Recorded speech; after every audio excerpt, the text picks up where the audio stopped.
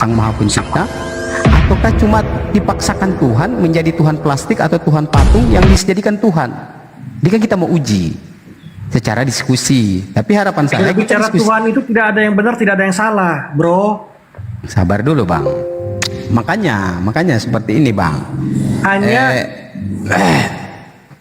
Hanya apa? Bang Jo, begini Jo, Bang Jo. Makanya di situ kita butuh pengetahuan. Kita ingin apa yang mendasari bahwa Yesus itu dijadikan Tuhan. Apakah cuma Tuhan-Tuhanan, apakah cuma sebagai Tuhan cadangan, ataukah Tuhan plastik, ataukah Tuhan kayu-kayuan, dan memang bukan Tuhan yang benar. Seperti itu. Begitu juga Jat, mengapa dijadikan SWT? Apakah cuma sebuah Oke. Ini kamu ngomong apa, apakah hanya beku atau bagaimana? Gini, Bang Jo, bentar Bang Jo. Turun aja kalau memang tidak bisa diskusi, turun. Kamu jangan mempermalukan diri sendiri kayak begitu. Aduh. Ini udah gini, saya tanggapin pendapatmu Lanjut, ya. lanjut. Sabar. Jangan dulu berpendapat teman-teman. Saya cuma mau lurus sebentar dulu. Nanti dikasih waktu loh. Jangan, silahkan untuk maksud saya menanggapi. begini, sahabat-sahabatku sekalian. Bang Theo aja ini masih sabar lu menunggu. Bang Titisan masih bicara. Kok kalian yang baru naik itu udah nyerocos aja? Maksud saya dulu lah, biarin host dulu, berikan waktu gitu loh.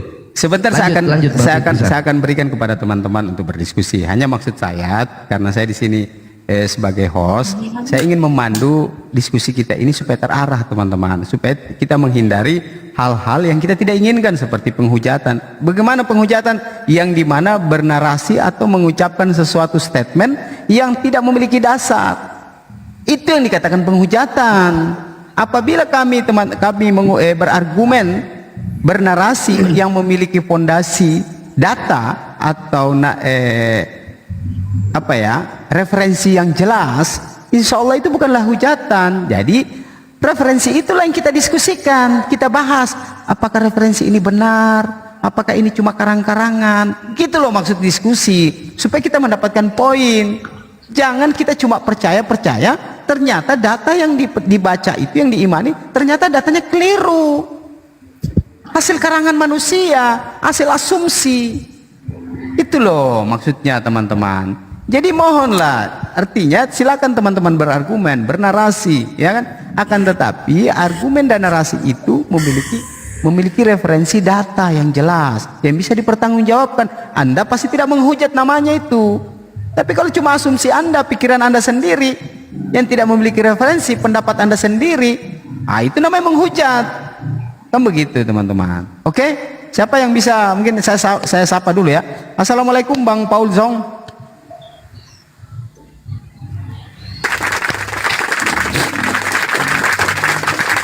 Waalaikumsalam warahmatullahi wabarakatuh. Assalamualaikum semuanya teman-teman. Lanjut host. Oh Bang ST3 ini. Iya tolong di follow teman-teman. Hancur semua. Oke. Ini dulu namanya Teos. Nanti dulu mau kondoni ya nih. Ya ini ngomong ujungnya selangkangan doang dia nih. Teos. Silakan Teos. Silakan Bang Teos. Silakan waktu untuk Anda. Ya, Veritas. Silakan Veritas. Baik, makasih. Ya.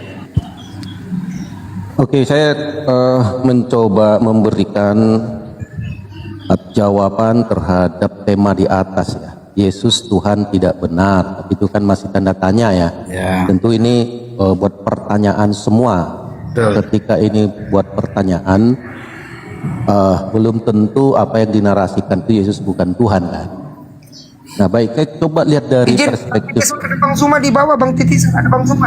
Oke. Naikkan dulu Bang Titisan, Bang Suma. Sudah saya jambak. Ada Gurunda. Saya sudah jambak, Gun. Siapa yang Bang Suma. Assalamualaikum warahmatullahi wabarakatuh, Bang Suma. Allahu Akbar. Ya lanjut. Assalamualaikum warahmatullahi wabarakatuh. Nyimak Bang, lanjut. Nyimak aja, saya nyimak. Waalaikumsalam warahmatullahi wabarakatuh. Saya di pojokan aja, silakan lanjut. Waalaikumsalam warahmatullahi wabarakatuh. Gurunda. Masya Allah, lanjut. Amin. Oke, lanjut Bang Veritas. Mungkin bisa ditanggapi tema kita ya teman-teman. Silakan. Ya, dalam iman Kristen pasti mempercayai bahwa Yesus itu adalah Tuhan. Dan yang perlu diingat dan ditekankan antara Tuhan dan Allah. Tuhan itu disematkan di dalam diri Yesus karena dia adalah penguasa. Karena dia sendiri mengatakan dalam Matius 28:18, segala kuasa di surga dan di bumi telah diberikan kepadaku. Jadi gelar Tuhan disematkan kepada diri Yesus dalam Matius 28. Dan dia sendiri menyatakan itu, bahwa kuasa di surga dan di bumi. Yang kedua, bahwa Yesus itu keluar dari Allah, yaitu logos, pikiran, akal budi, itu adalah diri Allah yang inkarnasi menjadi manusia. Karena itu dikatakan bahwa Yesus itu memiliki hakikat yang sama dengan Allah sang sumber itu, karena dia keluar dari diri Allah, yaitu logos itu tadi. Nah, ini yang kami pahami dengan doktrin inkarnasi. Nah, dari dari inkarnasi ini Yesus memiliki dua natur ilahi dan natur manusia seutuhnya. Dia tidak dipisahkan, tetapi penyatuan secara unik dan luar biasa. Nah, itu yang kami yakini dan pahami, bagaimana inkarnasi firman itu menjadi manusia. Dan kalau kita melihat keilahian Yesus, Yesus disebut sebagai Tuhan dan Allah, sehakikat dengan Allah. Itu Yohanes 1 ayat 1 dan ayat 14. Dia firman itu telah menjadi manusia. Nah, dalam Titus 2 ayat 3 juga, pengharapan yang penuh bahagia dan penyataan kemuliaan Allah yang maha besar dan juru selamat kita, Yesus Kristus.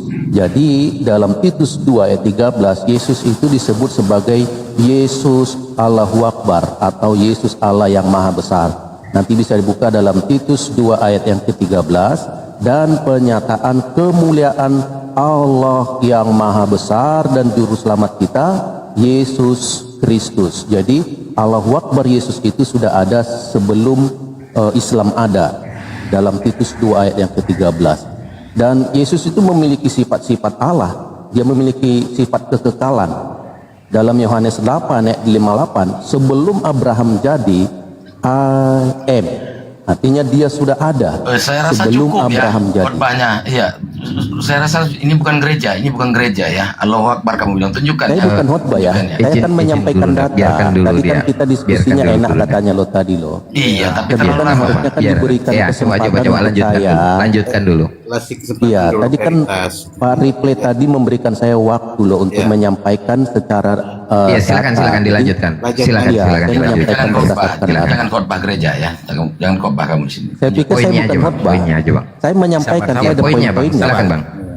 Poinnya aja. Ya, jadi Silakan. Yesus itu Poinnya aja memiliki dipersingkat, Bang. Jangan sifat-sifat terlalu Allah. panjang, Bang. Jangan Sifat- dianggap ini gereja, Bang. Lanjut, Bang. Alah, Biar ini yang otoritas ini menyampaikan diskusi yang argumen tidak dia. enak ya. Coba biar dulu. Sabar Bang teman-teman, Ripley jangan dulu dipotong, dan jangan dulu dipotong, Hong, biarkan saya dulu, ya kan, biarkan Saya dulu. pikir Biar tadi otoritas ini menyampaikan diskusi yang argumen fair dia, ya. pemahaman dia. Atau gini aja Bang Ripley, kita kasih timer supaya kita fair. Ya, udah ditanggapi aja dulu. Anda terlampau Bang, panjang. itu Udah. barusan saya sudah menegur guru-guru saya, Bang, untuk memberikan waktu kepada Abang untuk melanjutkan. Silahkan Abang Oke, terima kasih. melanjutkan. Oke, terima kasih. Itu loh, Terima Bang. kasih. Jangan Oke, dibilang baik, kami ya. nggak fair. Saya barusan mohon izin, saya itu mewakili host menegur saudara saya Muslim. Biarkan dulu dia ngomong. Oke, Ya, kasih baik, waktu ya. lu ke Abang ini. Ya, Ya, baik. Bang, Mohon silakan, maaf Bang, jangan kalau saya melempar, salah Bang. tanggap Silakan ya. lanjut, Bang. Baik, terima kasih Bang Singkat aja, Sabar. kesimpulan disingkat aja Bang, biar jangan banyak. Lanjut. Ya, kalau disingkat, saya nggak tahu singkatnya seperti apa Bang Ripley. Kalaupun disingkat ya sudah. Yesus memiliki sifat-sifat Allah, dia memiliki kekekalan, dia memiliki kemahatauan, dia memiliki kemahakuasaan, dia memiliki omnipresence, kemahadiran. Nah, itu nanti saya bisa kasih dalil-dalilnya karena ini diminta singkat, ya udah singkat. Silakan Bang Ripley. Oke, ya saya ucapkan banyak terima kasih ya Bang Theo atas tanggapannya tentang tema ini. Ya, berhubung juga hari ini kita ada gurunda kami yaitu Bang Zuma. Mungkin ada pandangan dari Bang Zuma atau saya luruskan dulu Bang? Saya boleh dong sedikit bicara. Ya, silakan. Izin dulu sebentar, Guru. Bentar, saya minta rekan di bawah tolong bantu kuatkan tape layarnya, ada gurunda lawan tombak ini. Izin dulu. Yang di bawah mohon dibantu kencangkan sekali tape betul, layarnya betul. ya. Lanjut gurunda, Oke, silakan. Gurunda. Yang mau nanggapi ada nggak nih? Ya, saya sebentar sedikit ngomong Silakan. ya, sedikit ngomong, kasih tanggapan. Oke. Iya. Jadi Bang Tesalonika, kebetulan aku nggak megang Alkitab di rumah. Tolong bacakan Bang Yohanes 10 ayat 28. Bang, ya apa Yohanes 10 ya. Oke, nggak apa-apa titisan kalau kamu punya Alkitab di situ. Yohanes 10 ayat 28. 28. Oke.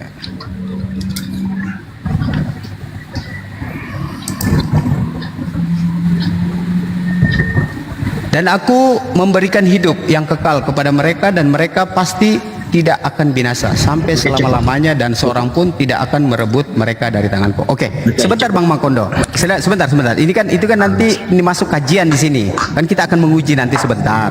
Akan tetapi tadi yang sebenarnya yang saya minta kepada Bang Theo ini cuma menanggapi tentang Yesus Tuhan tidak benar berdasarkan data-data. Tadi dia katakan bahwa Yesus itu maha kuasa, maha segalanya apa semua dan bla bla. Tapi sebentar kita uji. Itu kan harapan kita kan di sini kita menguji. Jangan sampai ada paham-paham atau dalil-dalil yang dibawakan yang diyakini oleh teman-teman Kristen, ternyata dalil itu perlu dipertanyakan kembali kebenarannya, yang menjadikan sebuah pemikiran apakah ini sesat ataukah benar. Begitu maksud saya teman-teman.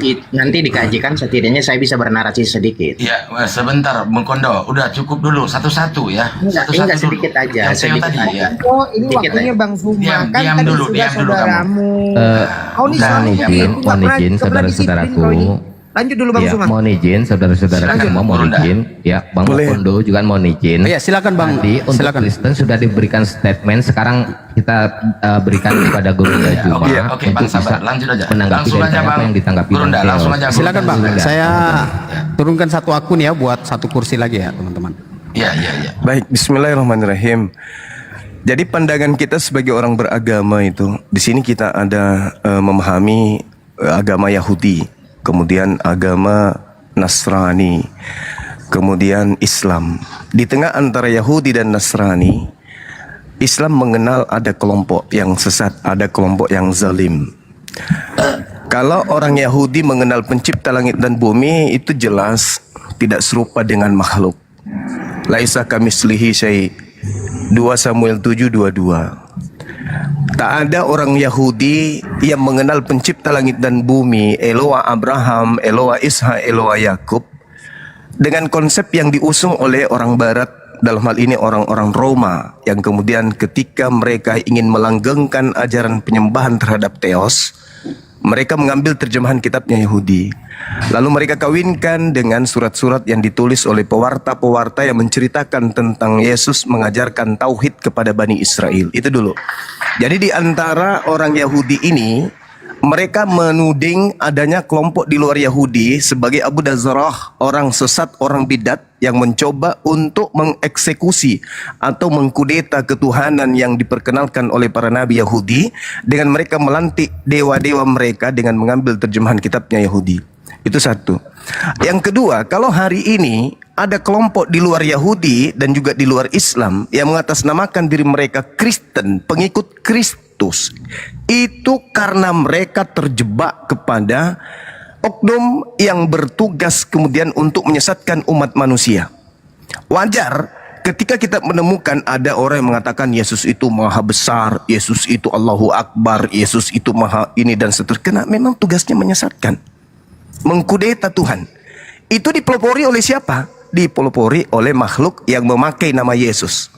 Jadi memanfaatkan nama Yesus agar Tuhan pencipta langit dan bumi itu dikudeta, diganti kedudukannya dengan makhluk tersebut. Makhluk ini menginginkan manusia menuhankan dirinya dan menumbangkan ketuhanan Elohim atau Allah dalam perspektif Islam. Mereka melantik makhluk tersebut supaya manusia di atas muka bumi ini tidak menyembah Tuhan, tapi menyembah kepada sosok yang datang kepada orang-orang Farisi yang mereka hari ini sebut dengan sebutan Kristus. Satu hal yang ingin saya sampaikan di sini. Orang-orang Yahudi dalam hal ini Yesus sangat ketat di dalam mengajarkan tentang Tuhan. Tidak ada orang yang pernah melihat Tuhan, kata Yesus. Tidak ada. Tapi Yesuslah yang kemudian mentafsirkan Tuhan itu. Yohanes 1 nomor 18. Hanya Yesus yang mampu mentafsirkan Tuhan itu. Bukan orang Kristen. Orang Kristen itu cuma mencocok-cocokkan aja. Karena sudah terlanjur Kristus Tuhan, maka semua dalil-dalil harus menuju kepada Yesus itu Tuhan. Bagaimana dengan Yesus itu sendiri? Hidup kekal seperti yang disebutkan Saudara Mokondo, hidup kekal itu memang Yesus kasih kepada siapapun yang mau mendengarkan Yesus. Apa hidup kekal itu? Mengenal Yesus sebagai utusan Tuhan.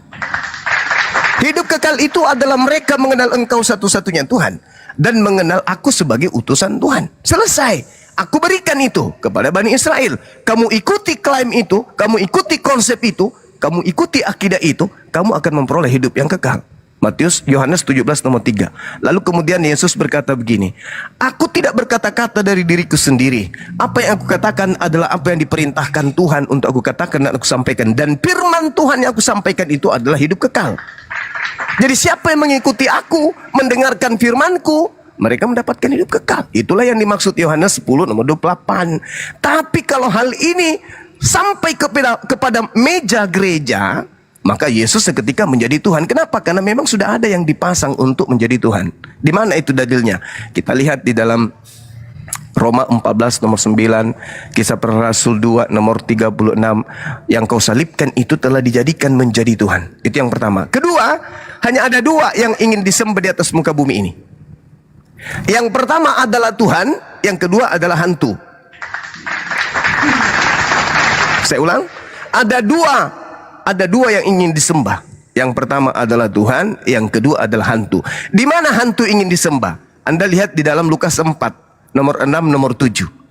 Kata hantunya gini, Yesus, kalau kamu menyembah aku, maka segala kuasa langit dan bumi akan aku berikan kepadamu, sebab aku berkuasa memberikan kepada siapapun yang aku kehendaki, termasuk kepada penyesat yang mengkhianati Yesus, yang disalib terkutuk di atas tiang salib. Aku telah memberikan kuasa itu kepadanya. Maka ketika ia bangkit pada hari ketiga, dia mengatakan, pergilah, jadikanlah seluruh bangsa menjadi pengikutku. Itu siapa? Itu adalah makhluk yang dikutuk oleh Tuhannya Yahudi karena mengkhianati orang benar untuk menyerahkan agar dibunuh. Maka makhluk ini keluar menjadi Tuhan bagi angkatan jahat. Anda boleh baca khotbah Petrus di dalam Kisah Para Rasul 2 nomor 36, bahwa angkatan jahat telah menyalib kemudian penjahat tersebut. Lalu kemudian kata Tuhan, kata Petrus, Tuhan, orang Israel harus tahu bahwa Yesus yang kau salibkan itu telah dijadikan menjadi Tuhan dan Kristus. Bagi siapa? Bagi angkatan jahat. Jadi kalau hari ini kita menemukan saudara-saudara kita memperjuangkan ketuhanan Kristus, itu karena memang mereka sudah diberikan Tuhan-Tuhanan untuk mereka orang-orang yang tidak beriman. Demikian. Saya dulu ya sebelum Abang Tesalonika ya. Boleh ya Bang? Izin ya Bang? Boleh ya Bang? Oke. Nah perhatikan. Ketika saya mengatakan bahwa Yohanes 10 ayat 28, lalu si Joma mengatakan bahwa memang dia memberikan hidup yang kekal sebagai utusan. Lari kepada Yohanes 17 ayat yang ketiga. Anda harus tahu, di dunia ini tidak ada seorang utusan mampu memberikan hidup yang kekal. Walaupun memang Yesus itu utusan, tetapi Yesus tidak mentok sebagai utusan, dia Tuhan. Kredibilitas Tuhan mampu memberikan hidup yang kekal. Tuh, Anda harus tahu itu. Utusan di dunia, nabi tidak pernah mampu memberikan hidup yang kekal. Tetapi karena Yesus mampu memberikan hidup yang kekal, inilah salah satu membuktikan Yesus itu Tuhan, bukan sekedar utusan. Itu yang pertama. Yang kedua, di dunia ini memang ada dua hal yang mau disembah, yaitu Tuhan dan iblis. Persamaan kata yang dikutip menggunakan kata Esa, menyembah Allah yang Esa. Disinilah cara kerja iblis untuk menyembah ilah-ilah baru. Sekalipun ada penggunaan kata sama, menyembah Allah yang Esa. Ingat, iblis itu pintar dan licik. Jokowi yang presiden bukan Jokowi yang petani, walaupun nama sama Jokowi. Jokowi petani tidak akan pernah bisa menjadi Jokowi presiden karena bukan orang yang sama. Allah yang sama, kata Esa yang sama itu berujuk kepada pribadi yang berbeda karena Tuhannya orang Israel bernama Yahweh Adonai Elohim, sementara Tuhan Anda adalah Allah yang tidak pernah berubah. Jadi dari sini kita ketahuan bahwa iblis akan menggunakan nama Allah untuk menyembah dia supaya supaya mengabrurkan bahwa supaya tidak menyembah Tuhan yang benar, Tuhan Musa, Abraham dan Yakub. Tetapi ada ilah baru. Maka kita tahu Tuhan yang disembah Muslim baru kemarin sore ada. Inilah ilah baru. Nah, pekerjaan iblis yang begitu nyata. Jadi jelas, sekali lagi saya katakan, banyak alasan Alkitab mengatakan Yesus itu Tuhan. Tetapi satu, saya katakan, nggak usah banyak. Yesus Tuhanlah yang mampu memberikan hidup yang kekal. Anda punya utusan bernama Nabi Muhammad, tapi tak mampu memberikan hidup yang kekal. Anda mengabrolkan persoalan di sini. Saya tahu. Ya, karena roh Anda bukan berasal dari Tuhan. Muhammad manusia, bukan Tuhan. Muhammad manusia. Bagaimana Itu sebabnya Yesus itu utusan, dia juga Tuhan. Tuhanlah yang mampu memberikan hidup yang kekal, jangan bukan dulu utusan. dibantah, biarkan dulu. Ya, jangan dibantah. Tuhanlah yang mampu memberikan hidup yang kekal. Kalau Anda mempercayai Yesus itu utusan, lalu kenapa Anda tidak berdoa menggunakan doa Bapa kami seperti yang diajarkan oleh Yesus? Kalau Yesus itu benar utusan Tuhan, segala firman yang telah kau sampaikan kepadaku telah kau sampaikan kepada mereka. Ternyata Anda membangkang, tidak mengikuti ajaran Yesus. Jadi jelas, sekali lagi saya katakan, sudah ya Bang utusan Undung, biar ditanggapi oleh Guru Najuma, jangan terlalu panjang Bang sedikit lagi. Jadi jelas, utusan tidak mampu memberikan hidup yang kekal, hanya Tuhan. Dan Yesus berkata, aku memberikan hidup yang kekal. Oke, cukup. Tampol, lanjut. Silakan Guru tampol. Baik. Ketampol sendiri. Jadi kalau berbicara mengenai hidup kekal, semua manusia itu nanti akan hidup kekal. Ada hidup kekal di neraka, yaitu kafir Kristen, dan ada hidup kekal di surga, yaitu Islam. Itu jelas itu. Jadi kalau hidup kekal hanya cuma kayak gitu, cuma kecil. Kehidupan manusia setelah kematian itu kekal, nggak ada lagi kematian. Sayangnya Kristennya itu hidupnya di neraka. Jadi gini, berbicara mengenai siapa Nabi, kecil itu kecil. Nabi Muhammad bukan seorang Tuhan seperti kalian. Yesus seorang Tuhan. Itu menggelikan. Al-Quran menjelaskan. Apa kata Quran? Yahdi bihillah manittaba'a ridwanahu subulas salam. Dengan Al-Quran yang dibawa oleh Nabi Muhammad, Allah memberi petunjuk kepada orang yang mengikuti keridaannya kepada jalan keselamatan. Dan Allah mengeluarkan orang itu dari gelap gulita kepada cahaya dengan izinnya. Kemudian Al-Quran menorehkan, Qul in kuntum tuhibbunallah fattabi'uni yuhibbukumullah wa yaghfir lakum dzunubakum wallahu ghafurur rahim. Kalau engkau ingin hidup kekal, ingin dicintai oleh pencipta langit dan bumi, ingin dosa-dosamu dihapuskan oleh pencipta langit dan bumi, ikutlah kepada Nabi Muhammad. Dalil. Nah sekarang Anda mengatakan tentang Yesus, Anda mengatakan Tuhannya umat Islam dan Tuhannya Yahudi itu beda. Derita lu, itu suka-sukamu, nggak ada urusan. Kami umat Islam tidak mengambil kitabnya orang Yahudi lalu nempelkan di Al-Quran kami. Kami hanya diajarkan isqala lahu rabbuhu aslim qala aslamtu li rabbil alamin. Ingatlah ketika Tuhan kemudian berkata sebelumnya kepada Nabi Ibrahim, lalu Nabi Ibrahim diperintahkan, Nabi Ibrahim berserah diri engkau kepadaku. Aslamtu li rabbil alamin. Aku Abraham Ibrahim berserah diri kepada Tuhan semesta alam.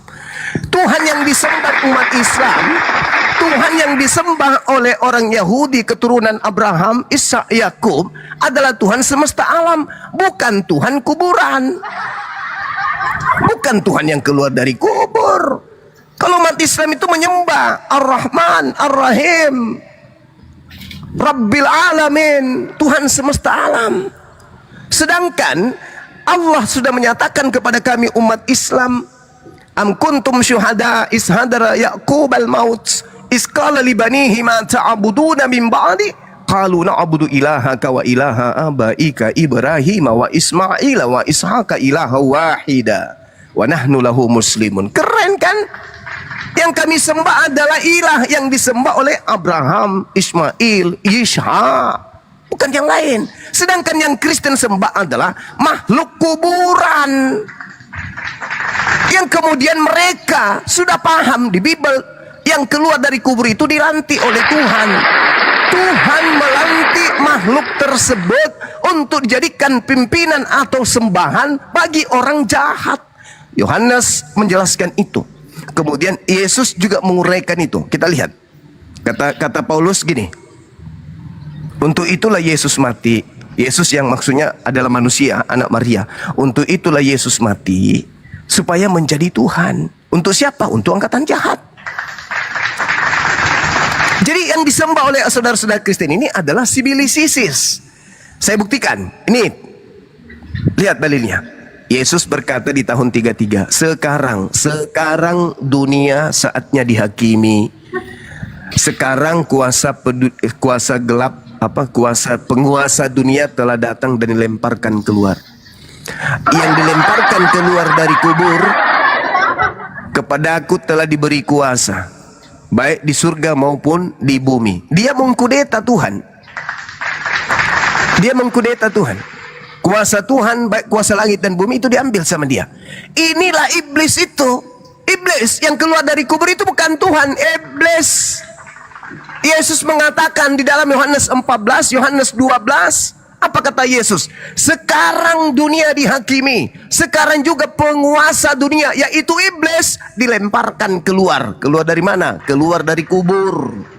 Kok bisa? Ya, karena iblis di awal dilemparkan ke dalam kubur. Mana dalilnya? Yesaya 14 nomor 12, 13, 14, 15. Di 15-nya dikatakan, ketika iblis itu ingin naik ke awan-awan menyaingi Tuhan, maka sebaliknya iblis dilemparkan ke dunia orang mati, yaitu alam kubur. Yang keluar dari alam kubur itu apa? Iblis. Makanya ketika dia keluar dari kubur, murid-muridnya ragu. Sebagian dari mereka ragu. Lalu dia mendatangi mereka dan berkata, kepadaku telah diberi kuasa langit dan bumi. Pergilah, jadikanlah segala makhluk menjadi muridku. Jadikanlah seluruh bangsa menjadi muridku. Itu siapa? Sibilis Isis yang Yesus katakan, penguasa dunia sudah datang dan dilemparkan keluar. Hati-hati, kata Yesus, hati-hati. Waspadalah kepada penyesat yang datang memakai namaku dan menyesatkan banyak orang. Nah, siapa namanya? Yesus Kristus. Siapa yang ke seluruh dunia membawa nama Yesus Kristus? Aliteng. Jadi Kristen ini adalah penyesat berdasarkan pengakuan Yesus. Waspadalah agar kalian jangan disesatkan, sebab akan datang banyak orang memakai namaku dan mengatakan akulah Kristus. Mereka akan menyesatkan banyak orang. Siapa banyak orang yang memakai nama Yesus Kristus? Kalisten. Jadi Kristen ini adalah perpanjangan tangan iblis yang keluar dari kubur agar manusia itu bisa menyembah kepada Sibilis Isis yang keluar dari kuburan ini. Demikian.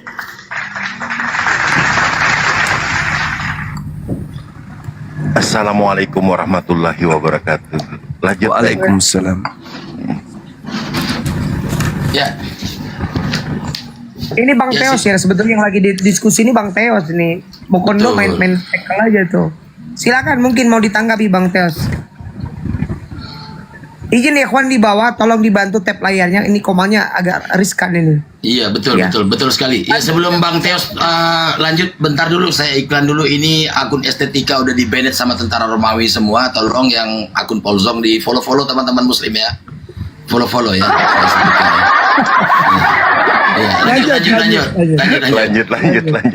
Bang Teos silakan, Bang Teos ditanggapi Bang Teos. Silakan Bang. Waalaikumsalam warahmatullahi Terima kasih. Iya Bang Teos, silakan mungkin bisa menanggapi Bang Teos. Ya, saya bisa menanggapi sih dengan Bang begitu Teos dari tadi banyaknya belum bicara Bang Teos. Iya. Halo. Silakan Bisa Bang Teos. didengar? Udah lanjut silakan. Lanjut aja Bang Teos, lanjut. Saya bisa sih menanggapi semua hujatan, tuduhan yang tanpa dalil. Seharusnya kan saya berharap sih diskusi yang terarah, temanya apa, bukan melebar kemana-mana dengan fitnahan dan tuduhan yang macam-macam itu. Kalau kita berbicara seperti apa yang disampaikan Zuma, saya juga bisa. Bagaimana sebenarnya Muhammad menerima wahyu yang berbentuk lonceng, bel, lalu diterjemahkan menjadi ayat. Itu juga pertanyaan besar. Lalu bagaimana Muhammad ketika bertemu dengan Jibril, dia mengalami ketakutan yang luar biasa. Bahkan dia menyangka dirinya dan selalu berhalusinasi, padahal dia tidak melakukan apa yang dia lakukan. Dan saking ketakutannya, dia mau melompat, mau bundir berkali-kali. Nah, ini kita bisa diskusikan temanya apa. Kalau kita berbicara wahyu Allah, ayo kita berbicara wahyu Allah. Tapi kalau hanya kita menyampaikan hujatan-hujatan, kita nggak akan bertemu temanya di sini. Lalu bagaimana, siapa sih agama yang sesat itu? Yesus itu utusan. Dan kalau di tafsiran Al-Isra ayat 15, Allah itu juga utusan. Dia sendiri mengatakan, dia mengutus dirinya sendiri. Nah, lalu juga kalau kita berbicara tentang firman menjadi manusia, umat Islam juga meyakini bahwa hari kiamat nanti Al-Quran akan menjadi manusia yang pucat. Nah, itu saya bisa kasih dalilnya seperti itu. Nah, tapi kita ayo diskusi terarah.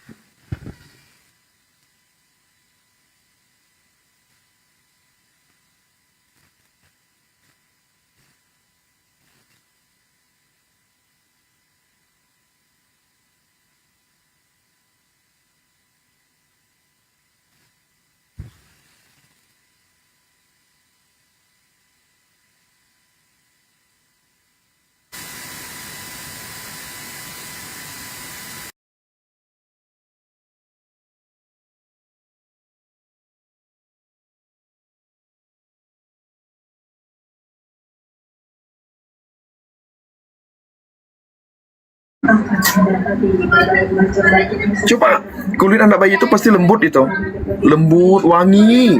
Mulutnya itu kita cium wangi banget itu. Karena apa? Dari jiwanya tadi itu selalu berzikirullah kepada Allah, maka aroma wanginya itu. Matanya pun kita lihat sejuk sangat. Bayi itu, mukanya kita lihat sejuk banget. Bayi itu. Itu dikatakan ciri-ciri kewalian di situ. Boleh Bu, dasarnya Bu.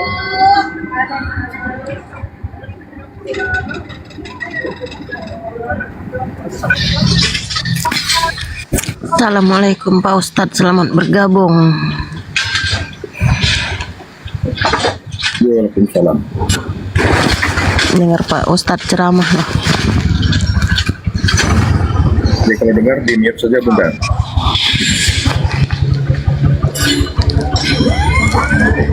Asli orang mana Pak Ustadz?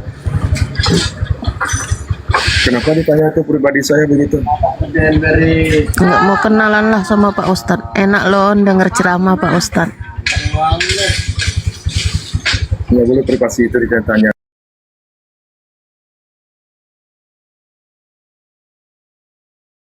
Ini temanya sudah benar, Nabi.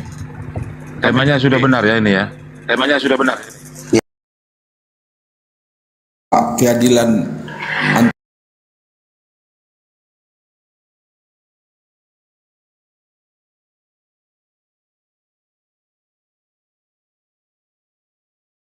KPR 2 nomor 24, bahwasanya Yesus telah dibangkitkan, mati dan dibangkitkan. Nah, oke. Nah, sekarang pertanyaannya, di 1 Korintus 15:15 ini, yang selama ini Paulus mengatakan bahwasanya Yesus itu dibangkitkan oleh Allah. Di 1 Korintus, pengakuan langsung dari Paulus.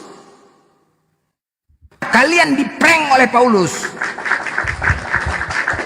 Apa kata Paulus di sini? Lebih daripada itu. Ini pengakuan ya. Kami ternyata berdusta. Kami itu siapa? Paulus. Lebih daripada itu, kami ternyata berdusta terhadap Allah. Oke, ini pengakuan. Selama ini dia berdusta karena tentang dia itu siapa? Allah. Karena tentang dia kami katakan bahwa ia itu siapa? Allah telah membangkitkan Kristus. Jadi Baik, Paulus Blender. selama ini Baik, saya jawab ya. Tolong dikasih waktu 5 menit. Oke. Banyak kali 5 menit. Mohon jangan ada yang dulu 2 menit aja lah bos, 2 menit, panjang kali 5 menit ah. baik, Kamu ngantuk nanti. jangan ada dulu yang menyela ya Pak Blender. Ya. Baik, terima kasih. Demi nama Bapa, Putra dan Roh Kudus, amin.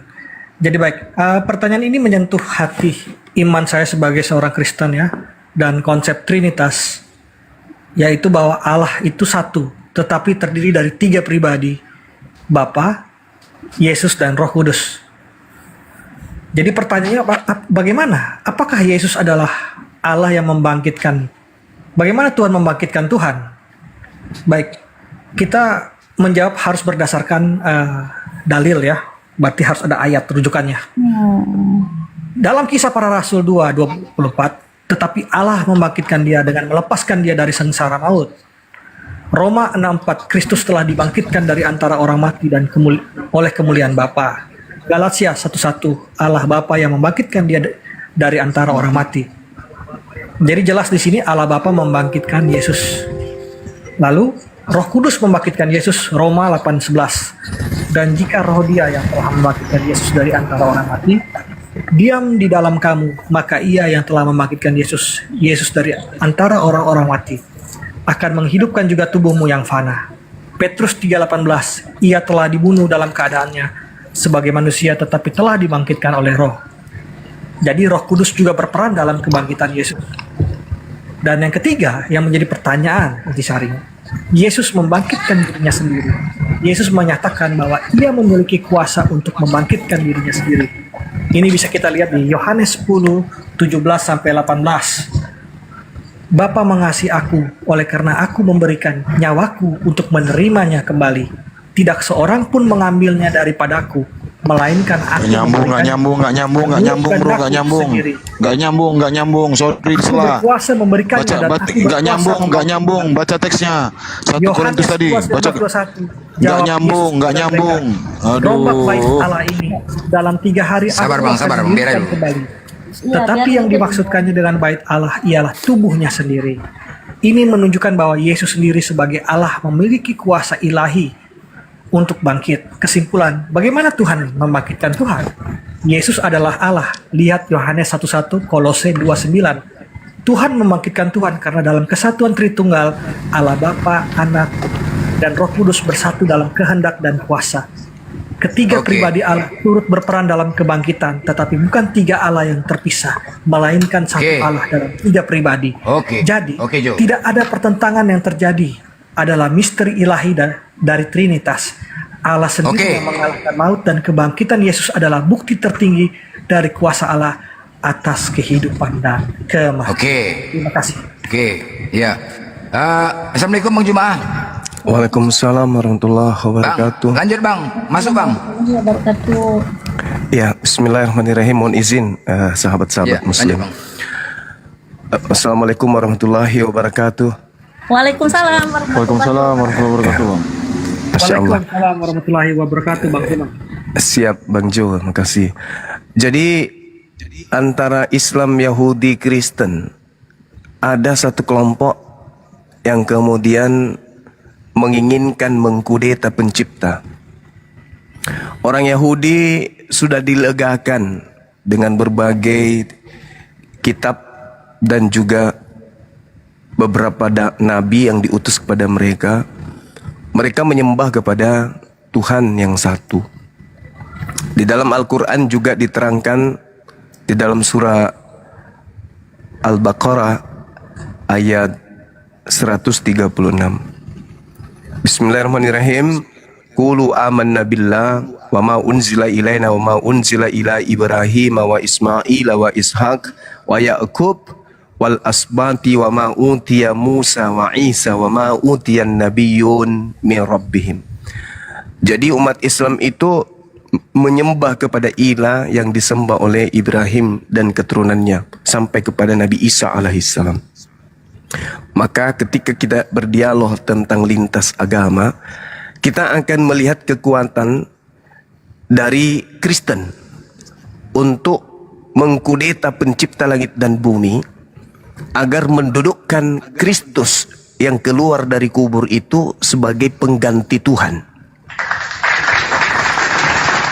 Saya ulang, Kristen ini adalah kelompok di luar Yahudi dan di luar Islam, yang mana Yahudi Islam ini memperkenalkan Tuhan yang satu, tetapi ada Kristen yang kemudian ingin berupaya, berusaha dengan sekuat tenaga mengkudeta Tuhan yang satu itu dengan menyelipkan Tuhan mereka, sembahan mereka yang tadinya keluar dari kubur. Yesus sebelum digosipin mati, bangkit dari kubur, itu bukan Tuhan, bukan sembahan, bukan sehakikat dengan pencipta. Tapi ketika kemudian ada yang menggosipkan dia mati dan menggosipkan dia bangkit keluar dari kubur, mereka kemudian mengusung kekuatan agar yang keluar dari kubur ini duduk setara dengan pencipta. Ini pesanan siapa ini? Karena pencipta langit dan bumi itu tidak ingin disetarakan dengan makhluk. Dan Yesus ketika datang pun sangat-sangat merendahkan dirinya di hadapan Tuhannya. Tapi seketika setelah dia terangkat ke langit, ada kekuatan dari barat yang menginginkan sosok yang keluar dari kubur ini duduk minimal setara dengan pencipta langit dan bumi. Nah, kita tahu bahwa yang senantiasa mengkudeta Tuhan itu hanya iblis. Ketika Islam datang, tidak ada upaya Islam untuk menggantikan kedudukan sembahan nabi-nabi yang datang kepada Bani Israel. Islam datang hanya mengatakan menyembah kepada hakikat Tuhan yang mengutus nabi-nabi Israel. Islam tidak menggantikan kedudukan Tuhannya umat Israel dengan menggantikan hakikat yang lain. Tidak. Umat Islam datang mengusung, menguatkan bahwa Tuhan satu itu adalah Tuhan yang datang kepada Bani Israel, yang telah memilih Bani Israel. Tidak digantikan. Sedangkan Kristen, kekuatannya sangat jelas, ingin mengkudeta pencipta langit dan bumi dengan melantik sosok yang keluar dari kubur ini sebagai Tuhan. Ini tanda tanya besar. Ini tanda tanya besar. Saudara-saudara Kristen ini mendapatkan kemudian asupan pengetahuan, asupan kemudian ilmu untuk mendudukkan makhluk yang keluar dari kubur ini sebagai Tuhan yang setara, bahkan sehakikat dengan pencipta langit dan bumi. Itu dari mana ilmunya? Yesus mengajar selama kurang lebih 33 tahun, bersaksi. Yohanes 5 nomor 36. Ada kesaksianku yang lebih penting dari kesaksian Yohanes Pembaptis, bahwa semua pekerjaan yang aku lakukan, pekerjaan yang dahsyat itu, mukjizat-mukjizat itu, tanda-tanda itu yang aku lakukan sekarang, dan pekerjaan itulah yang bersaksi bahwa Bapa yang telah mengutus aku. Yesus bersaksi segala kedahsyatan yang dia lakukan, segala mukjizat yang dilakukan, itu bukti kalau dia rasul, utusan Tuhan, bukan bukti kalau dia Tuhan. Kemudian kesaksian yang kedua, Yesus meminta muridnya Yahudi agar waspada kepada penyesat yang datang kepada mereka memakai nama Yesus dan berkata Yesus itu Kristus. Mereka orang-orang ini akan menyesatkan banyak orang. Jadi kata Yesus, waspadalah kepada penyesat yang datang memakai namaku dan berkata akulah Kristus. Mereka akan menyesatkan banyak orang. Satu-satunya orang banyak yang memakai nama Yesus Kristus hanya Kristen. Dan misi mereka adalah menjadikan manusia seluruhnya untuk menyembah kepada sosok Kristus ini. Nabi Abraham, Nabi Yakub, Nabi Musa, Nabi Harun, Daud, Salomo, Yesus, semuanya konsentrasi agar Bani Israel keturunan Abraham dari silsilah Ishak itu menyembahnya kepada Eloah, Eloah Abraham, Eloah Ishak, Eloah Yakub. Tapi Kristen merubah itu semua, mengajak seluruh manusia termasuk Islam untuk berbondong-bondong menyembah kepada sosok Kristus yang keluar dari kubur. Ini harus disadari oleh saudara Kristen. Ini harus disadari. Siapakah di balik semua ini? Kekuatan apa yang kemudian mengantarkan saudara-saudara Kristen ke gereja pada hari Minggu, padahal tak ada perintahnya, dan menyembah kepada sosok yang keluar dari kubur? Itu kekuatan dari mana? Kekuatan dari pencipta langit dan bumi kah? Atau itu kekuatan kuasa gelap? Demikian.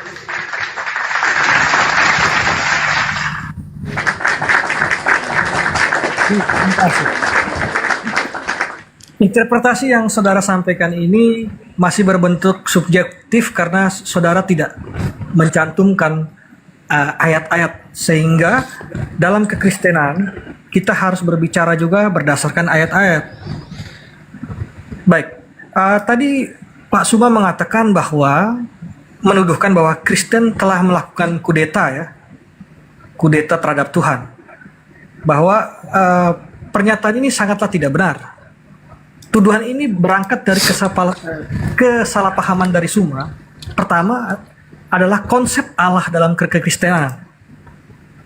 Terus yang kedua, siapa yang menyalibkan Yesus? Ketiga, mengapa Yesus harus disalib?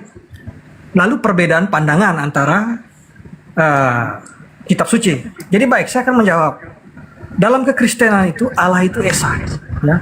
Ulangan 64. Tetapi dinyatakan dalam 3 pribadi, Bapa, Anak, dan Roh Kudus. Yesus adalah firman Allah yang menjadi manusia. Yohanes 1:1-1:14. Penyalipan bukan kudeta terhadap Tuhan, melainkan bagian dari rencana Allah sendiri untuk menyelamatkan manusia. Filipi 2:6-8. Yang walaupun dalam rupa Allah tidak menganggap kesetaraan dengan Allah itu sebagai milik yang harus dipertahankan, melainkan telah mengosongkan dirinya sendiri dan taat sampai mati, bahkan sampai mati di kayu salib. Yesaya 5:3-10. Tetapi Tuhan berkehendak meremukkan dia dengan kesakitan. Jadi penyalipan adalah kehendak Allah sendiri, bukan pemberontakan terhadapnya. Siapa yang menyalibkan Yesus? Dalam Alkitab, yang menyalibkan Yesus adalah pimpinan Romawi, pemerintah. Tekanan dari sebagian pemuka agama Yahudi. Nah ini Pak Suma perlu mempelajari ini.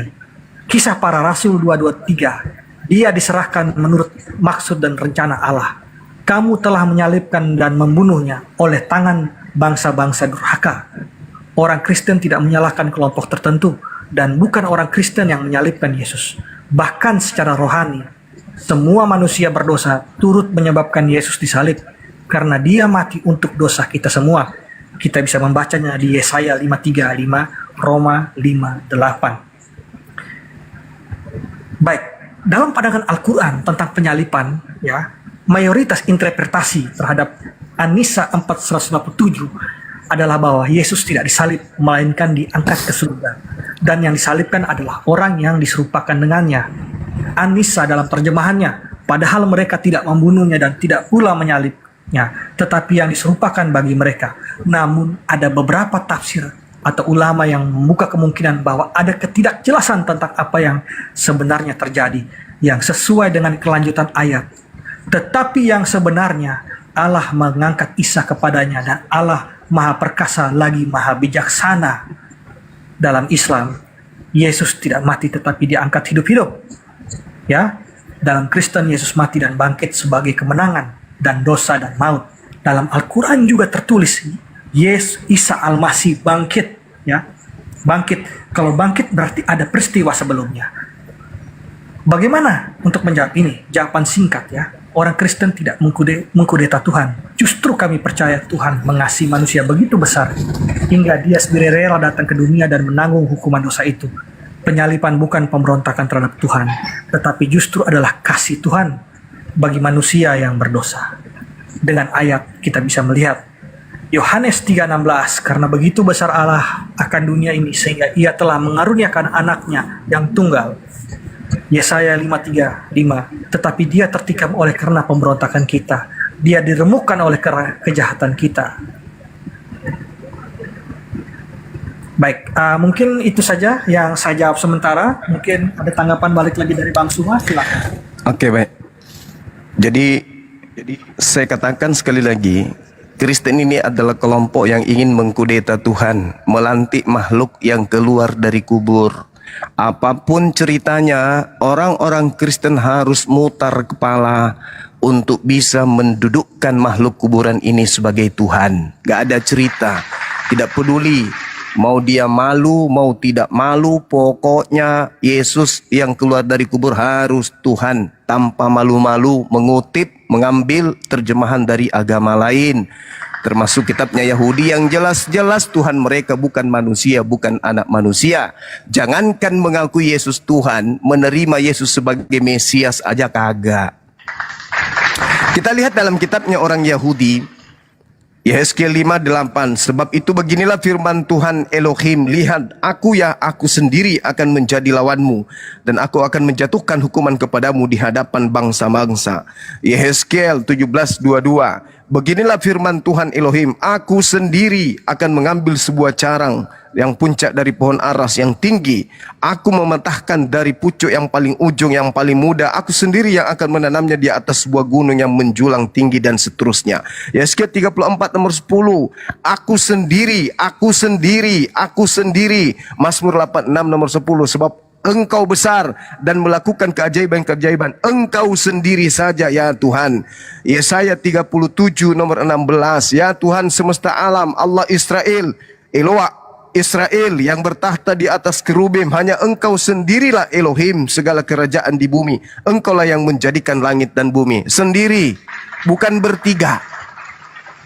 Yesus mengatakan hidup kekal itu adalah mereka mengenal Engkau satu-satunya, bukan tiga-tiganya.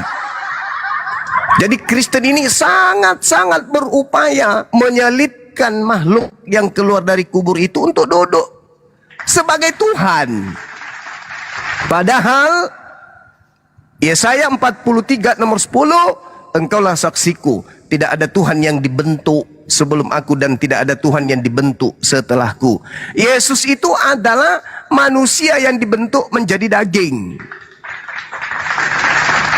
Jadi Tuhan itu berdiri sendiri, makanya disebut Ahad, disebut Esa, tunggal. Sedangkan kalau kita lihat dalam kajian kitabnya orang Kristen, 1 Korintus 8 nomor 6, namun bagi kita hanya ada satu Theos saja, atau satu Tuhan saja, yaitu Bapa, yang daripadanya berasal segala sesuatu, dan untuk Dia kita hidup, dan satu Tuhan. Jadi Yesus Tuhan, Bapa juga Tuhan. Bapa adalah satu Tuhan, Yesus juga adalah satu Tuhan. Jadi masing-masing kemudian ini berdiri. Kalau dua-duanya ini dianggap Tuhan, berarti Yesus disetarakan dengan Tuhan. Yesus ketika datang memuji Tuhan. Kristen ketika datang memuji Yesus Tuhan. Tidak ada upaya Yesus dalam pengajarannya. Sekali lagi, tidak ada upaya Yesus dalam pengajarannya. Selama 33 tahun Dia ada di bumi, Dia tidak pernah sedikit pun mengajarkan kalau Dia itu setara dengan Tuhan, Dia itu sehakikat dengan Tuhan. Itu nggak ada. Tapi ketika ada makhluk yang datang memakai nama Yesus, makhluk ini yang kemudian merasuki orang-orang Kristen agar orang Kristen menjadi perpanjangan tangannya ke seluruh bangsa untuk menjadikan dirinya sebagai sembahan. Maka yang kita lihat, orang Kristen tanpa malu-malu mengambil kitabnya Yahudi, Yesaya 53, Yesaya 9, Amsal 22, Amsal 8, kemudian Mazmur 22, Mazmur 8, semuanya diambil, dikutip. Padahal yang punya kitab masih hidup. Yang punya kitab masih ada hari ini. Tapi orang Kristen karena udah terlanjur melantik Yesus jadi Tuhan, mau tidak mau ketuhanan makhluk ini harus ditopang dengan mengambil terjemahan kitabnya Yahudi. Tuhan itu bukan manusia. Kristen, Tuhan itu manusia. Tuhan itu tidak mati. Kristen, Tuhan itu mati meskipun 3 hari saja. Tuhan itu maha suci. Tuhan itu pernah kotor meskipun cuman 33 tahun saja. Tuhan itu tidak pernah dihidupkan, tapi Dia maha menghidupkan. Tuhan itu dihidupkan meskipun dari kuburan saja. Ini anehnya, tapi Kristen nggak pernah sadar itu. Kenapa? Karena Kristen tidak pernah mendapatkan pengajaran dari Yesus. Yesus ketika mengajar, hanya mengajar Bani Israel. Contoh nih. Ketika murid-murid datang kepada Yesus di Bukit Zaitun, Guru, apa tanda kedatanganmu? Ini orang Yahudi nih yang bertanya, bukan orang Kristen. Kristen kan kelompok dari luar, nah. Nanti datang belakangan baru datang Kristen ini. Guru, apa tanda kedatanganmu? Apa kata Yesus? Waspadalah agar kalian jangan disesatkan. Sebab akan datang banyak orang yang datang memakai namaku dan berkata, akulah Kristus. Mereka akan menyesatkan banyak orang. Siapa orang banyak yang datang memakai nama Yesus? Ya, orang Kristen. Siapa lagi? Di luar Yahudi. Islam kagak, Hindu kagak, Buddha kagak. Yang datang kemudian ya, memakai nama Yesus Kristus itu hanya Kristen saja. Apa misinya Kristen ini? Agar manusia menyembah makhluk yang keluar dari kubur yang bernama Kristus Yesus ini. Itu misinya Kristen. Misi Kristen adalah menjadikan seluruh manusia agar menyembah kepada makhluk yang keluar dari kubur. Adakah Musa mengajarkan itu? Adakah Yesus mengajarkan itu? Tidak. Adakah Yahudi mengajarkan itu? Tidak. Kekuatan yang datang dari barat oleh Kristen adalah mengajak seluruh manusia, termasuk umat Islam, agar menyembah kepada makhluk yang keluar dari kubur. Maaf saudara, maaf sekali lagi saya katakan bahwa Kristen adalah kekuatan yang mengkudeta pencipta langit dan bumi dengan menggiring manusia mematikan akal, tetapi cukup percaya dan beriman saja atau meyakini saja bahwa Tuhan telah nuzul ke bumi menjadi manusia, mati di atas salib, lalu bangkit untuk menjadi Tuhan bagi orang-orang Kristen. Maaf, itu ajaran irasional. Dan itulah misinya Kristen, mengajak seluruh manusia untuk menyembah kepada makhluk kuburan tersebut. Demikian.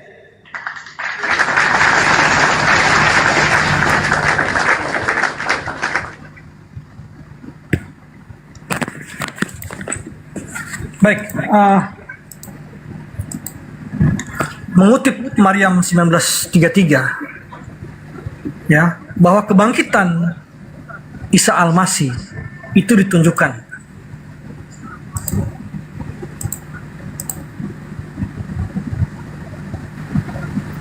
dipercayai bahwa Isa tidak wafat secara normal, tetapi diangkat ke langit oleh Allah.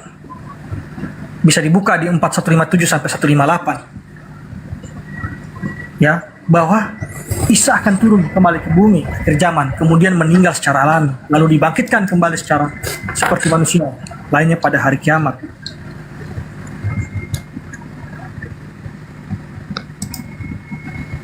Bagaimana ini membuka ruang pengakuan terhadap keilahian Yesus?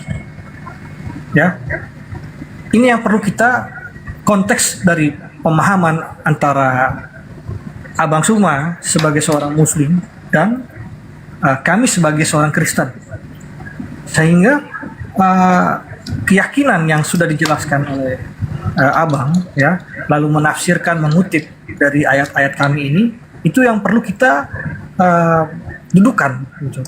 Ya, ini tidak mungkin kita akan mendapatkan suatu titik temu, ya, karena begini, apa yang diyakini oleh Bang Sumat tidak bisa dipaksakan juga, bahwa kami juga harus memaksakan Bang Suma untuk mengikuti keyakinan kami. Begitu kan intinya.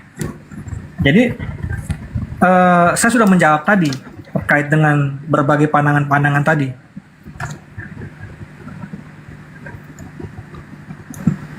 Ya, mengapa Yesus disebut Tuhan, ya, secara langsung bagi keimanan kami? Mungkin Pak Suma bisa membuka di Yohanes 1:1. Pada mulanya adalah firman. Firman itu bersama-sama dengan Allah dan firman itu adalah Allah. Ya, firman sama dengan Yesus. Lihat Yohanes 1:14. Firman itu adalah Allah, Yesus adalah Allah. Yohanes 20:28, Thomas menjawab dia, "Ya Tuhanku dan Allahku." Yesus tidak menolak penyembahan Thomas, tetapi menerimanya.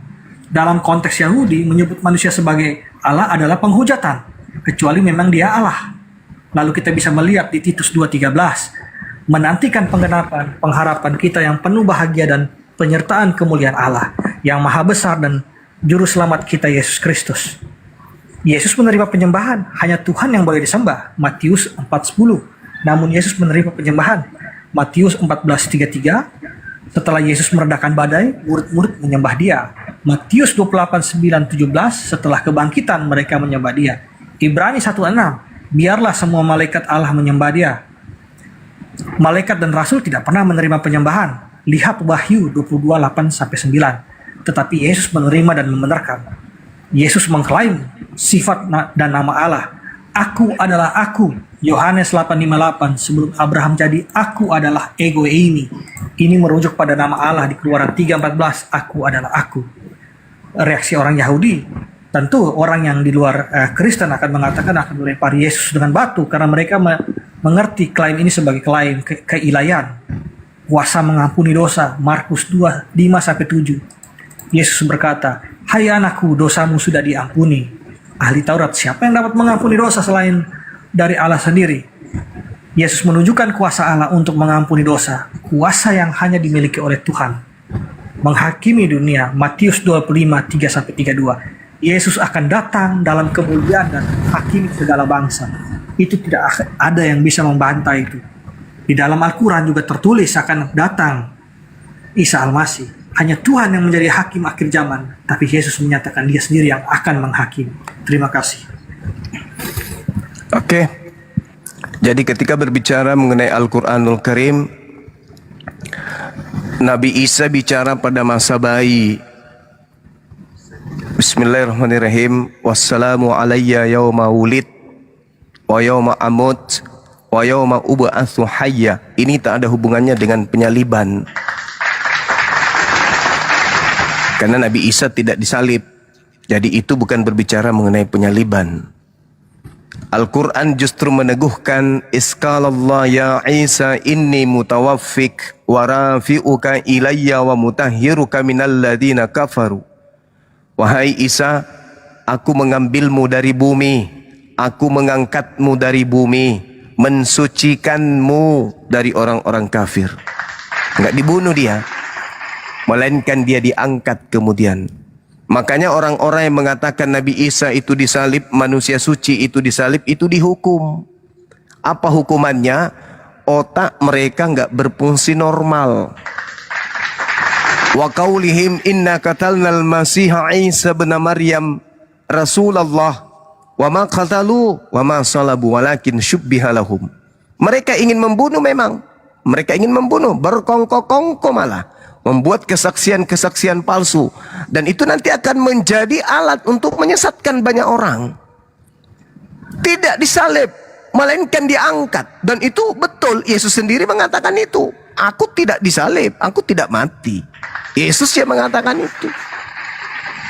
Lalu dalam Al-Quranul Karim, wa innahu la ilmul lisa'ah fala tamtarunna biha wattabi'un. Nabi Isa benar-benar akan datang untuk yang kedua kalinya membawa tanda hari kiamat. Sekaligus tanda untuk mematahkan bahwa yang datang kepada Kristen itu adalah Yesus. Yesus ditanya oleh murid-muridnya di Bukit Zaitun. Apa kata muridnya? Berikanlah tanda kepada kami. Kapankah itu bisa terjadi? Yesus mengatakan, kalau aku yang datang, tanda-tanda ini menyertainya. 1, aku akan nampak di tengah langit. 2, matahari menjadi gelap, bulan tak bercahaya, bintang berjatuhan, kuasa langit berguncang. Engkau akan melihat aku di tengah langit dan seluruh manusia akan meratap. Itu tanda kalau aku datang. Wa innahu la ilmul lisa'ah fala tamtarun nabiha wattabi'un. Berarti yang datang kepada Paulus itu bukan aku. Karena tidak ada tanda-tanda itu. Guru, apa tanda kedatanganmu? Tanda kedatanganku, aku akan terlihat di langit dan seluruh manusia akan menatap aku. Apakah itu terjadi? Sudah pernah terjadi? Atau belum? Belum. Berarti yang datang kepada Paulus itu siapa? Iblis. Kok bisa? Ya, karena Yesus sendiri mengatakan, waspadalah kepada penyesat yang datang kepadamu dengan memakai namaku dan berkata, akulah Kristus, jangan kau percaya. Siapakah engkau Tuhan? Akulah Yesus Kristus yang kau aniaya. Kata Yesus, jangan kau percaya. Sebab aku nanti datang beriringan dengan tanda-tanda kiamat. Makanya saya berani mengatakan bahwa yang datang kepada Paulus itu bukan Yesus. Kenapa Al-Quran saya mengatakan itu? Kenapa Yesus atau Nabi Isa dalam pandangan Islam datang untuk yang kedua kalinya? Kenapa?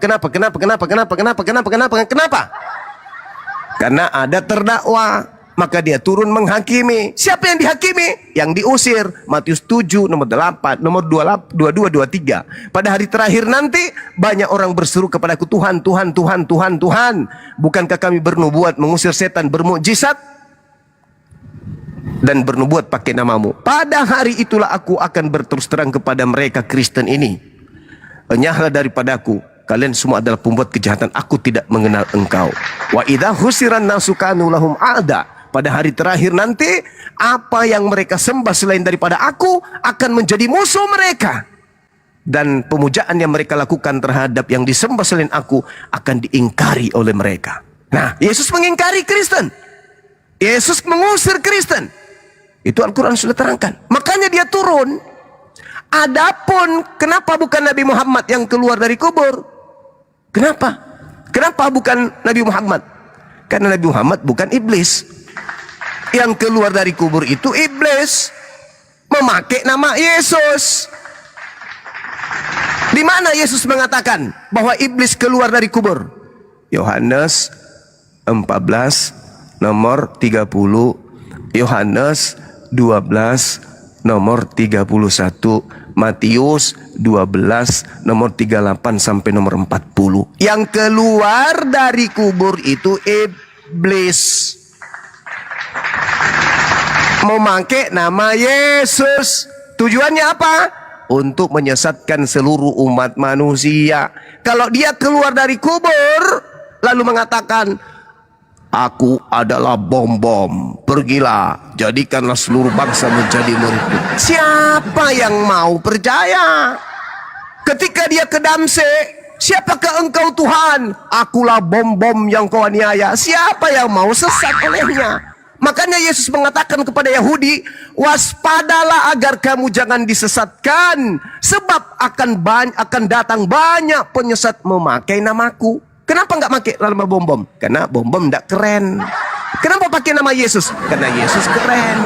Makanya penyesatnya datang memakai nama itu supaya banyak orang disesatkan. Kristen menyebar ke seluruh penjuru bumi memakai nama siapa? Nama Yesus Kristus. Supaya apa? Supaya banyak yang menyembah makhluk yang keluar dari kubur. Jadi saatnya sadar, bukan gagah-gagahan. Kami ini adalah penyembah. Oh no, tunggu dulu. Kata Yesus dalam Yohanes 14, saatnya dunia dihakimi, saatnya penguasa dunia yaitu iblis dilemparkan keluar. Saatnya. Kapan itu? Abad pertama. Siapa yang keluar dari kubur? Makhluk yang mati tergantung secara kutuk di atas salib. Orang Kristen menyebutnya Yesus Kristus. Padahal Yesus ketika berdoa sejenak sebelum ditangkap, Bapa, biarlah cawan ini berlalu, tapi sekiranya mungkin biarlah kehendakmu yang berlaku, jangan kehendakku. Maka nampaklah malaikat dari langit memberikan kekuatan kepadanya. Maka dia semakin bersungguh-sungguh berdoa, peluhnya seperti titik-titik darah yang menetes ke tanah. Apa fungsi malaikat ini turun? Memberikan kekuatan. Kekuatan untuk apa? Untuk mati. Kekuatan yang sesuai dinubuatkan oleh Daud kakeknya. Dia tidak mati, jasadnya tidak ditinggal di alam kubur, melainkan dia diangkat langsung ke langit oleh tangan kanan Elohim. Itu yang terjadi. Jadi yang disalib siapa? Yang disalib adalah orang yang dikutuk oleh Elohim. Siapa yang dikutuk oleh Elohim? Pelaku maksiat. Maksiat yang mana? Menerima suap untuk menyerahkan orang benar agar disalib. Jadi saudara, saya simpulkan. Kristen adalah perpanjangan tangan makhluk yang keluar dari kubur memakai nama Yesus Kristus untuk menyesatkan banyak orang. Titik.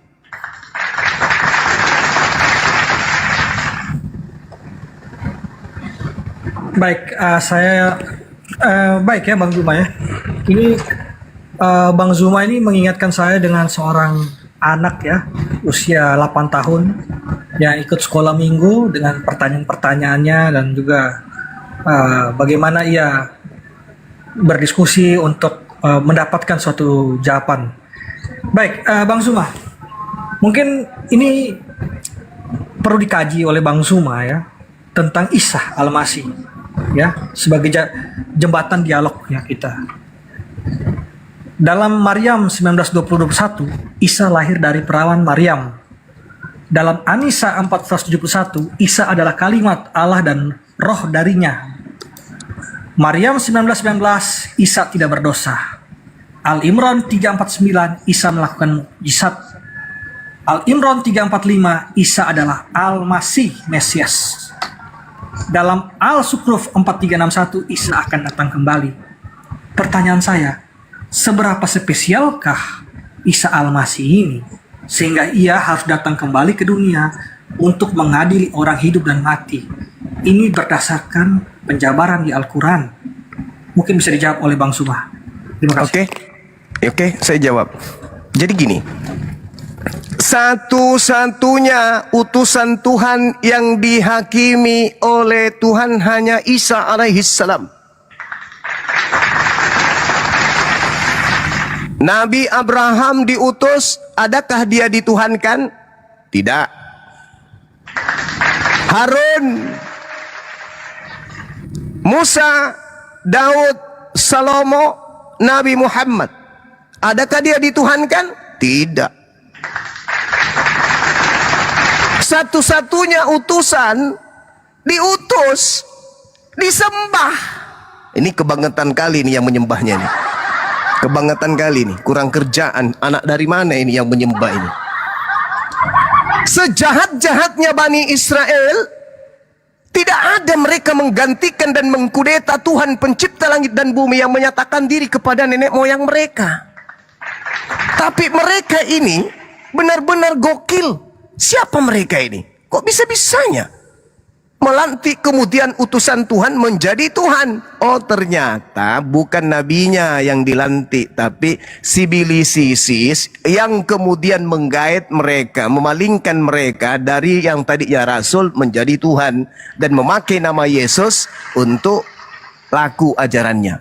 Nah, saya bantah dalil saudara. Jadi Nabi Isa itu dihakimi oleh Allah. Wa iskalallah ya Isa, a'anta qulta linnas takhizuni. Wahai Isa, kadia sini lo. Ya Rabb, ya Tuhanku. Limaza, kenapa? Apakah engkau yang mengajarkan manusia-manusia ini menuhankan dirimu selain daripadaku? Nabi Isa mengatakan, lah, tidak.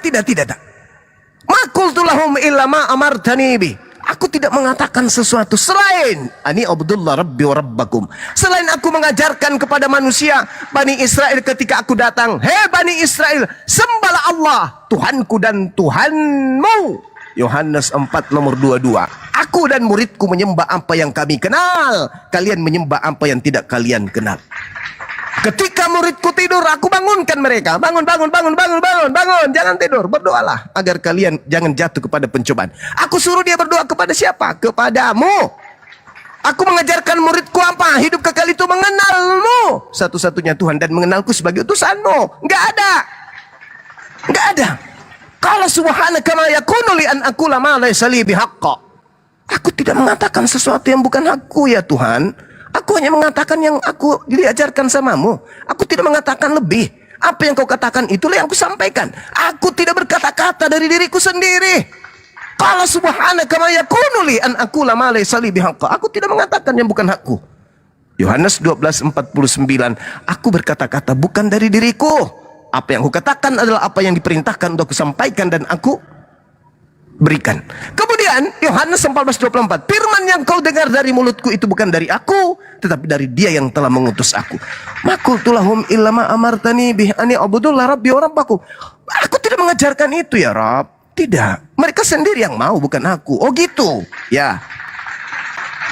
Makanya Yesus memberikan panduan Yohanes 12:48 itu. Apa kata Yesus? Barang siapa yang menolak aku dan tidak menerima firmanku, dia sudah punya hakimnya, yaitu firman yang telah aku katakan. Firman itulah nanti kelak akan menjadi hakimnya di akhir zaman. Nah tuh polanya tuh. Makanya dalam Al-Quran, wa im min ahlil kitab illa la yu'minanna bihi qabla maut. Jadi Al-Quran mengatakan ketika Nabi Isa datang kedua kalinya, tak ada seorang ahli kitab pun yang tidak akan beriman kepada Nabi Isa. Oh ternyata Nabi Isa itu betul. Ternyata Nabi Isa yang diajarkan oleh Islam itu betul. Ternyata Nabi Isa yang kita tolak selama ini itu betul. Ternyata Nabi Isa itu benar-benar adalah Al-Masih, Mesias yang datang kepada kita. Tapi kita tolak. Sekarang nasi sudah menjadi bubur. Wa immin ahlil kitab.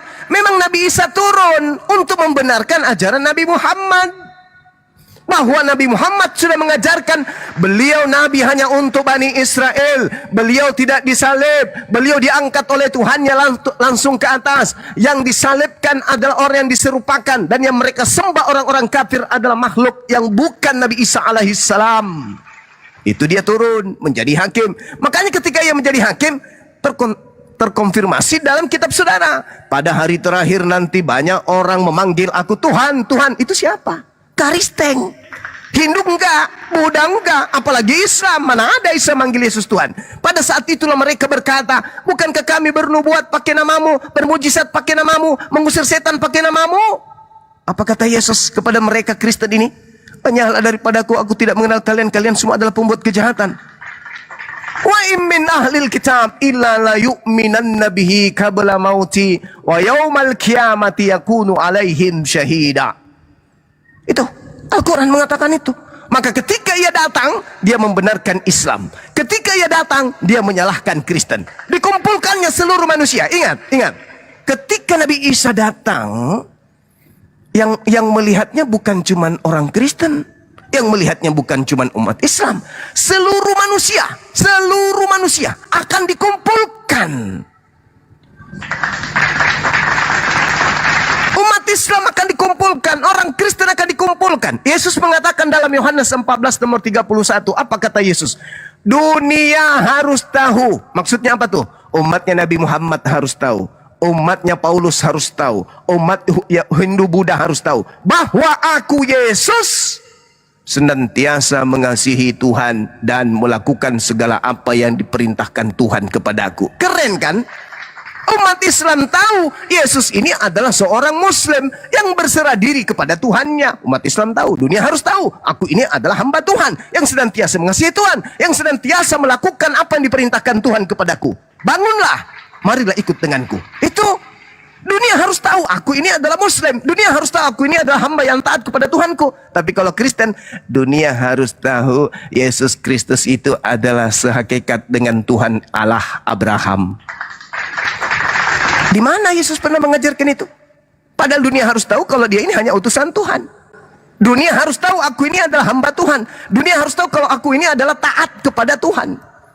Maka yang menjadi tolak ukur penghakiman kelak nanti di akhir zaman adalah ucapan-ucapan Yesus sebelum penyaliban. Nah, jadi ucapan-ucapan Yesus sebelum penyaliban dan sesudah penyaliban itu tidak, yang sesudah penyaliban itu Yesus tidak bertanggungjawabkan. Orang-orang yang menyembah Yesus, orang-orang yang menuhankan Yesus, orang-orang yang bermujizat pakai nama Yesus, itu adalah orang-orang yang datang setelah penyaliban.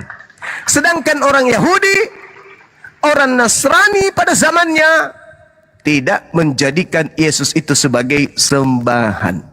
Mereka mengusir setan pada zaman itu, tetapi menggunakan nama Yesus dengan pola Yesus hanya nabi, Yesus hanya rasul, utusan Tuhan untuk mereka. Bukan Tuhan yang nusul menjadi manusia, mati dibunuh oleh manusia. Jadi saya simpulkan, umat Islam mengakui Nabi Isa akan turun, Nabi Isa akan menghakimi, Nabi Isa akan menentukan siapa yang menuhankan dirinya dan siapa yang merasulkan dirinya. Nabi Isa akan memutuskan perkara itu. Di dalam Al-Quran dijelaskan, di dalam pengakuan Bible juga dijelaskan. Yohanes 12 nomor 48. Barang siapa yang menolak aku dan tidak menerima firmanku. Adakah umat Islam tidak menerima firman Yesus? Terima dong. Inni abdullah, aku ini hamba Allah. Atani al-kitab, Allah memberikan aku ketetapan. Wa ja'alani nabiyan, dan aku adalah nabi. Ila Bani Israel, untuk Bani Israel. Umat Islam terima. Terima nggak? Terima. Ketika Nabi Isa turun menjadi hakim, apa yang mau dihakimi di Islam? Nggak ada. Umat Islam sudah selaras dengan ajaran Yesus. Aku diutus hanya kepada domba yang sesat dari umat Israel. Wa iskala Isa bin Maryam, ya bani Israel, ini Rasulullah ilaikum. Selesai. Apa yang mau dihakimi di Islam? Nggak ada. Umat Islam selalu boleh masuk jannah, masuk surga. Ketika Kristen yang dihakimi, tunggu. Lu dari mana? Kami dari Kristen, bang. Lu ngapain? Kenapa lu nyembah aku? Siapa yang perintahkan nyembah aku? Yang suruh nyembah kamu adalah apa? Yang siapa? Di mana kau dapat temukan aku menyuruh kamu menyembah aku, menuhankan aku? Di mana? Nyahlah daripada aku, kalian semua adalah pembuat kejahatan. Sederhana itu, bang, sederhana. Bom. Ya, bom sudah mengguling-guling duluan ke surga, ke neraka, belum dihakimi dia udah terlempar duluan. Di mana? Nggak ada yang pernah mengajarkan kami itu, nggak ada. Aku nggak pernah mengajarkan itu. Ma qultu lahum illa ma amartani bih. Al-Quran mengatakan Nabi Isa tidak berkata-kata dari dirinya sendiri. Nabi Isa tidak menambah firman Tuhan. Nabi Isa tidak mengurangi. Begitu juga di dalam Bible. Yesus tidak mengatakan sesuatu di luar daripada hakikatnya sebagai rasul, sebagai utusan Tuhan. Dan dia tidak mengurangi apa yang menjadi porsi dia sebagai rasul untuk Bani Israel. Itu jelas itu. Siapa yang menambahkan kemudian? Kristen. Siapa Kristen ini? Kelompok luar yang hanya menggunakan nama Yesus biar dianggap paten, biar dianggap hebat, biar dianggap luar biasa, biar dipercaya sebagai utusan dari anak-anak Tuhan, biar dipercaya bahwa mereka adalah pelanjut dari agama Yahudi Israel. Padahal umat Islam lebih paham tentang itu semua daripada Kristen hanya yang bermodalkan doktrin dan dogma. Demikian.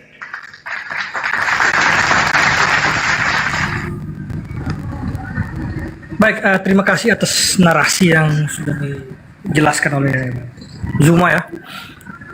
Bahwa di sini kita memiliki perbedaan keyakinan. Ya. Saya meyakini bahwa Yesus adalah Tuhan, sementara Zuma tidak meyakini. Tetapi ada hal-hal yang mungkin menjadi poin penting yang mungkin bisa nantinya akan menjadi refleksi Zuma untuk percaya kepadanya. Baik, mungkin jawab singkat saja tanpa harus ada narasi yang panjang lebar, karena saya ingin bertanya Anda mungkin sekitar 6-10 pertanyaan yang dijawab iya atau tidak. Isa lahir dari perawan Maria, menurut Al-Quran itu benar atau tidak? Jawabannya cuma iya apa tidak saja. Ya, Maryam, dalam kami Maryam, dalam Ibrani dan Aram Miriam. Ya, betul ya, berarti ia lahir dari seorang perawan ya? Yes. Yes, oke, baik. Yang kedua, Isa adalah kalimat Allah dan roh darinya. Ya, kalau kami itu roh kudus. Yes ya. Isa tidak berdosa. Yes. Maryam 19:19. Oke. Isa melakukan mujizat. Al-Imran. Yes. Isa adalah Al-Masih. Al-Imran 3:45. Oke. Yes. Isa akan datang kembali. Yes. Oke, baik. Apakah saudara Zuma mempercayai bahwa Allah itu Maha Kuasa? Yes. Yes, oke. Apakah Zuma mempercayai bahwa Allah yang Maha Kuasa itu bisa sesuai kehendaknya? Yes. Oke, mungkin itu saja jawaban. Terima kasih atas jawaban dari Bang Zuma. Semoga suatu saat nanti Bang Zuma bisa mendapatkan titik terang untuk percaya padanya. Terima kasih. Ya. Saya simpulkan jawaban-jawaban saya dari pertanyaan pertama sampai pertanyaan terakhir, jawabannya ya. Kenapa? Karena Yesus itu manusia suci, tidak layak sesuci apapun kemudian setarakan dengan pencipta langit dan bumi. Dengan saudara mengaku iman kita berbeda, Anda mengatakan bagi kami Yesus itu Tuhan, itu sudah membuktikan Anda ini adalah manusia-manusia pesanan dari kuasa gelap. Tidak ada ajaran Nabi Tuhan bernama Yesus. Tidak ada pesanan Nabi Tuhan jadi manusia. Tidak ada pesanan Nabi Tuhan pernah menjadi bayi. Tidak ada. Pernah dibunuh, itu nggak ada. Dengan Anda mengatakan Tuhan kita berbeda, Tuhan kami Yesus, dah selesai. Berarti Anda adalah perpanjangan tangan si iblis yang mau disembah. Ingat, ketika iblis datang mencoba Yesus, wahai Yesus, ya paman, segala kuasa dan kerajaan beserta kemuliaannya yang kau kuperlihatkan ini akan engkau miliki apabila engkau kemudian menyembah aku. Apa kata Yesus? Tidak, hanya kepada Allah saja engkau harus mengabdi. Jadi iblis meminta kemudian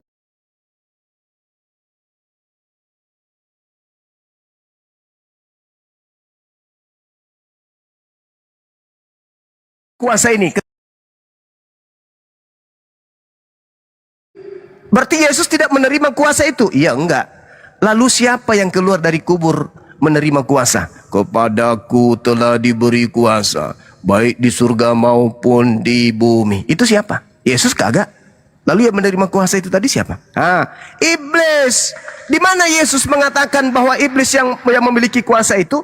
Yohanes 14, Yohanes 12. Saya sudah katakan kepada saudara, Yesusnya sendiri yang menerangkan itu, bahwa penguasa dunia ini sudah keluar. Penguasa dunia ini sudah dilemparkan. Dan penguasa dunia itu adalah iblis. Dalilnya jelas. Tidak banyak lagi aku berkata-kata dengan kamu, sebab penguasa dunia ini datang dan ia tidak berkuasa sedikit pun atas diriku. Berarti bukan Yesus yang menerima kuasa.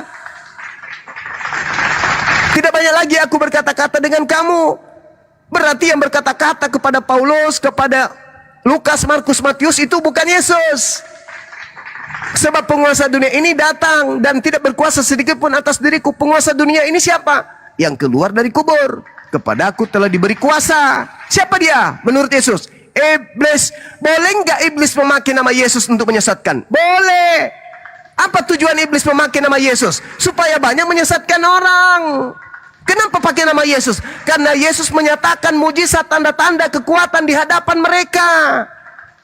Maka ketika Yesus sudah tidak ada di bumi, iblis ngapain? Iblis memanfaatkan itu. Di mana itu tertulis? Baca Lukas 4 nomor 6 sampai nomor 13. Apa bunyi nomor 13-nya? Nomor 13 mengatakan begini. Ketika iblis selesai mencoba Yesus, iblis mundur. Lalu menunggu waktu yang baik, menunggu waktu yang tepat. Kapan waktu tepat itu? Ketika Yesus sudah diangkat, maka iblis kemudian melakukan aksi penyesatan. Makanya sebelum terangkat, Yesus sudah mengatakan, waspada, waspada kepada iblis yang datang memakai namaku. Waspada, waspada. Sebab dia akan memakai namaku dan mereka semuanya akan menyesatkan banyak orang. Waspada, waspada. Ingat, aku pergi. Sebab kalau aku tidak pergi, roh penghibur lain itu tidak datang. Maka aku harus pergi supaya penolong penghibur roh kebenaran itu datang. Jadi yang datang adalah bukan aku. Yang datang kepada Paulus siapa? Yesus. Aku harus pergi. Kalau aku tidak pergi, roh kebenaran itu tidak datang. Berarti yang datang harus roh kebenaran. Roh kebenaran ini siapa? Baca Yohanes 14 nomor 16. Aku akan minta kepada Bapa agar Bapa mengutus seorang penghibur, seorang penolong lain, seorang pembawa roh kebenaran. Berarti yang datang bukan Yesus. Yang datang kepada Paulus siapa? Yesus. Loh, Yesus mengatakan bukan aku yang datang, woi. Yang datang adalah penolong lain. Kalau ada yang datang memakai namaku, jangan kau percaya, itu iblis. Sebab kalau aku yang datang, tanda-tanda akan menyertai. Apa itu? Aku akan nampak dan kamu pun akan melihatku. Aku akan nampak di awan-awan di atas langit. Seluruh manusia akan melihat aku. Matahari menjadi gelap, bulan tak bercahaya, bintang berjatuhan, kuasa langit berguncang. Itu kalau aku yang datang. Jadi kalau ada yang mengaku-ngaku bertemu dengan aku, jangan kamu percaya, itu bukan aku. Karena yang datang setelahku, antara aku yang datang kedua kalinya, masih ada satu utusan Tuhan, yaitu seorang penolong lain. Bukan aku. Kalau aku datang, kiamat. Kapan aku yang datang? Kiamat. Karena pasti kalau aku datang, tanda-tanda itu menyertai aku. Apakah ketika orang-orang Kristen mengaku bertemu Yesus, tanda-tanda itu datang? Enggak. Berarti siapa yang datang kepada Kristen? Iblis yang nyamar memakai nama Yesus. Kenapa harus pakai nama Yesus? Supaya bisa menyesatkan. Kalau dia datang di pintu tengah malam, akulah bom-bom pengisap darah. Gak ada orang mau murtad, gak ada orang yang mau percaya. Misalnya ada orang berhaji atau umroh, melihat kemudian penampakan bom-bom di atas Ka'bah duduk. Gak ada orang mau murtad. Tapi kalau dia nampak di situ Yesus, aku Yesus, murtad. Muncul lagi, kamu kenapa keluar Islam? Aku mimpi bang, udah 3 kali aku mimpi. Apa mimpimu? Aku kedatangan cahaya. Cahaya itu pakai jubah, wajahnya putih dan mengaku Isa Al-Masih Yesus. Murtad. Padahal Al-Quran sudah mengatakan, bahkan Bible pun mengatakan bahwa banyak orang yang akan datang memakai nama Yesus Kristus. Untuk apa? Untuk menyesatkan orang lain. Jadi sekali lagi saudara, ketika saudara mengatakan Tuhan Anda bernama Yesus, itulah dengan terang-terang Anda sudah mengkudeta pencipta langit dan bumi dengan melantik makhluknya menjadi Tuhan. Tapi itu nggak apa-apa. Karena Al-Quran saya juga sudah mengatakan begini. Dalam surah Al-Araf, Al-Quran mengatakan bahwasanya Allah pencipta langit dan bumi menjadikan iblis sebagai sembahan orang-orang kafir, orang-orang yang tidak beriman. Dalam Al-Quran surah Al-Araf ayat 27. Bismillahirrahmanirrahim. Inna ja'alna syayatin awliya lilladina la yu'minun. Aku menjadikan sungguh iblis itu menjadi pemimpin, menjadi sembahan, menjadi penopang bagi orang-orang yang tidak beriman. Kisah Para Rasul 2 nomor 36 juga bunyinya begitu. Jadi semua orang Israel harus tahu bahwa Yesus yang kau salibkan itu telah dijadikan menjadi Tuhan. Selamat. Bagi Tuhan, untuk Tuhan bagi siapa? Tuhan bagi angkatan jahat. Mana buktinya? Baca terus. 37, 38, 39, 39, 40. Di data 40 ketika Petrus ditanya oleh angkatan jahat. Apa yang harus kami lakukan? Apa yang harus kami lakukan wahai Petrus? Apa? Kami udah takut ini, apa yang kami harus lakukan? Kata Petrus, berilah dirimu untuk ditobatkan dan keluarlah dari angkatan jahat ini. Yesus ditanya sama orang Farisi, Guru berikan kami tanda. Kata Yesus, Matius 12, 38, 40.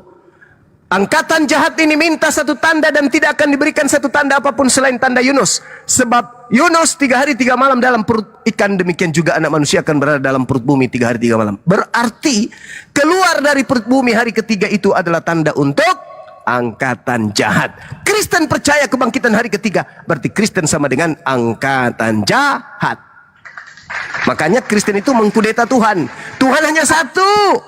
Elohim, Eloah Abraham, Eloah Yesha, Eloah Yakub, cuma satu. Tapi Kristen datang menggantikan Tuhan yang satu itu dengan melantik yang bernama Kristus Yesus. Sekira begitu, saya izin ibadah sejenak. Silakan teman-teman. Baik, apa yang dipaparkan Suma dari tadi itu adalah keimanannya. Saya tidak bisa memaksakan Anda untuk mempercayai Yesus adalah Allah. Tetapi mungkin suatu saat Anda mungkin bisa merenungkan dan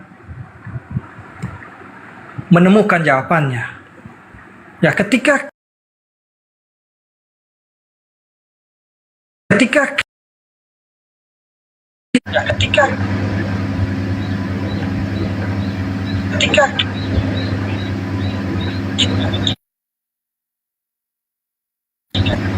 begini, Pak Suma, Anda lebih percaya apakah yang menulis itu adalah anak Anda sendiri, tetangga Anda sendiri, ataukah orang yang hidup 600 tahun kemudian tentang Anda? Itu kita bisa melihat siapa yang lebih tepat, lebih akurat menulis tentang kita. Jadi silahkan dengan jalannya masing-masing. Inti dari ajaran kekristenan ini adalah kasih. Bagaimana kita bisa mengimplementasikannya? Bagaimana kita dalam hidup bermasyarakat? Bagaimana kita menjalankan nilai-nilai Kristus?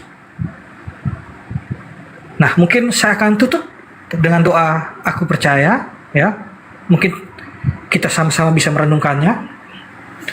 Aku percaya akan Allah Bapa yang Maha Kuasa, pencipta langit dan bumi, dan akan Yesus Kristus.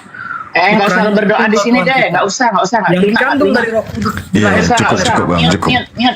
cukup bang, cukup. Lihat aja. Dari tadi Anda tidak membantah uraian-uraian. Dari tadi Anda tidak membantah uraian-uraian yang disampaikan Bang Zuma dari Bible pun sendiri dan juga Al-Quran. Dimiotin aja, dimute. Ayo, Mama, miotin terus.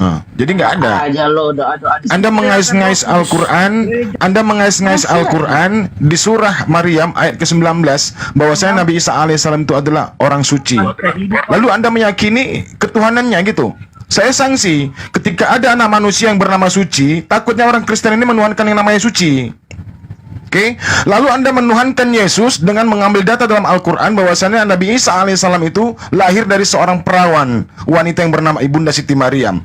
Nah, saya sanksi ini ketika ada seorang wanita perawan lain, ya, yang perutnya besar tanpa ada hubungan suami istri, Anda juga takutnya nanti kalian akan menuhankan orang tersebut gitu ketika melahirkan. Ternyata si perempuan tadi busung lapar. Siapakah di dunia ini selain Isa Al-Masih yang lahir dari perawan? Siapa di dunia ini yang disebutkan Bang Zuma dalam kitab saudara sendiri bahwasannya ada orang yang menyebut namaku yang menyesatkan banyak orang? Coba Anda jelaskan siapakah itu? Artinya apa? Artinya apa? Sosok tersebut memfitnah Yesus. Yesus mewaspadai ketika ada orang yang mengaku Bapak tolong aku adalah Mesias, jangan kau percaya, karena kedatangan dia kepadamu hendak memfitnah aku. Paham nggak kau? Dari tadi kau modal congor aja kau dari tadi. Bantahan dari Bang Zuma, uraian dari Bang Zuma nggak bisa kau bantah. Apakah orang di dunia ini ya yang lahir dari seorang perawan kecuali Isa? Nabi Isa alaihissalam dan juga Yesus yang kau tuhankan itu. Makanya Yesus mewaspadai kepada murid-muridnya ketika ada orang yang mengaku bahwasannya dia Mesias, jangan kau percaya. Dia datang untuk memfitnah aku. Aku sudah kembali kepada Bapa. Aku sudah duduk makan bareng sama Bapa di surga. Anda bertolak belakang dengan Zuma. Apa yang bertolak belakang? Dia guru saya. Isa adalah Mesias sementara Anda bilang tidak. Itu sudah bertolak. Ya Mesias memang. Yang mengatakan bukan Mesias siapa? Kenapa Anda bilang tidak tadi? Yang bilang siapa tidak? Aku nggak bilang ngomong kayak gitu kok, nggak ada ngomong kayak gitu. Coba nanti dibuka recordingnya kembali nih. Ini kan nggak ada. Aku bilang Nabi Isa itu bukan Mesias. Anda bilang tidak tadi. Rekord ini. Mesias Al-Masih itu sama, ya. Mesias sama Al-Masih itu sama artinya. Kristus itu sama artinya. Iya. Jangan panik, Pak. Dia orang yang dipilih Tuhan untuk menyampaikan kebenaran kepada Bani Israel. Oke? Di dalam surah Al-Imran 49, wa rasulan Bani Israel. Ya, sebagai nabi yang diutus kepada Bani Israel. Sekarang begini, dasar Anda menuhankan Yesus itu apa? Zuma hanya membantah narasi, tetapi apa dalil? Dia tidak ada bantah sama sekali. Ya, Anda sanggup nggak membantah uraian Bang Zuma tadi dari Bible Anda sendiri maupun Al-Quran? Bisa? Saya menjelaskan pakai data, bukan narasi. Anda menyerah, imani saja. Iman kita berbeda masing-masing tentang Yesus dan Isa. Selesai kan? Hah? Bukan kalau Anda mengatakan jelas bro, Anda tadi ngomong kayak gini, udahlah iman kita berbeda, pandangan kita terhadap Yesus itu berbeda. Hah? Makanya saya tanya, sesuai dengan data, Anda menuhankan Yesus itu yang menjadi guru Anda siapa? Dan menuhankan Yesus adalah Tuhan. Jawab pertanyaan saya. Yang menuhankan Yesus itu ya ini selain Isa Al-Masih adalah orang Kristen. Lalu Kristen ini mendapatkan ajaran dari mana? Tenang. Dalam Bible dan juga Al-Quran, ya, firman Tuhan kepada manusia bahwasanya si penyesat ini berasal dari kalangan bangsa Yahudi. Oke? Berasal dari bangsa Yahudi. Penyesat ini tunjukkan data bahwasanya selain daripada bangsa Yahudi ada bangsa lain yang menyesatkan banyak orang? Tunjukkan datanya. Ayo. Tunjukkan kepada saya bahwa Dalam Al-Quran. jangan keluar konteks. Tunjukkan kepada saya bahwa ada manusia lainnya yang lahir dari seorang perawan. Ya ahlal kitab qad ja'akum. Sabar bro ya. Dalam Al-Quran juga menegaskan Allah mengecam ahli kitab. Dalam Bible juga ditegaskan Yesus ini mengecam ahli Taurat. Siapa mereka? Ditujukan kepada Bani Israel, orang-orang Yahudi yang tegar tengkuk. Tunjukkan kepada kami data si penyesat yang mampu menyesatkan banyak orang ini di luar dari kalangan bangsa Yahudi pengajarannya. Ayo, kalau Islam Anda tuduh, kami tidak berdasarkan dari orang Yahudi pengajaran kami. Tapi kalau Kristen, jelas nenek moyang kalian asli pengajaran kalian itu berasal dari mana? Dari orang-orang Yahudi, Bani Israel. Paulus mengaku dirinya adalah suku Benyamin, keturunan Yakub. Dia orang Yahudi. Daud itu nabimu dari mana? Ayo, jangan kau lari kemana-mana. Tunjukkan sama kami si penyesat-penyesat itu yang mampu menyesatkan banyak orang dengan pengajarannya di luar dari bangsa Yahudi. Tunjukkan datanya. Ayo, tunjukkan. Tunjukkan. Ya, kok lari ke Sulaiman kau? Ya, izin monitor, izin. Silakan. Jo, izin Jo. Jadi udah tadi ya, ketika Anda sudah melakukan doa, berarti Anda sudah menyelesaikan diskusi, kan begitu? Sudah menyelesaikan diskusi. Hasilnya itu sudah biarlah netizen yang menilai. Oke, berarti sudah Anda yang kami nilai tadi tidak menanggapin apa yang disampaikan Bang Juma. Makanya Anda terus berdoa di akhir diskusi. Oke Jo. Alright Jo, kenapa harus berdoa kan gitu? Berarti Anda udah menyelesaikan diskusi. Alright? Saya pikir gereja diskusi Pak Blender. Saya diskusi yang lain lagi. Tetapi izinkan saya setiap kali berdiskusi juga saya bisa berdoa. Ya, maksudnya berdoa dalam hati saja, Bos. Dalam hati, karena di ranah diskusi dialog ini ketika Anda berdoa seperti itu berarti Anda sudah menyelesaikan diskusi. Ya, di dalam hati aja kalau mau diskusi, mau berdoa. Alright, jadi saya anggap itu ketika kau berdoa berarti kau menganggap sudah menyudahin atau ampun bos gitu kan gitu. Tinggal itu cuma dua pilihan, menyelesaikan atau tinggal pengakuan ampun bosku Bang Juma kan gitu. Ampun kepada siapa? Nggak ada lah, maksudnya gini lah, ketika penyelesaian diskusi nggak ditanggapin, ada si Bang Juma tadi nggak ada pembantahannya gitu loh, hanya ada doa, berarti kan benar-benar apa ya? Saya yang bukan Zuma bernarasi, tetapi dia mengiyakan apa yang saya omongkan, dia omong yes. Ada rekamannya Pak di sini. Oke, baik. Enggak. Nah, ketika Anda bertanya tadi, baik. Ketika Anda bertanya 10 pertanyaan itu tadi, saya menganggap ada hasil yang ingin Anda counter ke sana ke Bang Zuma. Ada hasilnya yang ingin Anda gas ke sana dari hasil jawaban. Cuman itu aja kayak wartawan nih tengok ya.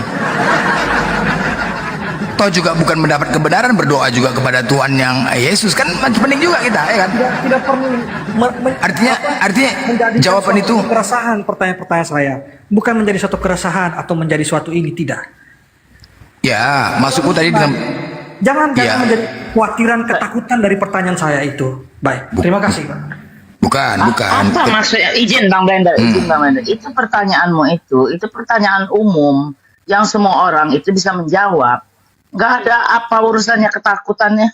Aduh, Bang, kau belum tahu Bang Zuma itu siapa? Itu singa Allah itu. Paham? Jadi pertanyaan-pertanyaanmu itu yang kira-kira masuk di akal karena kau pertanyaannya umum, ya dijawab iya. Bukan apa, nggak ada hubungan sama kekristenan itu, nggak ada hubungan sama sekali. Jauh banget. Nah, masalahnya apa? Benar Bang Blender tadi barusan bilang.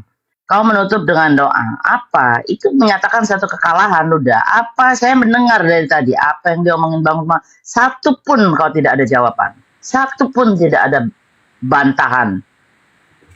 Padahal kau yang bertanya. Itu kan pertanyaan dia ya Bang Blender tadi ya, yang dijawab Bang Zuma ya. Tapi satu pun tidak ada apa namanya sanggahan. Iya, benar. Jadi sebenarnya ini nggak ngerti apa-apa juga. Benar. Aku pikir tadi dengan pertanyaan-pertanyaan itu mau menyerang Bang Juma. Iya. Wah, ini kemudian serangan lain ya kan? Wah, serangan lain nih. Rupanya nggak serangan, berdoa. Aduh. Aku pikir dia kan berdoa, rupanya pasrah. Aku pikir tadi pasrahnya itu ya, pasrahnya udah mulai mendapat kebenaran lah kan gitu. Rupanya berdoa juga. Aduh, ampun kali. Iman kita masing-masing. Itu tanya jawab. Dengan apa Bukan yang kalau disampaikan kalau oleh diskusi Juma? tunggu bang Jo, Coba, bang siapa dengan ini? apa yang Kalau disampaikan diskusi oleh sebentar saya Juma, ngomong dulu sebentar itu tunggu satu menit aja Sebentar, Bang.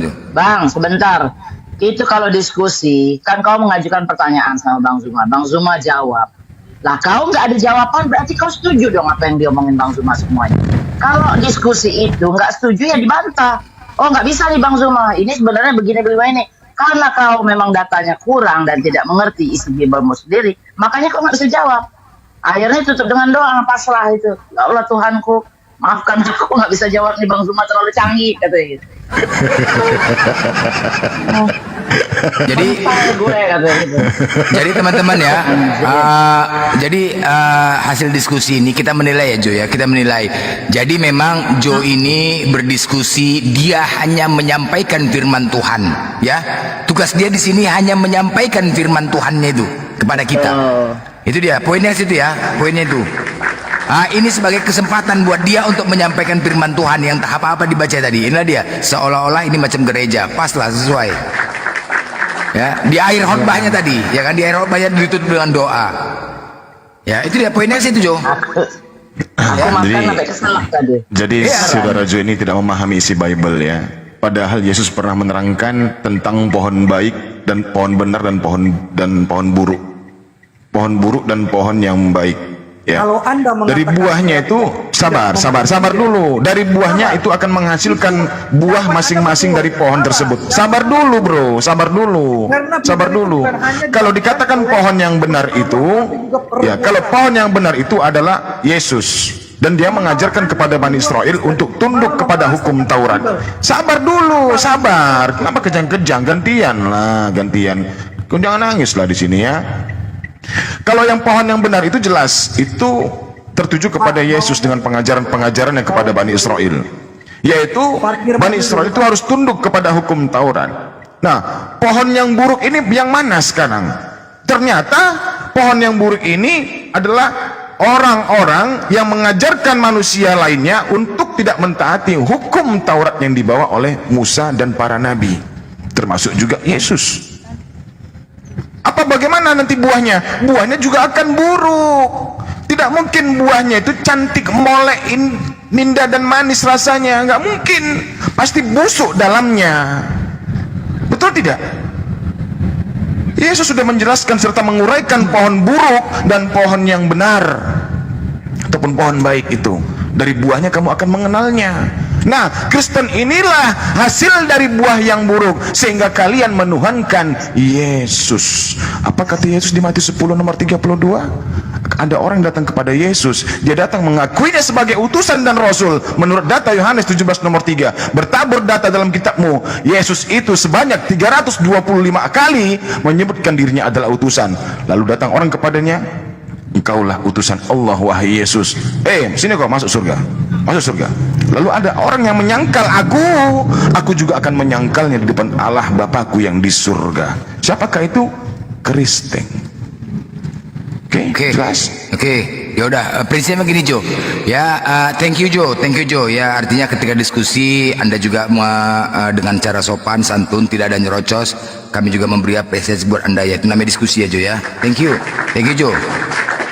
Ya, kita diskusi, Anda menjelaskan seperti itu, nggak ada masalah. Yang penting Anda nggak nyerocos, nggak kayak si Baron ini, Baron sama Bang Max, ya. Bang Max.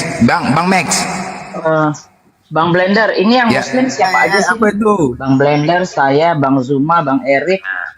Ya, ini Airin sama Siti. Udah yang dua di bawah Siti, di bawah ini Kristen. Halo, apa ini tadi? Cerita apa ini? Oke, Kristen. Jadi 3 Kristen ya? Iya, 3 Kristen. Ya. Ini bunda apa lah, bunda-bunda dari luar negeri nih. Apalah kau? Bising kali kau, Max. Kenapa kok sentimen sama aku? Kenal enggak? Halo bunda. Tiap diskusi masuk tapi enggak ngomong. Enggak, udah bising kali kau. Udah, Max. Apa katanya? Gini. Dengerin. Tunggu dulu, dengerin. Apa katanya? Masuk terus apa? Apa kau bilang? Kalau masuk minimal ngomong diskusi, jangan cuma naik aja. Nah, ini bukan ngomong nih sekarang. Ya, Kenapa ngomong kalian apa? ngatur-ngatur ya? Komal-komal Bang Blender? Iya, Kenapa ngomong kalian ngatur ya? apa? Ngomong Kalian itu. kalian bayarin pulsa Bang Blender? Bising kali kau, Max. Hah? Iya. Kau aja boleh debat ngatur. sama Bang Zuma. Debatlah kau sama guru Blender. kamu. Sanggup nggak? Aku boleh Itu artinya menghargai. Dengar. Mana? Kalau ada guru. Mana? Oke, baik. Nah. Oke, Baron. Kau mau diskusi sama Bang Juma? Sama cuma iya. Oke, baik. Jangan kau nyerocos saja, Baron. Ya. Selamat siang, brother semua. Nah, Om Nur Alim. Takut sama aku dia, Blender. Bukan takut, mungkin lagi ke apa? Bising kali, kau sabarlah. Bang Juma monitor. Makanya dia diam. Sabar. Siapa nama sebenarnya? Nur Alim atau Bang Juma? Apa? Nur Kau diam Alim. dulu lah. Siapa Nur Alim, Baron? Ini cuma Kepala bapak kau namanya itu bisa baca, makanya kau buka mata kau tuh longor. Jangan kau tutup. Aku buka mata kalau dia buka masker. Kau mau diskusi atau mau main apa ini sekarang nih? Ya aku diskusi lah, takut dia takut sama aku. Oh, lagi sholat Bang Juma, lagi sholat. Ah, pura-puranya dia itu. Kepala bapak kau macam udah jago kali ilmu kau. Lagi sholat lebih Yaudah, penting. sama aku aja kau ya, sama aku. Apa ya? Materi apa yang kau kuasai? Ayo. Datuk, Ya, jangan kau bilang. Ya, materi apa yang kamu kuasai? Namanya, jelaskan dulu. Kau diam dulu kau, bangsa. Kau diam. Satu-satu lah bicara kalian. Materi apa yang kalian kuasai? Lawan aku yuk. Jangan dah, cuma aja. Bang Zuma lagi ibadah. Pura-pura aja Iya. itu kalau ada aku. Di sana sudah waktunya, brother. Beliau tinggal di daerah timur. Benar ya? Daerah ya. Waktu apa? Waktu Indonesia Tengah, sorry. Dia waktu pura-pura itu.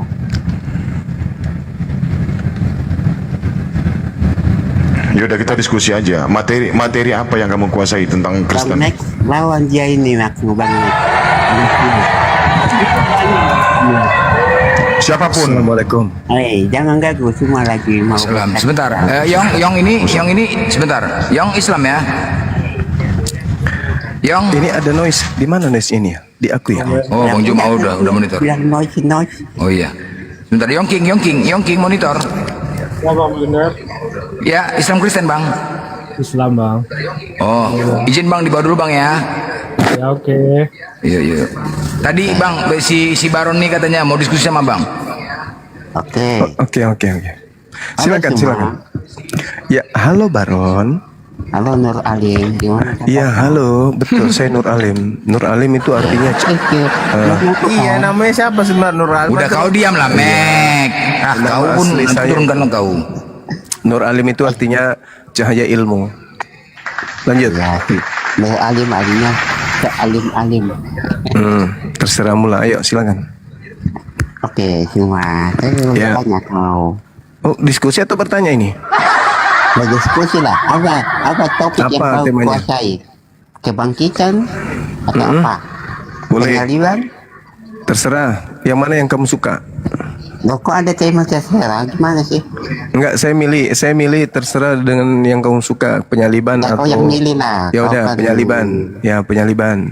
Ya, penyaliban. Oke. Ya, silakan. Siapa yang disalib sebenarnya? Yang disalib itu menurut hukum Yahudi adalah pembuat kejahatan yang setara dengan hukuman mati yang dikutuk oleh Tuhannya Yahudi. Menurut Islam yang disalib itu adalah orang yang melakukan kerusakan di atas muka bumi, yang benci kepada pencipta langit dan bumi dan benci kepada para nabi dan rasul. Saya tanya siapa namanya? Tidak disebutkan namanya. Siapapun yang melakukan kemaksiatan, maka dialah yang kemudian yang disalibkan. Intinya dengar, intinya yang disalib itu adalah pelaku kejahatan. Allah SWT tahu nggak siapa yang disalib? Sudah pasti tahu, tapi tidak dijelaskan. Tidak dituliskan di dalam Al-Quran karena itu Berarti dia tidak nggak penting. tahu. Bukan berarti tidak dituliskan dia tidak tahu. Ini diskusi apa ini? Diskusi apa ini namanya? Kan saya tanya. Ini diskusi apa namanya? Itu Maha tahu, tahu kan siapa yang disalib? Iya tahu, tapi tidak dituliskan, tidak difirmankan namanya. Kenapa dia tidak firman, tidak kasih tahu? Tidak disebutkan namanya. Kenapa? Salah satu hikmahnya agar manusia menggunakan akal Kenapa kau bilang sehatnya. Yudas kau melebihi Allah Subhanahu wa Ta'ala? Jelas Yudas. Kenapa dikatakan gimana Yudas? tertulis Saya Yudas disalib? Saya buktikan kalau itu Ya, adalah ayatnya Yudas. bahwa Yudas disalib. Saya buktikan bahwa yang disalib itu Yudas. Oke, boleh? Hanya, ayo. Boleh ya? Ya. Oke. Yesus berkata di dalam Lukas 21 nomor 8. Waspadalah kepada penyesat yang datang kepadamu memakai namaku dan berkata, Akulah dia. Jadi penyesat itu datang memakai namaku dan berkata, Akulah dia. Yohanes 18. Oh diamlah dulu monyet. Yohanes 18 nomor 5. Ketika kemudian Yudas datang menangkap Yesus bersama dengan tentara Romawi, tiba-tiba saja ada kejadian dahsyat terjadi di situ. Ketika ada manusia, dikatakan Yesus mengatakan, siapa yang engkau cari? Ya, manusia ini menjawab, kami mencari Yesus dari Nazaret. Tiba-tiba saja orang itu mengatakan, akulah dia. Jadi ada orang sebelum penyaliban, sebelum penangkapan mengaku akulah dia. Siapa itu? Penyesat. Lukas 21:8, waspadalah kepada penyesat yang datang kepadamu memakai namaku dan berkata akulah dia. Orang ini sebelum ditangkap mengaku akulah dia. Siapa dia? Siapa dia? Siapa dia? Penyesat. Ayo. Kata Yesus yang berkata akulah dia itu adalah penyesat. Yang ditangkap ini mengaku akulah dia. Siapa dia? Om cuma izin kepada host dan moderator jangan mute-mute saya. Nah, bagaimana caranya bisa kita melihat bahwa itu adalah Yudas? Kamu buka Google sekarang, lihat di materi internal Kristen, Alkitab Sabda, Matius 27 nomor 5, lihat catatan kakinya di bawah.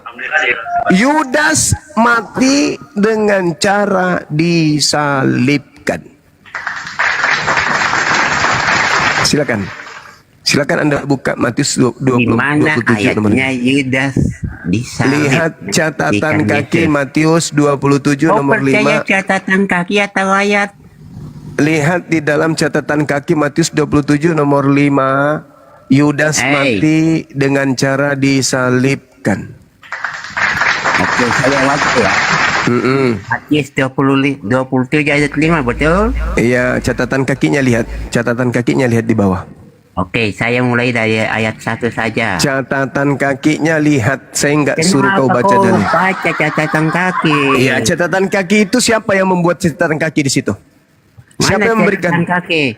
Siapa yang memberikan catatan kaki di situ? Siapa? Oke, saya baca. Gantian boleh? Ya, Boleh? silakan. Ya, silakan. Supaya tidak ada dusta. Saya akan baca semua ayat. Ya. Catatan kaki yang kau baca semua pula mau kau baca longor. Catatan kaki yang kau baca.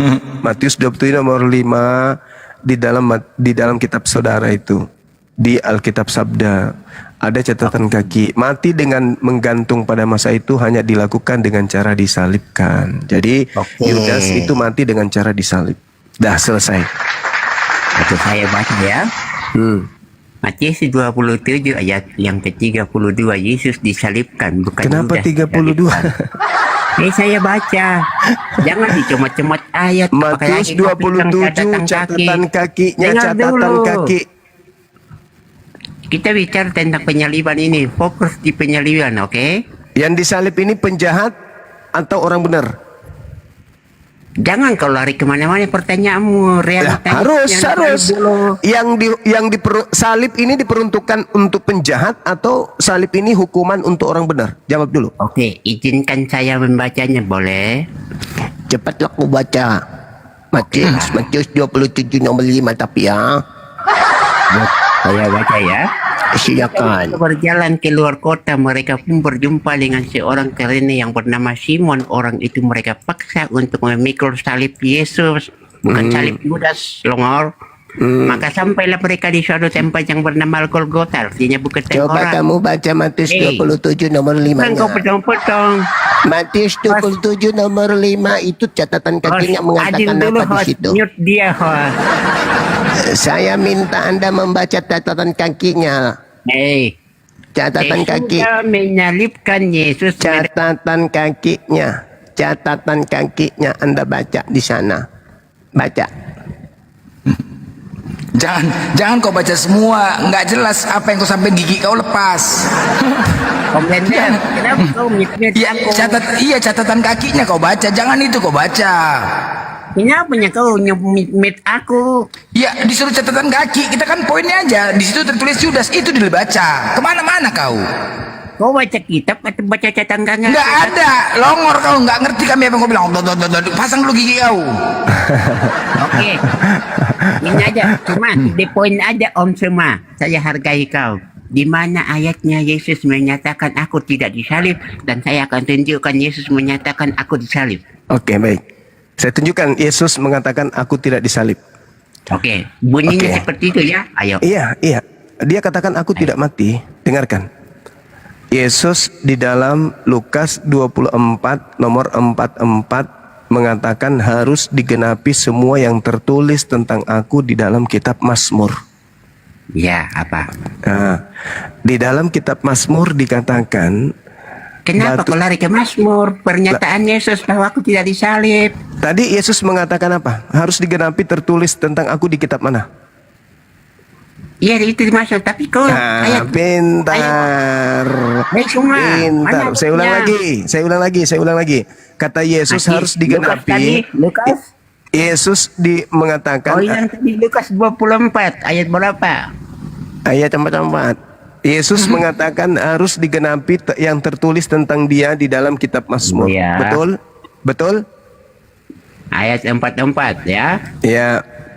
Silakan. Ya, berkata inilah perkataanku yang telah kukatakan kepadamu ketika aku masih bersama-sama kamu. Bahwa harus digenapi semua yang ada tertulis dalam kitab Taurat dan kitab Nabi-Nabi dan kitab Mazmur. Apa itu? Berarti harus tergenapi kan yang ada di kitab Mazmur kan? Ya, betul. Oke, saya tanya kamu.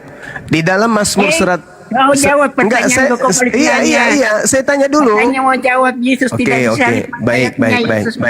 Aku tidak disalib. Oke, baik. Nanya pula. Oke, baik. Dengarkan. Mazmur 118. Batu yang dibuang oleh tukang-tukang bangunan telah menjadi batu penjuru. Itu siapa batu yang dimaksud? Kenapa kau lari ke batu-batu? Ini siapa yang disalib? Yesus pernyataan. Ya, baru saya bacakan ayatnya pengakuan Yesusnya kalau dia itu tidak disalib. Kutanya dulu kamu, batu yang dibuang oleh tukang-tukang bangunan telah menjadi batu penjuru itu siapa? Oke, kita fokus di pasal 24 Lukas aja daripada ke lompat-lompat. Iya, Mazmur 24 Lukas 24:44 kan Mazmur rujukannya kan? Kutanya dulu samamu. Batu penjuru yang dibuang tukang bangunan itu siapa? Itu gambaran dari Yesus. Yesus, pintar. Kakinya ditolak, bro. Satu. Yesus. Nomor 26-nya. Diberkatilah dia yang datang dalam nama Tuhan. Kami memberkati kamu dari dalam rumah Tuhan. Diberkatilah dia dalam nama Tuhan. Hosana. Itu siapa? Om Cuma, kau janji tadi mau bacakan pernyataan Yesus. Iya, ikut aja. Ini terakhir sebelum saya bacakan. Diberkatilah dia yang datang dalam nama Tuhan. Itu siapa? Itu nubuatan tentang Yesus, ayo. Yesus lagi. Berarti batu yang dibuang adalah Yesus, yang diberkati adalah Yesus. Maka saya tanya samamu, data 17-nya. Aku tidak akan mati tetapi hidup, dan aku akan menceritakan perbuatan-perbuatan Tuhan. Aku tidak akan mati tetapi hidup, ayo. Mazmur 118 nomor 17. Mazmur 118 nomor 17. Batu yang dibuang. Mazmur 118 nomor 17. Batu yang dibuang dan dia yang diberkati dalam nama Tuhan ternyata berkata, aku tidak akan mati. Jedar jedar dar dar dar dar dar dar dar. Mana Yesus menyatakan aku tidak mati di Mazmur, bro? Mazmur 118. Itu di kisah di situ penyaliban apa enggak? Ini upaya pembunuhan terhadap dirinya. Kubacakan samamu, dengarkan baik-baik. Mana ada di Mazmur? Dengarkan baik-baik. Dengarkan. Dengarkan. Saya bacakan satu. Dengarkan. Biarlah orang yang takut akan Tuhan berkata bahwasanya untuk selama-lamanya kasih setianya. Dalam kesesakan aku telah berseru kepada Tuhan. Tuhan telah menjawab aku dengan memberi kelegaan. Tuhan di pihakku, aku tidak akan takut. Apakah yang dapat dilakukan manusia terhadap aku? Tuhan di pihakku, menolong aku. Aku akan memandang rendah mereka yang membenci aku. Lebih baik berlindung kepada Tuhan daripada percaya kepada manusia. Lebih baik berlindung kepada Tuhan daripada percaya kepada para bangsawan. Segala bangsa mengelilingi aku demi nama Tuhan. Sesungguhnya aku pukul mereka mundur. Mereka mengelilingi aku. Dan mengelilingi aku demi nama Tuhan. Sesungguhnya aku pukul mereka mundur. Mereka mengelilingi aku seperti lebah. Mereka menyala-nyala seperti api duri. Demi nama Tuhan, sesungguhnya aku pukul mereka mundur. Aku ditolak dengan hebat sampai jatuh, tetapi Tuhan menolong aku. Tuhan itu kekuatanku dan mazmurku. Ia telah menjadi keselamatanku. Suara sorak-sorai dan kemenangan di kemah-kemah yang benar. Tangan kanan Tuhan melakukan keperkasaan. Tangan kanan Tuhan berkuasa meninggikan, dan tangan kanan Tuhan melakukan keperkasaan. Aku tidak akan mati, tetapi hidup, dan aku akan menceritakan perbuatan-perbuatan Tuhan. Tuhan telah menghajar dengan keras. Tetapi ia tidak menyerahkan aku kepada maut. Bukankah aku ini pintu gerbang kebenaran? Aku hendak masuk ke dalamnya, hendak mengucapkan syukur kepada Tuhan. Inilah pintu gerbang Tuhan itu. Orang-orang benar akan masuk ke dalamnya. Aku bersyukur. Dan Tuhan menjawab aku dan telah menjadi keselamatanku. Batu yang dibuang oleh tukang-tukang bangunan telah menjadi batu penjuru. Hal itu terjadi di pihak Tuhan. Suatu perbuatan ajaib di mata kita. Inilah yang hari dijadikan Tuhan. Marilah kita bersorak-sorai dan bersukacita karenanya. Ya Tuhan, berilah kiranya keselamatan. Ya Tuhan, berilah kiranya kemujuran. Diberkatilah dia yang datang dalam nama Tuhan. Yesus Kristus yang dinubuatkan di sini. Halilintar. Ayo, sudah? Ayo. Siapa yang berkata aku tidak akan mati? Oke, kamu tahu Mazmur 117 apa itu? Aku ulang lagi pertanyaannya. Syukran Bunda, Masya Allah, barakallahu fikum. Bro. Saya ulang lagi pertanyaan saya. Jangan kau ngerasa. Yang berkata di Mazmur tadi aku tidak akan mati itu siapa? Ya, silakan.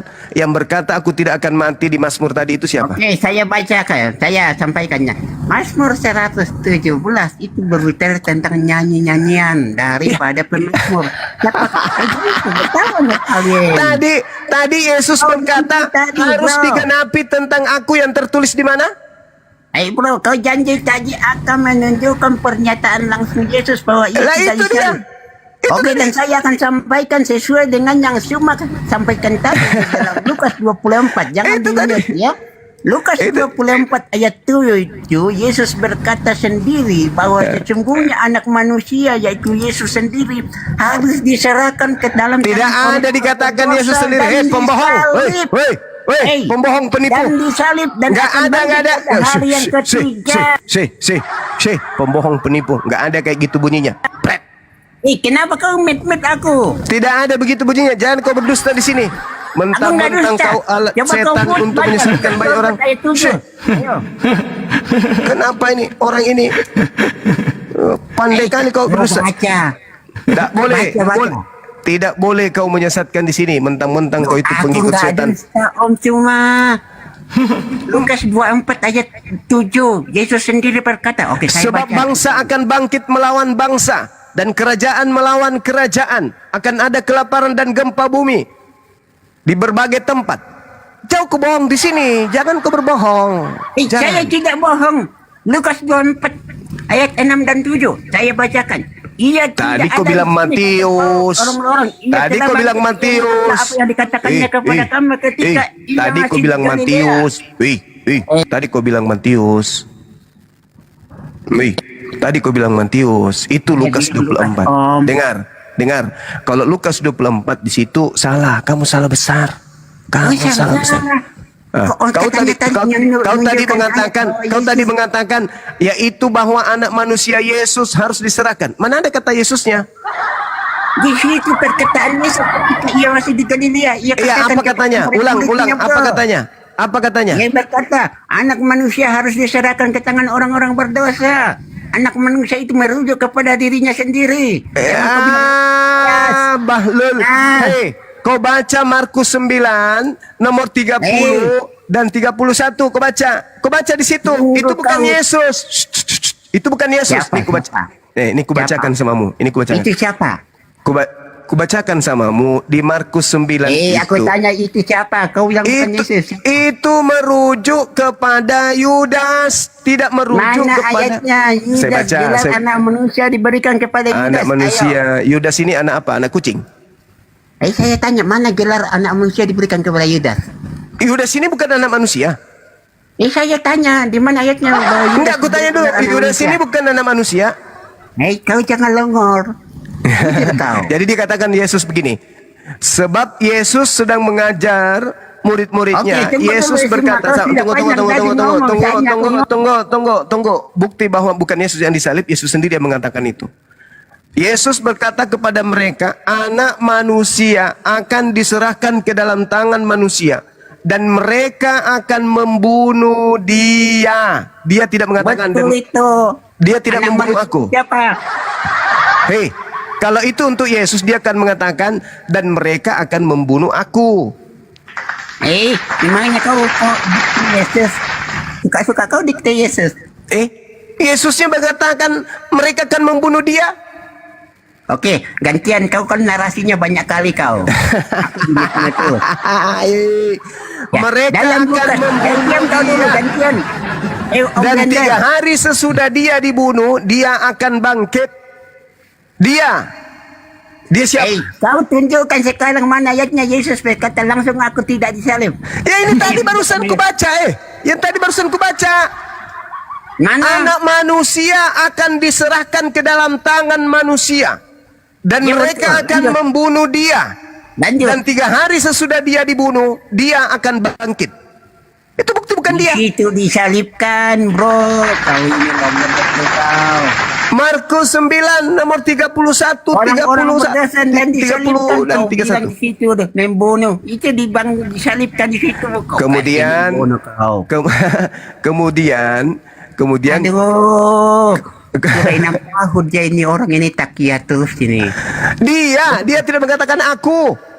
Oke, pakai ayat yang lain. Oke, Markus 10. Jangan kau dikte aku yang tahu. Markus 10 nomor 33, nomor 34. Sekarang kita pergi, sabar dulu. Sekarang kita pergi ke Yerusalem dan anak manusia akan diserahkan kepada imam-imam kepala, ahli-ahli Taurat, dan mereka akan menjatuhi dia hukuman mati. Dan mereka akan menyerahkan dia kepada bangsa-bangsa yang tidak mereka kenal. Dan dia akan diolok-olok. Dia diludahi. Dia disesah. Dia dibunuh. Dan sesudah 3 hari, dia bangkit. Bukan Yesus. Yesus sendiri mengatakan dia.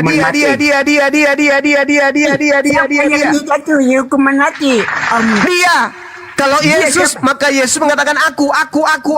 Tapi dia mengatakan dia. Dia itu siapa? Ya dia. Dia siapa? Yang bukan aku. Dia itu siapa? Dia yang bukan aku. Aku itu siapa? Ya aku Yesus, sementara dia yang disalib. Dia itu siapa? Dia bukan Yesus. Itu kata ganti terhadap manusia. Kata siapa? Yesus sendiri mengatakan anak manusia akan diserahkan kepada imam kepala. Dia akan membunuh dan dia akan dihukum mati dan mereka akan menyerahkan dia. Kenapa Yesus tidak mengatakan begini? Kenapa Yesus tidak mengatakan begini? Mereka akan membunuh aku dan mereka akan menyerahkan aku dan bangsa-bangsa yang tidak mengenal Allah. Dan aku akan diolok-olok, aku akan diludahi, aku akan disesat, aku akan dibunuh. Dan sesudah 3 hari aku akan bangkit. Kenapa tidak mengatakan itu? Yesus begitu, kenapa? Karena kenapa? Yesus menggunakan gelar anak manusia dan siapa yang manusia itu?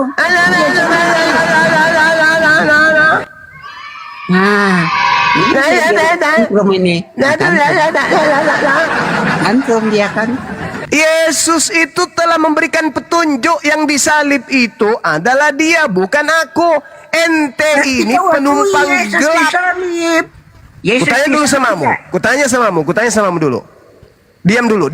Tenangkan Kau pikiranmu. belum jawab pertanyaanku dari tadi. Habis ini kamu boleh bertanya ke saya 10 pertanyaan. Saya cuma bertanya samamu 1. Oke, habis ini kau diam dan nggak boleh nanya lagi. Iya, baik. Dengarkan saya. Yang mau... Bilang dulu. Siap Gurunda. Ya, oke. Siap Gurunda. Dengarkan. Gitu. Ya, dengarkan. Siapa yang ingin Yesus orang benar ini mati? Tuhan atau iblis? Jawab dengan boleh jujur. di mana sih pertanyaanmu nggak jelas? Siapa yang?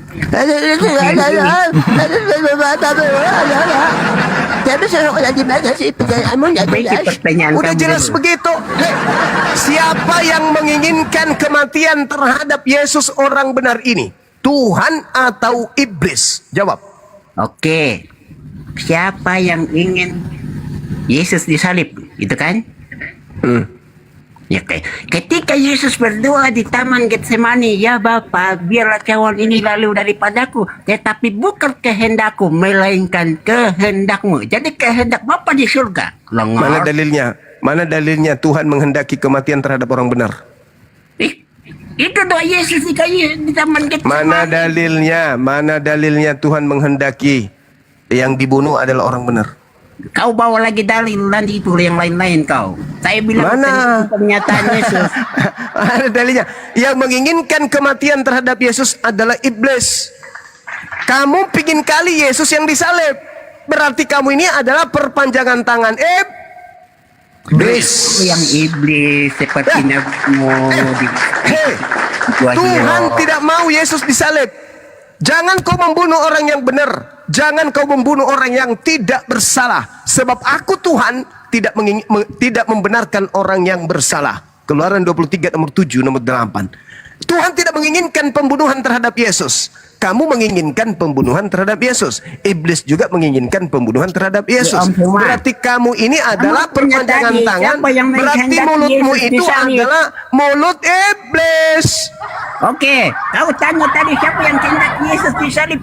Makanya kamu kalau bicara itu kenapa suaramu kayak orang lagi ngunyah ban dalam? Namanya kau ngatur suara saya. Kamu kayak mengunyah ban dalam. Kenapa? Karena sebenarnya lidahmu itu lidah iblis. Panjang kali lidah kau itu. Melainkan yang jadi kehendak Bapa di surga tentang karya penyelamatan. Mana dalilnya Tuhan menghendaki kematian terhadap orang benar? Satu pertanyaan aja nggak bisa kan? Satu pertanyaan nggak bisa. Satu pertanyaan nggak bisa dia, nggak bisa. Satu pertanyaan aja nggak bisa dia. Satu pertanyaan kamu nggak bisa tunjukkan. Mana dalilnya Tuhan menghendaki kematian terhadap orang benar? Lukas 22 ayat 42.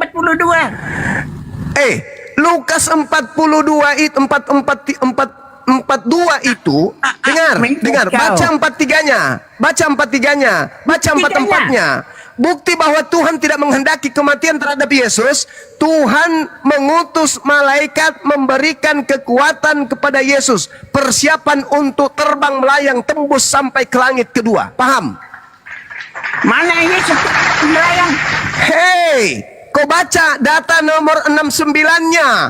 Ketika Yudas ditanya, apakah engkau ini Mesias? Apakah engkau anak Allah? Apa kata Yudas? Engkau yang mengatakannya. Engkau yang mengatakan aku ini adalah Mesias. Apalah gunanya aku berkata, padahal engkau tidak percaya. Aku bertanya, tapi engkau tidak akan menjawab.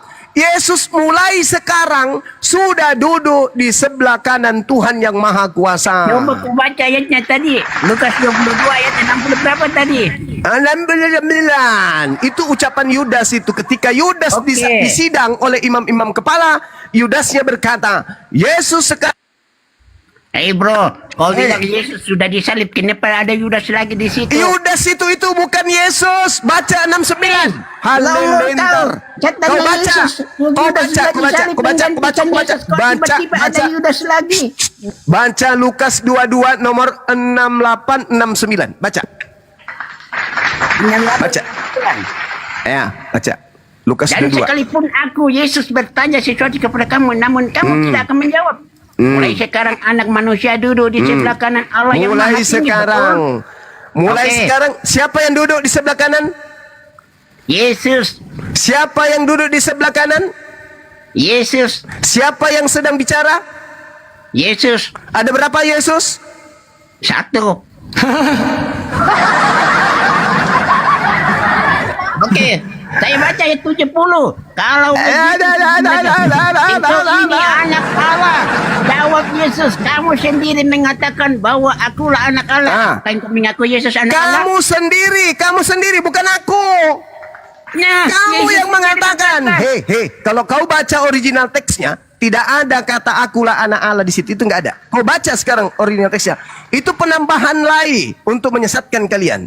Tidak ada itu. Maka mereka memberi keputusan, dengar. Lalu mereka berkata, untuk apa kita membutuhkan lagi kesaksian? Kita telah mendengar dari mulutnya sendiri. Apa kata mulutnya? Kau belum jawab pertanyaanku tadi. Mana pernyataan Yesus langsung bahwa aku tidak disalib? Lukas 22:69, mulai sekarang anak manusia sudah duduk di sebelah kanan Elohim yang Maha Kuasa. Oke, siapa anak manusia di situ? Yesus. Kau bilang tadi Yudas, sekarang Yesus. Ini yang bicara siapa? Nah, longgar betul kau. Ini yang disidang siapa? Yang disidang ini siapa? Yang disidang? Yang disidang ini siapa? Dia duduk di sebelah kanan Allah Bapa. Dia bilang Yesus. Nah, sekarang begini. Dengar. Ini yang bicara ini siapa? Yesus. Yesus. Kalau duduk di sebelah kanan yang Maha Kuasa itu di bumi atau di langit? Duduk di sebelah kanan yang Maha Kuasa. Iya, di langit atau di bumi? Itu bahasa bagaimana majasnya menggambarkan keagungan Yesus. Kau itu, ini oknum yang ditangkap ini yang mereka kira. Dengar, diam dulu. Emosi dia. Ini orang yang ditangkap ini, yang dikira Yesus ini, mengaku dengan mulutnya, mulai sekarang Yesus anak manusia itu udah duduk di sebelah kanan Elohim yang Maha Kuasa. Nur Alim. Nah, Elohim yang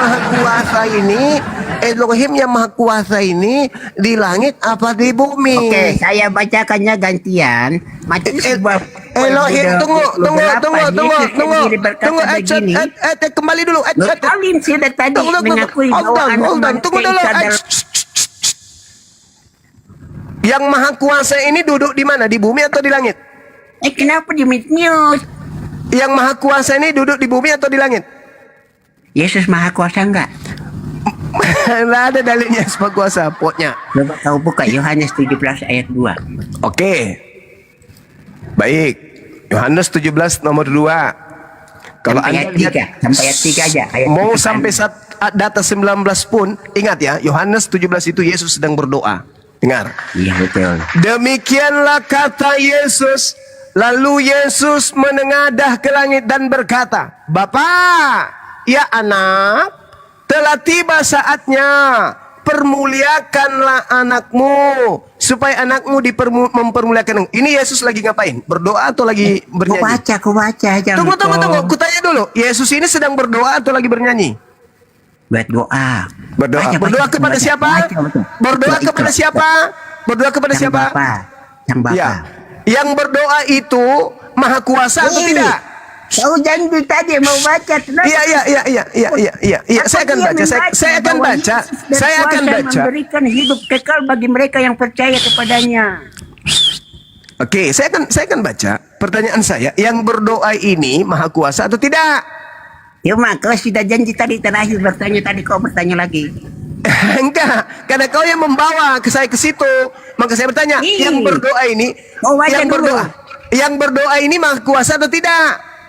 Jawab satu dulu, Om. Jawab.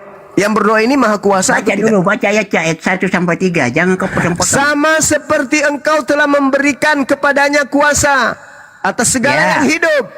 Yang diberi kuasa ini Maha Kuasa atau tidak? Kenapa kau Caca Iko. Yang diberi kuasa ini kuasa atau tidak? Dia berdoa kepada Tuhan. Berdoa kepada Tuhan itu bukti kalau dia itu nggak kuasa. Berdoa, dia berdoa. Ya Bapak, permuliakan anakmu supaya anakmu dipermuliakan engkau sama seperti engkau telah memberikan kepadanya kuasa atas segala yang hidup, demikian juga ia akan memberikan yang hidup kekal supaya semua yang engkau berikan kepadanya inilah hidup kekal itu, yaitu bahwa mereka mengenal engkau lalu-lalunya Tuhan yang benar dan mereka dan mengenal Yesus itu yang keutuh. Udah kasih Oh, ini terlalu longok, terlalu framing. Sekarang yang berdoa ini maha kuasa gitu. Yang berdoa. Yesus diberi kuasa oleh Sang Bapa. Yang diberi kuasa ini maha kuasa atau tidak? Dia maha kuasa. Kok dia dikasih kuasa kalau dia maha kuasa, kampret? Kau pelajari bagaimana sebagai manusia. Kalau dia maha kuasa, kenapa dia minta diberi kuasa? Yesus diutus. Dia diutus. Kalau sudah diutus berarti dia tidak maha kuasa. Dia diutus oleh Sang Bapa. Iya, berarti dia tidak maha kuasa karena dia masih ada yang mengutusnya. Lagian dia berdoa. Dia diberi otoritas oleh Sang Bapa. Saatnya permuliakan anakmu supaya anakmu mempermuliakan engkau. Saya tua. Engkau telah memberikan anak kemananya. Anak yang hidup. Demi yang mula ia nama mereka inuk yang mana mereka yang mereka menanya. Gitu. Inuk yang inuk ya inuk mau mereka mengenal ya udahlah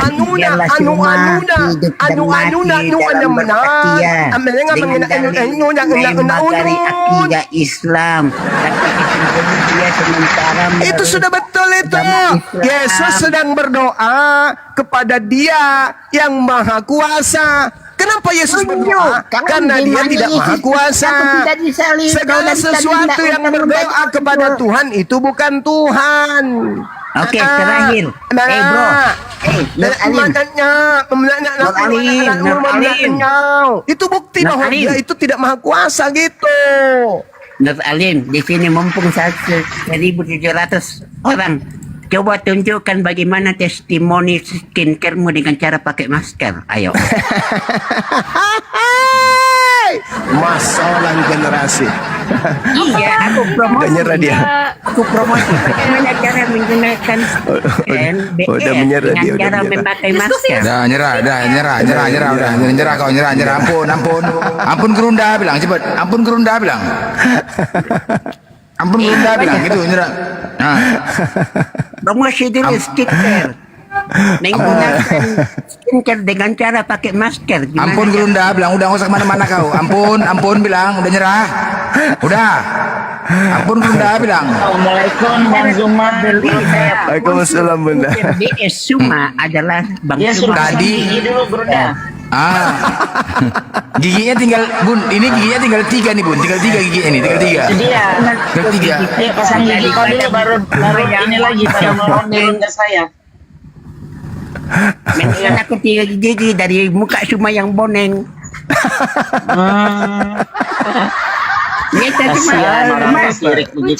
Cuma kamu boneng apa monyong? Dua-duanya Bang, dua-duanya. Dia ngaku tak. Terus bagaimana caranya beli daripada kau kayak gitu boneng? Boneng itu artis loh. Testimoni itu harus mulai dari ownernya dulu. Gimana mau laku kalau muka penjualnya sendiri rusak? Udah kinclong, Gerunda nggak perlu kau. Kinclong gimana? Dia pakai itu. Dia pakai apa namanya? Pasang gigi dulu lah baru ngomong Orang itu pakai masker mulut dan hidung, dia pakai masker matanya. Coba lihat gambarnya tuh. Benar. Iya. Matanya pakai masker. Ini nama aku Baron Alim. Aku jujurnya kau. Gimana kau tinggal sebenarnya biar aku datang bersyahadu di rumahmu? Bersyahadu. Bersyahadu. Aduh, parah. Bersyahadu gitu. Bodoh semua, aku bawa semua ke Sumatera. Waalaikumsalam warahmatullahi wabarakatuh. Ya udah om semuanya. Mudah-mudahan kau panjang umur, diberi kesempatan dan Yesus bertobat dan mengampuni Bodoh. Siapa yang mau menyembah makhluk kuburan? Bodoh. Sesungguhnya Yesus itu adalah jalan. Bodoh. Inilah manusia-manusia yang ingin mengkudeta pencipta langit dan bumi dengan melantik makhluk kuburan jadi Tuhan. Inilah. Inilah dia. Kekuatan yang paling kuat yang ingin mengkudeta kemudian Tuhan pencipta langit dan bumi adalah kekuatan Kristen. Mereka ingin menggantikan kemuliaan Tuhan dengan makhluk kuburan. Tuhan itu maha suci. Tuhan itu maha suci. Mustahil hina kayak Tuhanmu itu. Dalam Bible sama aja. Tidak. Nah itu udah. Ya terus kenapa? Kalau Yesus dalam Bible disalib enggak? Disalib. Nah itu dia ngaku, tapi katanya tadi tidak disalib. Ya udah. Dengar. Ada Yesus yang disalib, ada juga Yesus yang tidak disalib. Nah itu terserah kau yang ya memang begitu faktanya. Oke Om Blender, sampai jumpa ya. Silakan undang orang Kristen yang lain biar mencerdaskan abang semua, biar kentalnya aku ya. Jangan lupa saudara-saudaraku Islam, bukan dipaksa percaya, tapi Yesus itu adalah jalan keselamatan dan hidup kekal. Tuhan.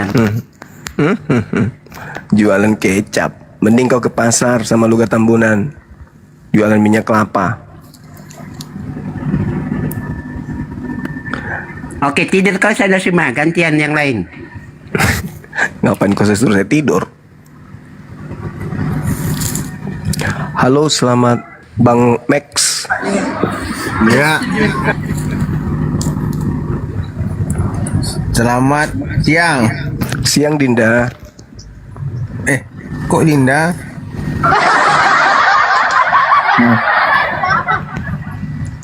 Kenapa Dinda? Abangmu ini kok Dinda kau ini, aduh. Kau cuma langsung cepat kali kau bilang Dinda, tanya lu umurnya baru Dinda. Iya. Enggak, dia selalu panggil aku Dinda dia ini. Ya udah, aku panggil adik aja lah. Adik Dinda lagi. Enggak, buka bayar dulu Kian. Berapa umur si X, berapa umur si Y? Dinda. Aku nanya dulu si Bunda ini faedahnya naik apa? Enggak mau ngomong dia, itu masalahnya. Enggak ngomong lah, diskusi aja, santai-santai aja diskusinya lah. Jangan maki-makian. Aku setiap naik ke rumah ada Bunda Mila. Bunda Mila ini fungsinya apa? Nggak ngomong. Jangan, Bunda Mila nggak boleh kita kritik orang lain. Biarkan aja suka hati hostnya itu. Oh iya. Nah, itu kan memang Dinda spender itu spender. Cerewet lain-lain memang dia ini. Kirain dia mau debat diskusi gitu. Mau juga nya Bunda ini diskusi. Kadang aku maunya diskusi sama Bunda ini. Iya sama aku nggak Jangan sama Bunda berdiskusi sama saya. Itu ngomong lagi. Ada Belum dilepas karetnya. Guru saya lah yang menghadapi. Diam aja Bunda, dan bicara. Gimana? Bunda diam aja, nanti kelihatan separuh otaknya. Dari kemarin sudah ongkong, dari kemarin memang. Sepangkoh itu bukan separuh, sepangkoh otak. Jangan terpancing bun. Ya Bunda, jangan terpancing karena itu adalah pernyataan langsung dari baginda Muhammad. Ya betul, Bunda sudah aku ya betul. Kau kursus ngomong dulu. A, B, C, D.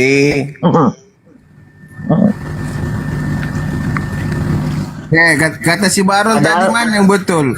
Nur Alim atau Bang Juma nama yang asli? Nama saya di sosmed untuk menyelamatkan saudara-saudara Kristen itu Bang Zuma. Kalau teman-teman organisasi di luar memanggil saya Bang Alim, itu nama saya. Nama asli, nama KTP. Ya itulah nama asliku. Siapa? Nur Alim Andi Rahim. Nur Alim Andi Rahim. Ya. Itu nama saya. Kepentingan dia pula nanya gitu ya. Apa? Cuma dekat asrama haji. Ya, Aku betul sekali. menyambungkan perkataan si Baron, kan kata tadi Nur Alim. Siapa Nur Alim? Kan jadi pertanyaan. Itu nama saya. Itu nama saya. Nama asli. Oh, yes. Nama asli. Iya. Kan nggak lucu toh kalau nanti pas saya dilantik jadi presiden baru tahu nama asliku, kan Cuma, lucu.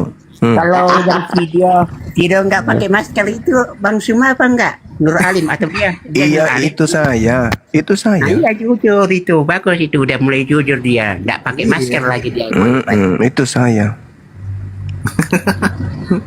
Kenapa rupanya? Nggak apa-apa itu makhluk ciptaan Allah SWT.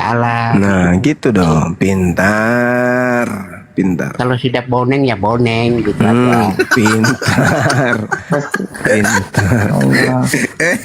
Jangan PC lah. Kita diskusi nih. Guru Indah.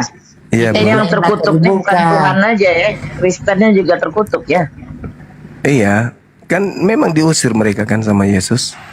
Aku mau diskusi sama Bunda dulu bisa, Bang Juma? Nggak ada Gurunda, nggak ada, aku nggak berani ngomong. Bilang aja nggak ada ilmu. Suka orang nggak mau ada ilmu. Emang kau yang bisa menentukan. Iya.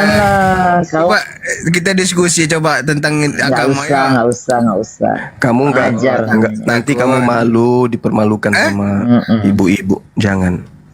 Kamu kalahnya tidak berkelas. Nggak apa-apa, kalau memang betul nggak apa-apa. Coba ya. Kalau kamu dikalahin sama ibu kan nggak enak. Oke, gini dulu, Bunda. Menurut Bunda, surga itu apa, Bunda? Surga itu tempat kebahagiaan. Kami menyebutnya Bentar dulu, jannah. Bang Juma. Aku tanya sama si Bunda. Nggak boleh. Saya ada di sini. Bunda di sini spesial cuma buat jagain Bang Zuma aja. Nggak bisa tanya saya. Surga itu jannah, tempat kembalinya manusia untuk merasakan upah dari pekerjaannya di bumi.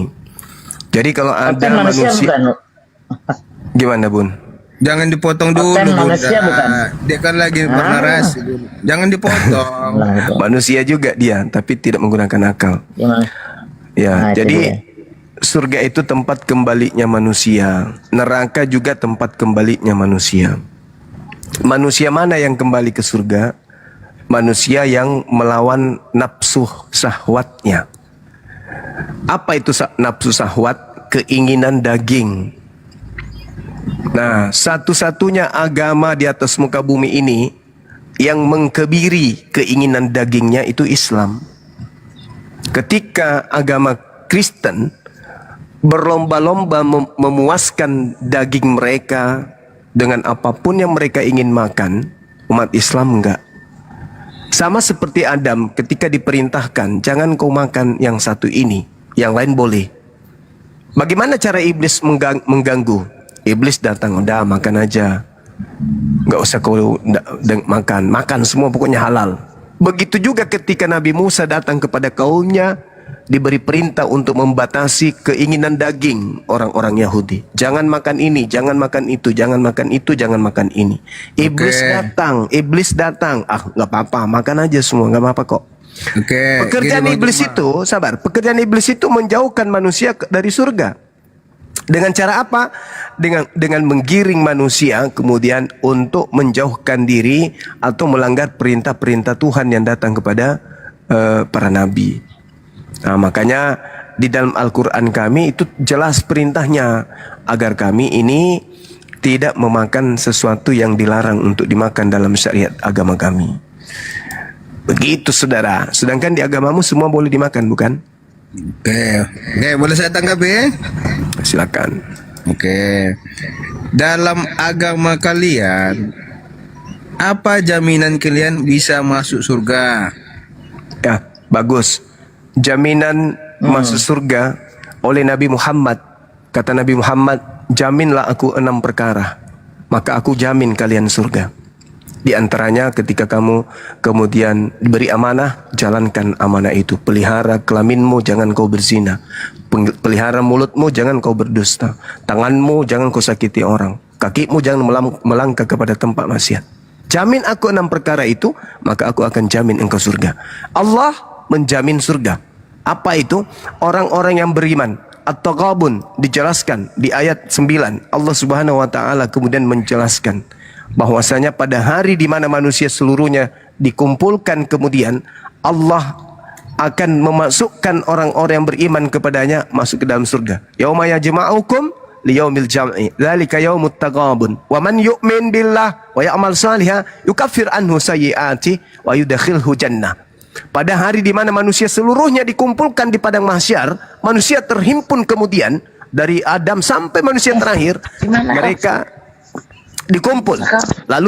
Lalu kemudian Tuhan memberikan pernyataan, siapa yang beriman kepadaku dan mengerjakan amalan kebajikan, aku akan menghapuskan dosa-dosanya dan memasukkannya ke dalam surga. Mereka kekal di dalamnya selama-lamanya. Jelas sih. Gini. Setelah kalian masuk surga, kalian apa yang kalian kerjakan di surga dan tujuan kalian ke surga mau ngapain? Surga itu tempat kebahagiaan, tempat kenikmatan. Surga itu tempat kebahagiaan, tempat kenikmatan. Semuanya. Apa yang merasa nikmat bagi manusia? Makan, minum, berzina, bersetubuh. Itu ada kenikmatan. Kenapa? Kacau. Kenapa? Kacau. Kamu menganggap persetubuhan itu hina? Astaga. Kamu menganggap persetubuhan itu hina? Kutanya dulu samamu. Jadi tujuan ke surga itu hanya itu. Loh, kok hanya itu? Tadi kan saya sudah mengatakan, orang masuk surga untuk merasakan nikmatnya menjadi manusia. Menjadi manusia itu salah satunya makan, minum, menikmati harta, menikmati bersetubuh, kemudian menikmati bersama dengan keluarga, berbahagia dengan keluarga, berkumpul dengan orang-orang yang dicintai. Bang Juma, untuk apa dia bersetubuh? Mau punya anak? Untuk apa anak di surga? Astagfirullahalazim, ya Allah ya Karim. Kutanya dulu samamu, yang menghantarkan manusia dicipta oleh Allah itu apa? Kutanya dulu samamu, manusia diciptakan oleh Allah dengan satu prinsip.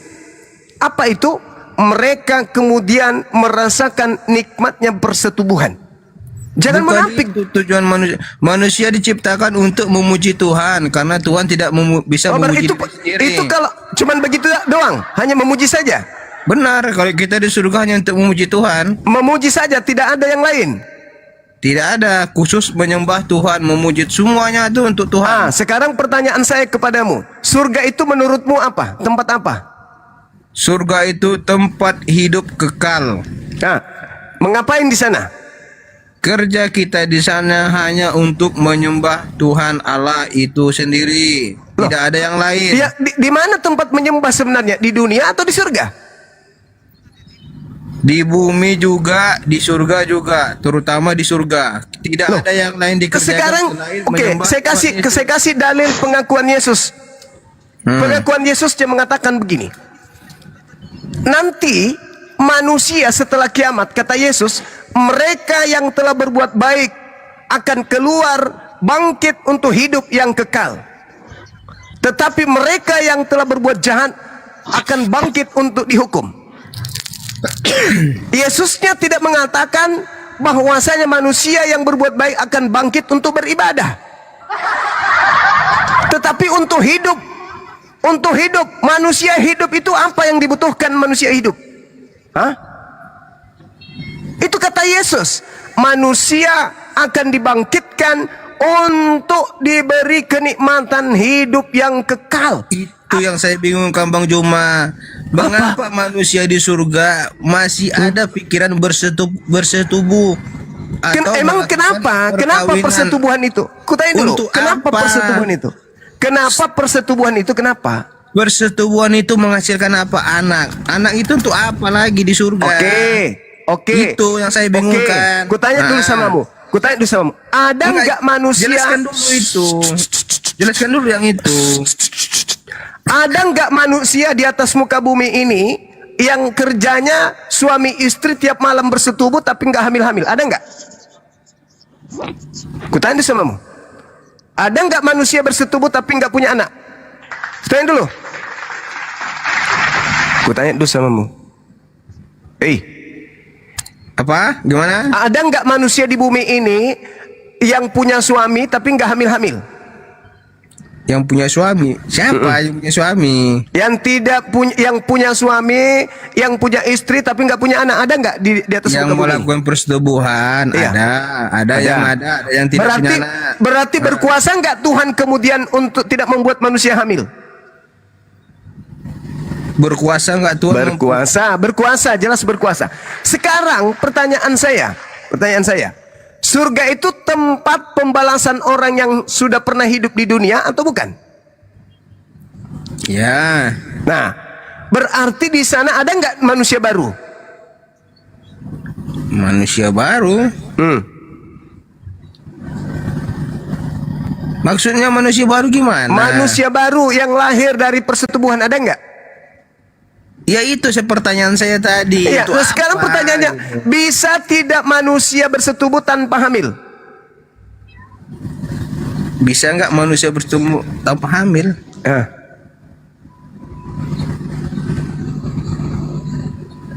Gimana masuk? Bisa nggak manusia bersetubuh?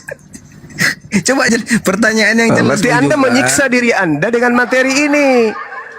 Pertanyaan Orang di saya surga tadi. di surga itu. Pertanyaan saya tadi, Bang Juma, untuk apa manusia bersetubuh di surga? Persetubuhan itu menghasilkan apa? Anak. Untuk apa ada anak di surga lagi? Itu yang saya bingungkan, gitu loh.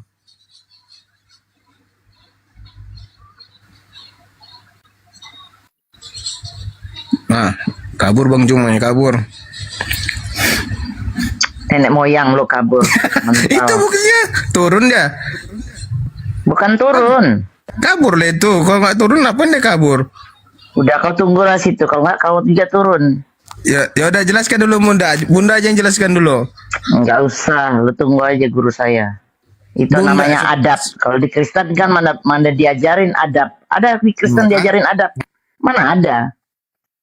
Menghina Kristen bisa. Makanya bisa. penjara penuh sama Kristen. Mana ada adab, nggak jelaskan sopan, dulu, nggak berilmu. Aduh, kacau hidup kau. Kan dulu. Cebok aja nggak ada. Ada cebok. Di blender. Blender jangan di mute. Blender. Blendernya. Coba jelaskan Bunda. Ini Oten banyak tingkah lagi ya Allah. Bunda. Kasihan gue ngeliat ini di Amerika nih saya. Di surga Sekarang ini nikmat bener. Gereja-gereja tutup. Dibangun Coba masjid. jelaskan Bunda. Melangkah Kamu surga rumah itu ada masjid. ngapain? Melangkah situ lagi ada masjid. Mana Bunda. gereja? Hancur. Dibuat tempat diskotik. Bunda, kau di surga ngapain? Coba jelaskan dulu menurut Al-Quran kalian. Bunda. Sudah 2000 berapa tahun Bang Blender? Dari sudah 5 century ya. Tuhan masih belum ketemu. Coba malu-maluin. Coba jelaskan Bunda, surga itu menurut Bunda apa? Bang Blender. Coba lihat lagi Bang Zuma mungkin udah di bawah kali.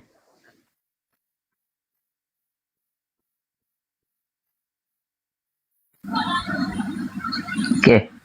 Tuh lo lihat. Namanya Oten kabur. Akun saya kena Iya, saya tahu dia bilang kabur. Nenek lo kiper. Jadi lanjut Bang Zuma. berbicara mengenai surga, itu di dalam Al-Quran kami itu adalah tempat kebahagiaan, tempat kenikmatan. Ya itu pertanyaan saya Bang Juma.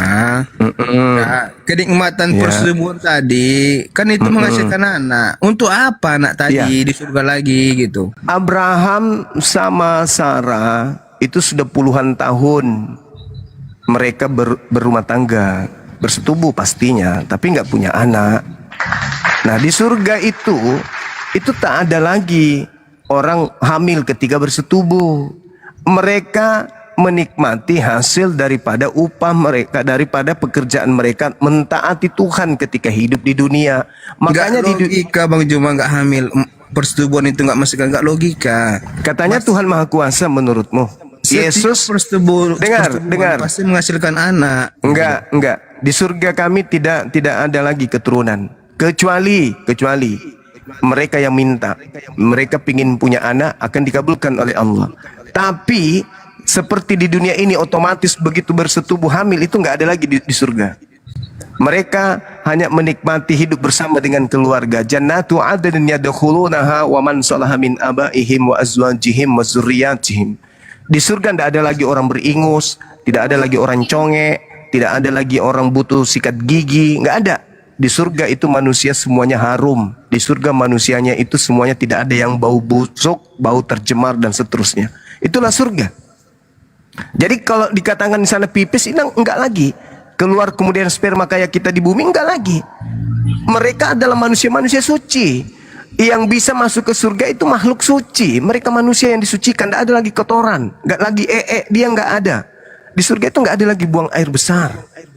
Tapi mereka kemudian diberikan kenikmatan-kenikmatan oleh Allah. Termasuk kenikmatan bersetubuh dengan pasangan-pasangan mereka. Itu kenikmatan. Jadi kalau misalnya Anda nih melihat pola di dalam agama Kristen, malaikat yang tadinya tidak pernah merasakan persetubuhan, malaikat yang tidak pernah merasakan nikmatnya makan buah-buahan, malaikat yang tidak pernah merasakan nikmatnya makan ikan panggang dan seterusnya, toh bisa kemudian membangkang, bisa melakukan sesuatu yang membuat makar. Mereka ingin mengkudeta Tuhan. Padahal mereka ini tidak pernah merasakan kenikmatan seperti layaknya manusia. Kalau dalam konsep Kristen, malaikat yang tidak pernah merasakan kenikmatan duniawi, lantas kemudian bisa memberontak kepada Tuhan. Bagaimana Kristen ketika masuk surga? Ketika Kristen masuk surga punya kelaminnya nggak pernah berdiri. Ketika kemudian Kristen masuk surga, mereka punya lambung, mereka punya mulut, mereka punya jasad, mereka punya tubuh, tapi mereka tidak lagi menikmati kenikmatan sebagai manusia. Maka mereka akan memberontak kepada Tuhan. Maka Kristen-Kristen ketika masuk surga tidak hidup layaknya manusia lagi, mereka akan berontak sehingga Kristen akan semuanya berubah menjadi setan.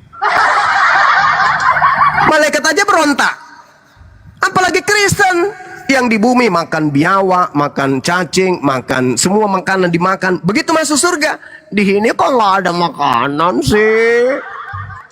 Di sini kok nggak bisa lagi sih? Ah, Tuhan bahaya ini Tuhan. Ayo, mari kita bersatu kudeta Tuhan.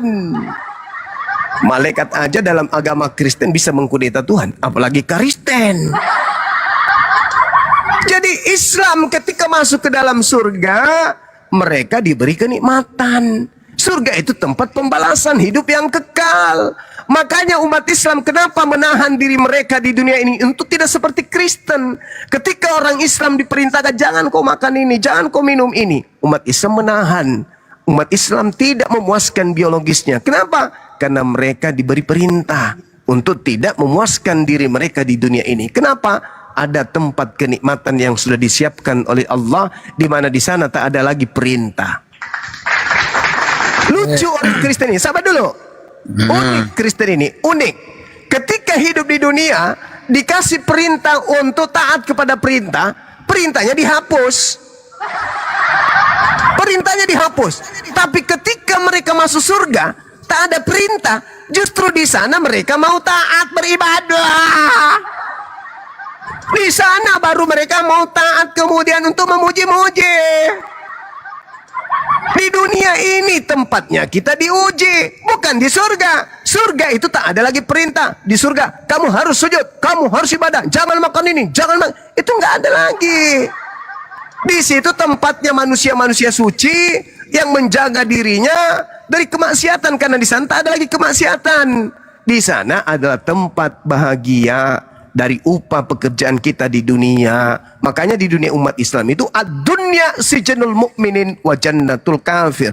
Dunia ini adalah penjara bagi orang Islam dan surga bagi orang kafir. Nanti kebalik, di kehidupan berikutnya umat Islam mendapatkan surga yang asli, kehidupan sementara Kristen terpenjara di neraka jahanam. Ini kebalik, saudara-saudara. Kemunafikannya muncul seketika. Ketika di dunia saja, di kehidupan yang sudah nyata-nyata, kau tahu kau akan mati besok. Kamu masih tidak menyembah Tuhan. Nyata-nyata kau mati besok, kamu masih membangkang pada perintah Tuhan.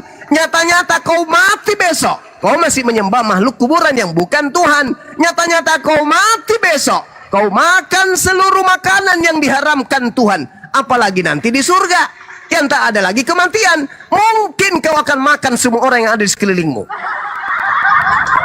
Kalau di dunia aja kalian tidak punya prosesi syarat sah nikah, laki sama laki boleh, perempuan boleh. Ini jelas-jelas besok kau akan mati aja kamu berani. Apalagi di surgamu nanti yang sudah tak ada kematian. Maka apapun kemaksiatan di sana bisa kau lakukan karena sudah ada kematian. Kami umat Islam, jelas-jelas jaminannya dalam Al-Quranul Karim. Barang siapa yang mengatakan la ilaha illallah dahalal jannah, mereka akan masuk ke dalam surga. Jelas-jelas tertulis seperti itu. Kada aflahal mu'minun, beruntunglah orang-orang mukmin, alladzina yarisuna al-firdaus hum fiha khalidun. Mereka adalah orang-orang yang mewarisi Firdaus, mereka kekal di dalamnya. Jelas-jelas ada jaminan warisan surga Firdaus. Kenapa mereka tidak melakukan kemaksiatan? Kami kan dijamin, kami kan punya warisan. Tapi kenapa masih mereka memenjarakan diri dari kemaksiatan? Tapi orang Kristen, bandingkan. Pada hari terakhir nanti banyak orang akan berseru kepadaku, Tuhan, Tuhan, Tuhan, Tuhan, Tuhan tuh. Bukankah kami bernubuat, mengusir setan, bermujizat pakai namamu? Pada saat itulah aku Yesus akan berterus terang kepada mereka, enyahlah daripadaku. Kalian semua adalah pembuat kejahatan. Aku tidak mengenal kalian. Sudah jelas-jelas aja diusir oleh Yesus, mereka masih bermaksiat. Bagaimana sekiranya Kristen ini yang mendapatkan jaminan selayaknya Islam? Wow, mungkin pesawat tempur pun mereka makan. Kantor DPR mereka telan, kantor MPR mereka telan. Kenapa? Karena sudah ada jaminan. Tak ada jaminan aja keselamatan kepada Kristen, mereka begini. Bagaimana kalau ada jaminan? Sedangkan umat Islam aja yang punya jaminan mendapatkan warisan surga Firdaus, jelas dalam Al-Quran surah Al-Mu'minun. Mereka tidak bermaksiat, yang haram-haram, yang halal-halal. Nah, coba kalian balik. Kalau kalian mendapatkan jaminan keselamatan, masih bisa kalian diamankan? Tidak bisa. Kalian akan buas sebuas-buasnya. Udah, Bang Juma. Dah, silakan. Oke. Saya bertanya tidak dijawab, penjelasannya panjang lebar tak kemana-mana. Saya tanya tadi, persetubuhan di surga tadi itu kan menghasilkan anak. Untuk apa anaknya itu? Dan saya sudah menjawab itu. Bentar dulu. Di surga tidak ada lagi orang hamil. Bentar. Dan selanjutnya, apakah daging kita ini ikut ke surga, Bang Juma? Yes, betul. Ikut ke surga. Waduh, kenapa? Karena daging ini kembali ke tanah, Bang Juma. Oke, sekarang kau baca, bisa kau bacakan saya Yohanes 5. Roh kita. Bisa kau baca Yohanes 5:29 ucapan Yesus? Coba jelaskan yang tadi Bang Juma dulu. Untuk Enggak. Kau baca dulu Yohanes 5:29. Oke, bentar ya. Ya. Bentar. Yohanes berapa tadi Bang Juma? 5:29. Yohanes 5 ayat 29. Saya baca ya. Iya. Dan mereka yang telah berbuat baik akan keluar dan bangkit untuk hidup yang kekal. Tetapi mereka yang telah berbuat jahat akan bangkit untuk dihukum. Terus apa? Yang bangkit ini apa? Yang bangkit apa? Yang bangkit roh Bang Juma. Yang berbuat baik apa? Yang berbuat baik apa? Kalau daging ini kembali ke tanah. Yang berbuat baik, yang telah berbuat baik ini apa? Gimana? Yang berbuat baik mereka ini? Yang telah berbuat baik. Yang berbuat baik ini siapa? Roh saja atau daging juga? Betul, ada daging juga. Cuma dikatakan daging itu tidak akan masuk ke dalam surga. Daging itu kembali ke tanah, Bang Juma. Oke, saya bacakan dalil kitabmu.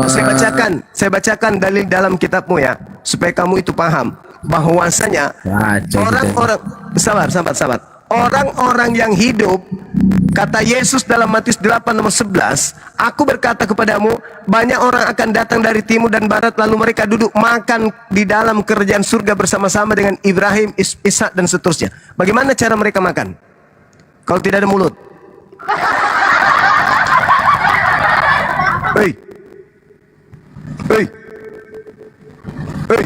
Jangan di-mute. Bagaimana cara mereka makan kalau mereka tidak punya mulut? Di mana dalilnya kayak gitu? Matius 8:11. Bentar, udah buka ya. Ya. Matius 11. Matius 8:11. Pokoknya kau balik-balik pula kau. Sabar. Kok Oke bang, saya baca ya. Baca. Aku berkata kepadamu, banyak orang akan datang dari timur dan barat dan duduk makan bersama-sama dengan Abraham, Ishak dan Yakub di dalam kerajaan. Di mana dikatakan makan dari mulut di sini? Jadi makan pakai apa? Lubang pantat. Iya pakai mulut, maksudnya dari mana pernyataan Bang Juma tadi? Coba. Duduk makan bersama-sama. Duduk makan bersama-sama. Dia duduk pakai apa? Tadi loh, yang pertama. Dia duduk pakai apa? Duduk pakai pantat. Nah, berarti kamu bangkit dari kubur, pantatmu aja yang bangkit. Ciut. Astagfirullahaladzim, ya Allah ya Karim. Dengarkan ya, dalam Al-Quran, ketika orang-orang kafir bertanya, sama pertanyaanmu. Al-Quran surah Yasin. Wadaraba lana mahtalau wa nafi halqa. Ketika orang-orang kafir itu mengatakan, apa mungkin tulang belulang yang sudah hancur kayak begini bisa bangkit kembali? Apa kata Allah? Jangankan yang tulang belulang, kalian itu dari tidak ada menjadi ada kubuat. Apalagi kalau sudah ada tulang belulangnya. Saya kasih kamu data di dalam, sabar dulu. Saya sabar dulu. Yehezkiel 37. Bacakan samamu ya. Lalu kekuasaan Tuhan meliputi aku, dan Tuhan membawa aku keluar dengan perantaraan rohnya, dan menempatkan aku di tengah-tengah lembah, dan lembah itu penuh dengan tulang-tulang. Tuhan membawa aku melihat tulang-tulang itu berkeliling-keliling, dan sungguh amat banyak bertaburan di lembah itu. Lihat tulang-tulang itu amat kering. Lalu Tuhan berfirman kepadaku, hai anak manusia, dapatkah tulang-tulang ini dihidupkan kembali? Aku menjawab, ya Tuhan Elohim, engkaulah yang mengetahuinya. Lalu firman-Nya kepadaku, bernubuatlah mengenai tulang-tulang ini. Katakanlah kepadanya, hai tulang-tulang yang kering, dengarlah firman Tuhan.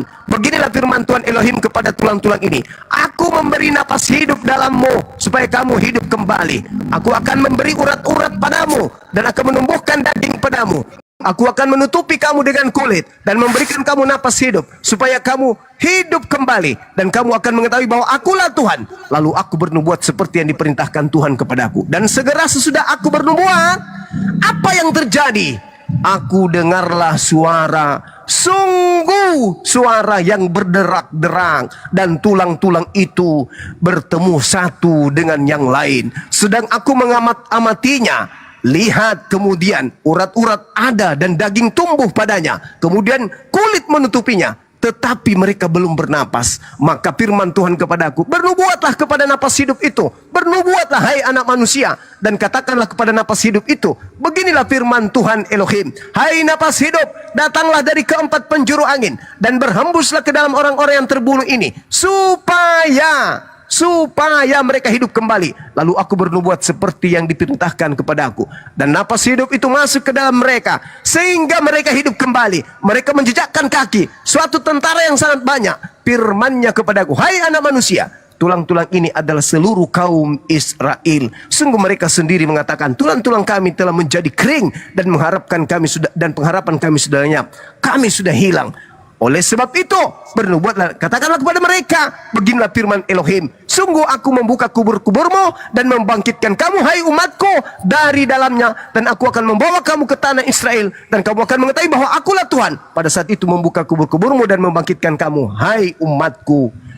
Lalu aku Tuhan memberikan rohku ke dalammu, sehingga kamu hidup kembali, dan aku akan biarkan kamu tinggal di tanahmu, dan kamu akan mengetahui bahwa aku Tuhan yang mengatakannya dan membuatnya. Demikianlah firman Tuhan. Itu kebangkitan Israel, atau Israel yang kedua, atau Israel baru. Paham sampai sini? sama seperti Al-Quran surah Yasin. Manusia yang hanya tinggal tulang belulang akan kembali dibungkus dan akan kembali untuk dibangkitkan, untuk dimintai dan diberikan kemudian balasan dari apa yang mereka kerjakan ketika hidup di dunia. Sekarang kalau kamu sudah membaca Yehezkiel, orang bangkit dengan lengkap alat-alat yang ada dalam tubuhnya, maka benarlah kata Yesus bahwa nanti dari timur sampai barat orang akan duduk makan bersama-sama dengan Abraham, Ishak dan Yakub dalam kerajaan surga. Bahkan Anda membaca dalam kitab Wahyu Anda sendiri, Yesusnya di hari perkawinan anak domba tiba dan pengantinnya telah siap sedia.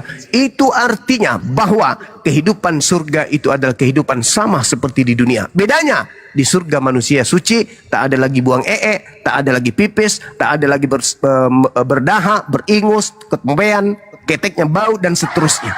Tetapi sebagai unsur kemanusiaan, laki perempuan masih diciptakan sama, maka tentu kebutuhan itu akan tetap ada. Itulah kenikmatan yang diterima oleh penghuni surga. Bukan siksaan, dibangkitkan dengan kelamin, tapi cuma saling lihat-lihat aja.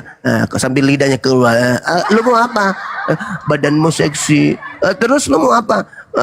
Ya seperti biasa waktu kita di dunia. Tapi di sini nggak boleh. Gimana dong? Kita dipensiunkan. Gimana ini? Untuk apa ini si Uco ini? Tebas aja kalau gitu. Maka mereka akan berbondong-bondong meronta. Hai Tuhan, mengapa kau menyiksa kami? Kau menciptakan tangan untuk memegang, menciptakan kaki kami untuk melangkah, mata untuk melihat, mulut untuk bicara, tetapi si Uco untuk apa? Udah, jangan premi panjang-panjang, gantian. Oke. Di dalam tadi Bang Juma bilang dalam ajaran kalian yang naik ke surga itu adalah daging dan roh, kedua-duanya. Kalau kami beda, makanya surga kita beda. Kenapa begitu? Buka dalam Kejadian 3 ayat 19. Oke, kita buka Kejadian. Baik. Kejadian 3 ayat 19. Kitabnya Yahudi nih ya. Ya. Oke. Nah, apa yang ingin kau jual di sana? Saya baca atau kamu yang baca? Kamulah yang baca. Oke. Dengan berpeluh engkau akan mencari makananmu sampai engkau kembali lagi menjadi tanah. Karena dari situlah engkau diambil. Betul kan? Kita dari tanah. Sebab engkau debu dan engkau akan kembali menjadi debu. Bukan kita ke surga. Oke, dalam pengkhotbah lagi buka Bang Juma biar lebih jelas. Itu selesaikan dulu. Buka lagi. Iya. Tunggu. Jangan kau ambil coba-coba. Gantian dong narasi Bang Juma, gantian. Astaga. Kau selesaikan kamu ini panjang dulu. lebar tadi ngomong. Kamu selesaikan dulu. Kamu selesaikan yang tadi. Selesaikan yang tadi dulu. Selesaikan Kejadian 3 itu. Ada nggak di situ berbicara mengenai kebangkitan? Iya, tenang dulu. Enggak, aku tanya dulu. Di situ sudah bicara kebangkitan atau enggak? Buka lagi 12 ayat 12 ayat 7. Inilah kalau menyembah makhluk yang keluar dari kubur. Gantian loh, gantian. Kejadian 3 itu membahas kebangkitan atau tidak? Dalam berpengaruh ini karena kembali lagi menjadi tanah. Sebab engkau kembali lagi menjadi tanah. Mana bicara kebangkitannya di situ mana? Engkau kembali lagi menjadi tanah. Debu. Menjadi debu. Karena dari situlah engkau diambil. Oke. Sekarang itu berbicara kebangkitan. Kembali menjadi debu. Bukan daging kita naik ke surga. Bukan roh. Nah, coba kau tunjukkan di mana dalil jelasnya. Kita buka lagi pengkhotbah 12 Kejadian 3 selesaikan dulu. Iya, nanti Kejadian 3 di situ bicara kebangkitan atau enggak? Kasih saya bernarasi dulu Bang Juma. Enggak, aku kan bertanya sama kamu. Kau harus mempertanggungjawabkan. Ketika kau mencomot dalil, nanti dulu, saya minta apakah Kejadian 3 di situ berbicara kebangkitan atau itu kematian? Astaga Bang Juma. Itu kematian atau kebangkitan? Gantian loh bernarasi, gantian. Kamu udah panjang lebar tadi lo cerita ini kesana, pertanyaan kesana. Ini setelah saya bertanya, kamu terangkan lagi. Kejadian 3 itu bicara kematian saja atau juga ikut dengan kebangkitannya? Yang mana? Kejadian 3 ini. Iya, kebangkitannya. Mana kebangkitannya situ coba? Kematiannya. Kematian. Kebangkitan mana? Mana di Kejadian 3 baca sampai engkau kembali lagi menjadi tanah. Itu menceritakan apa? Kematian kan? Nah, bangkitnya.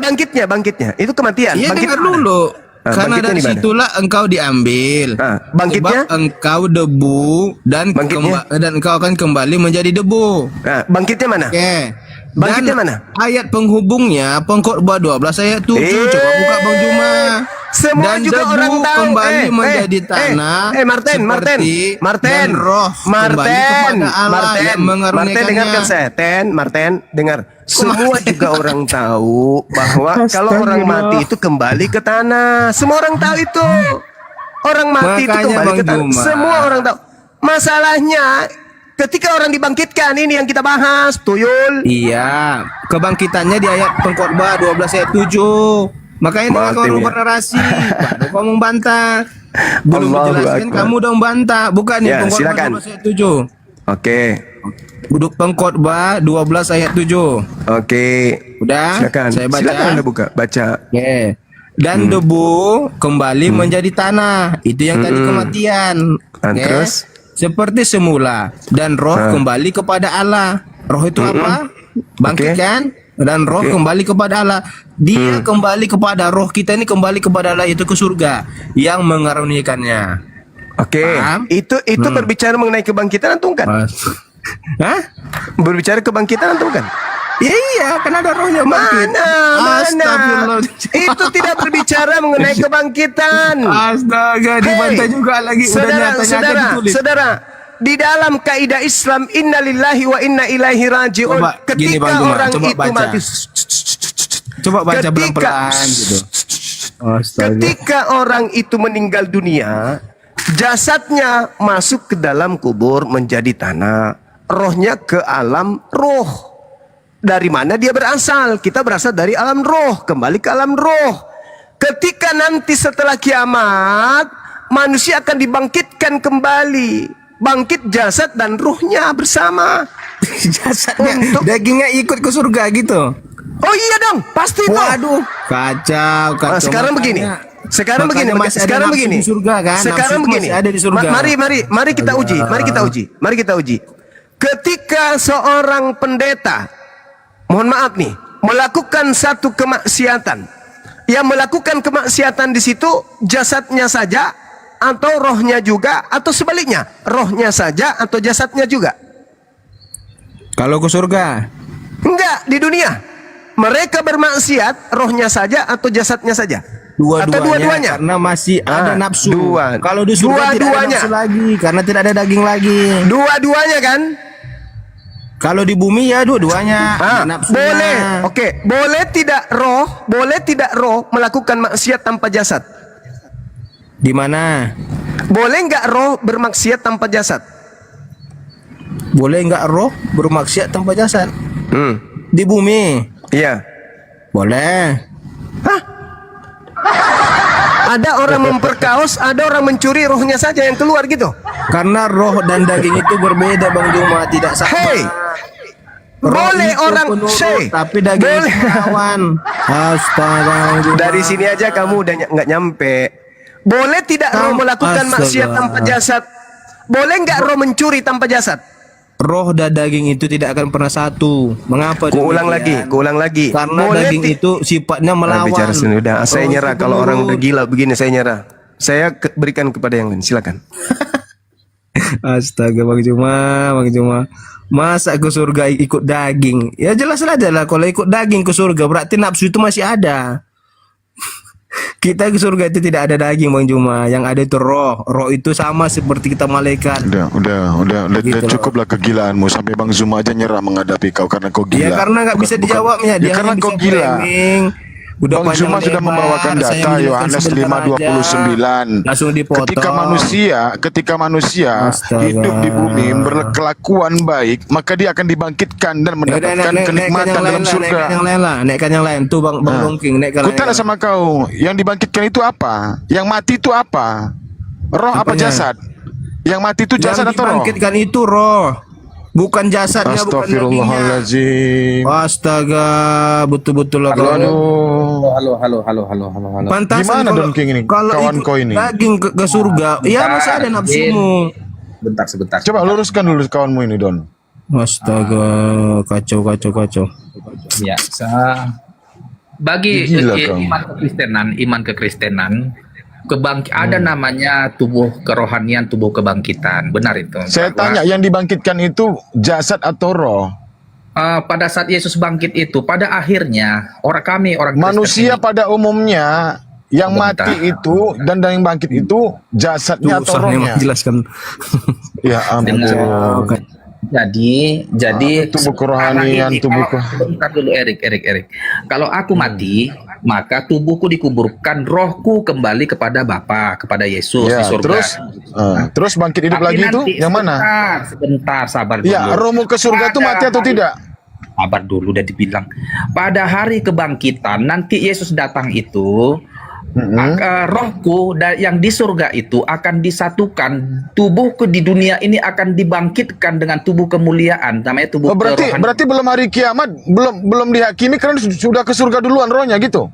Apa Tubuh ini? kami, sebentar. Lu sama Kan gila juga nih Bang Juma ini si Don King. Sama-sama gila juga orang ini ternyata. Di sinilah. Jadi apologi orang ini. Kristen meninggal di dunia. Sekarang ginilah Erik ya, kau yang nerangkan, kau yang jasad menerangkan dikubur, iman roh kekristenan. kembali ke surga. Enak kali kalian begitu. Kau nanya atau kayak mana? Karena dijawab ketawa. Enggak, Anda sama gilanya sama si Max. Begini, kan kau tanya tadi, kayak mana Dongking? Jawaban si Max ini, aku Ya. luruskan sesuai. Pertanyaan dengan iman. saya, yang Apa dimatikan, yang mati itu jasad atau roh? Yang dimatikan, ini tubuh binasanya ini yang menjadi tanah itu. Iya, pertanyaan saya, yang mati itu, yang tidak bergerak, yang kaku itu, yang ditanam itu jasad atau roh? Ya jasadnya lah. Jasad. Lalu dibangkitkan jasad atau roh? Tubuh baru. Tubuh baru. Ya, Iya. ya artinya jasad kan? Jasad, benar. Ada tubuh Jasad, baru. Tubuh jasad. baru yang ada Ya daging sudah. dan tulang. Sebentar dulu Erik, ada daging dan tulang. Bang Zuma tadi sudah baca kitab Yeskiel 37 sampai tuntas perkara Benar. orang yang dibangkitkan. Betul. Itu Apalagi sebenarnya. kurang apalagi. Nah, Dengar, kemudian kawan. orang tersebut yang Jadi, dibangkitkan itulah yang akan merasakan kenikmatan dan yang merasakan namanya ada. Jadi kau yang lebih pintar masalah kitab orang lain. Kami yang punya kitab, jadi kau gurunya. Masalahnya gini kan nih. nggak paham gitu. Bukan, kok kena gini aja lah. Pendeta ngajari Al-Quran, Ustadz ngajari Alkitab, gitu aja lah. Apa kaidahnya? Apa ilmunya mengajarkan Sekarang Al-Quran? Apa ilmunya pendeta itu mengajarkan Al-Quran? Ya udah dibaca-baca aja terjemahan itu. Sama juga seperti Ya, kau. kan? Apa ilmu? Sama juga seperti kau Erik. Apa ilmumu ngajari aku Alkitab? Ya, saya tanya, Bible itu ilmunya apa-apa saja yang perlu Sekarang dikuasai? Erik, apalah dasar ilmu pendidikanmu sehingga kau ngajari aku Alkitab? Loh, saya punya akal. Saya bisa membaca. Punya akal. Saya punya Anak ilmu SD kelas, membacanya. dengar Erik, SD kelas 2 pun punya akal, tapi nggak pada Oke. bidangnya. Ya, kalau anak SD membaca Yesus itu adalah utusan, Jadi sekarang begini, Gimana? itu kan kitab kami yang sudah ada punya standar kami terhadap Alkitab itu. blender maju blend. Udah gila orang udah mau juga males. Jadi Ustadz yang mengajari Bibel kan udah gila. Makanya Indonesia ini kacau balau. Ustadz menerangkan Bibel kan udah gila.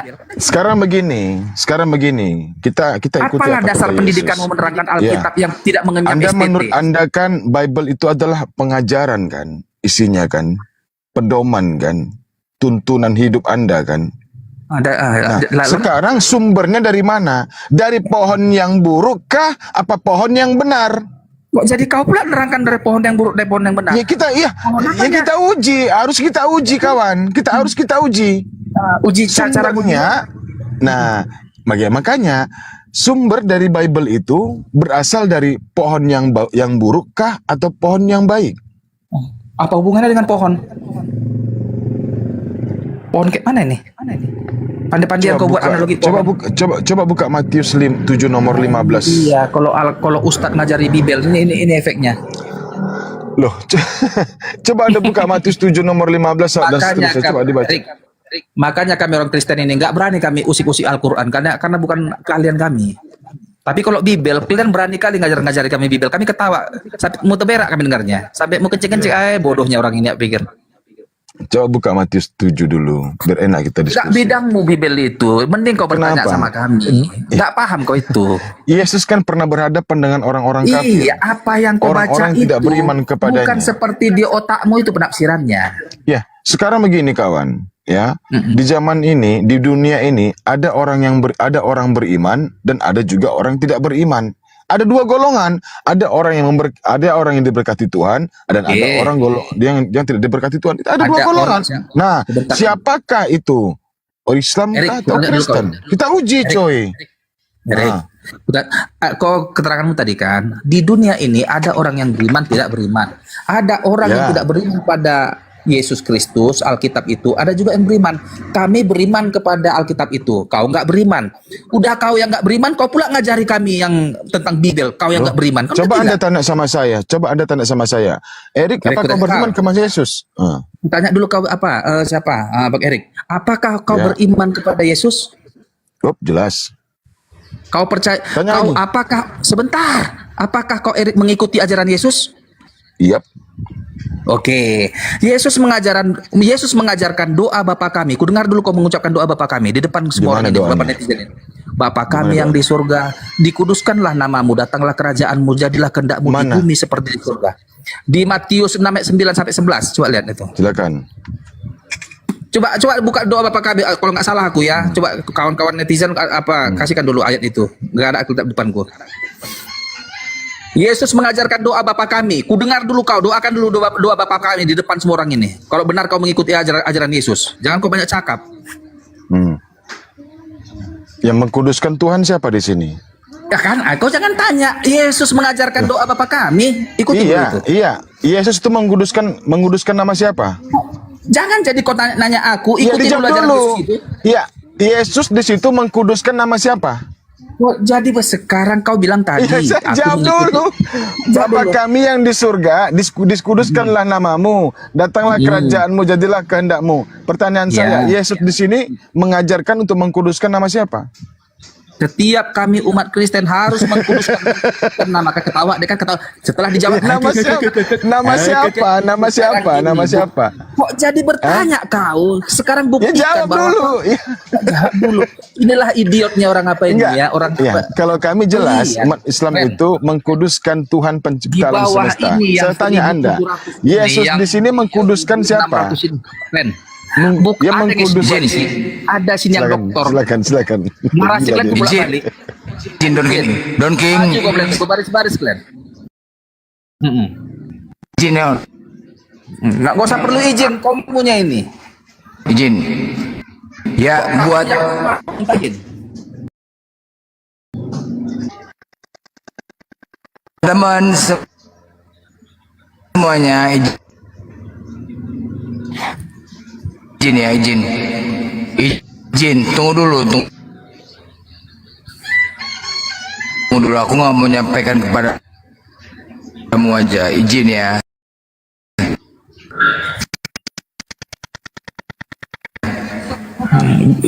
Kayak blender inilah kualitas. Aku enggak. Si Erik. Yang kau Mau pikirnya kau ngomong pintar. sama Di kalangan Musa. netizen ininya kau pintar. Santailah. Sama kliennya si Jume. Sama kan tukiknya ini. Nggak bisa di-mute nih. Hah? Mute Don King nih. Aku nggak mau bicara sama kau Don King. Aku mau menyapa dulu. Bukan mau diskusi sama kau. Gila kau nih ya. Ya udah sampaikan lah. Aku bukan mau diskusi. Ya udah diam lah. Ya kau diam lah kau bicara. Ngapain kau bicara? Udah kau bang, izin sampaikan aja. Ribut kali pun kau sampaikan aja. Loh kenapa kau kepanasan kau? Lucu kau nih lah. Aneh kau. Aku cuma mau menyapa kok lu. Bukan kau menyapa, bau kau, bau babi kau, malas menyapa kau, tau kau. Ya, karena apa? Karena kita umat Nabi Muhammad, ya. Nabi Muhammad diutus oleh Allah bukan membawa pedang, tetapi membawa rahmat bagi seluruh alam. Itu yang pertama. Ya. Jadi dengan adanya Nabi Muhammad, makanya kita menyampaikan kebenaran kepada mereka, mengikuti ajaran Nabi Muhammad sunnahnya. Karena adanya Nabi Muhammad, makanya kita bertoleransi kepada mereka, sangat bertoleransi. Dan mereka bisa suka-suka hati di depan orang-orang mayoritas. Itu fakta. Dan kemudian juga buat teman-temannya semuanya yang di YouTube, saya mau menyapa terima kasih untuk saling didukung ya teman-teman ya. Bang Blender Account, M Januari, Bunda Mila Amrik channel, Hijrah Khadijah, Bang Zulkifli M Abbas, dan Natali Iriani. Buat teman-teman terima kasih untuk selalu mendukung ya. Terus kemudian ya, oten-oten, kalian mohon jangan baper. Mohon kalau diskusi jangan baper, oke? Kalian hanya diminta dua pilihan ini. Tunggu, Dongking, sebentar. Kalian sebenarnya kami kasih dua pilihan, oke? Doktrin kalian itu ketampol oleh Bible kalian sendiri. Oke?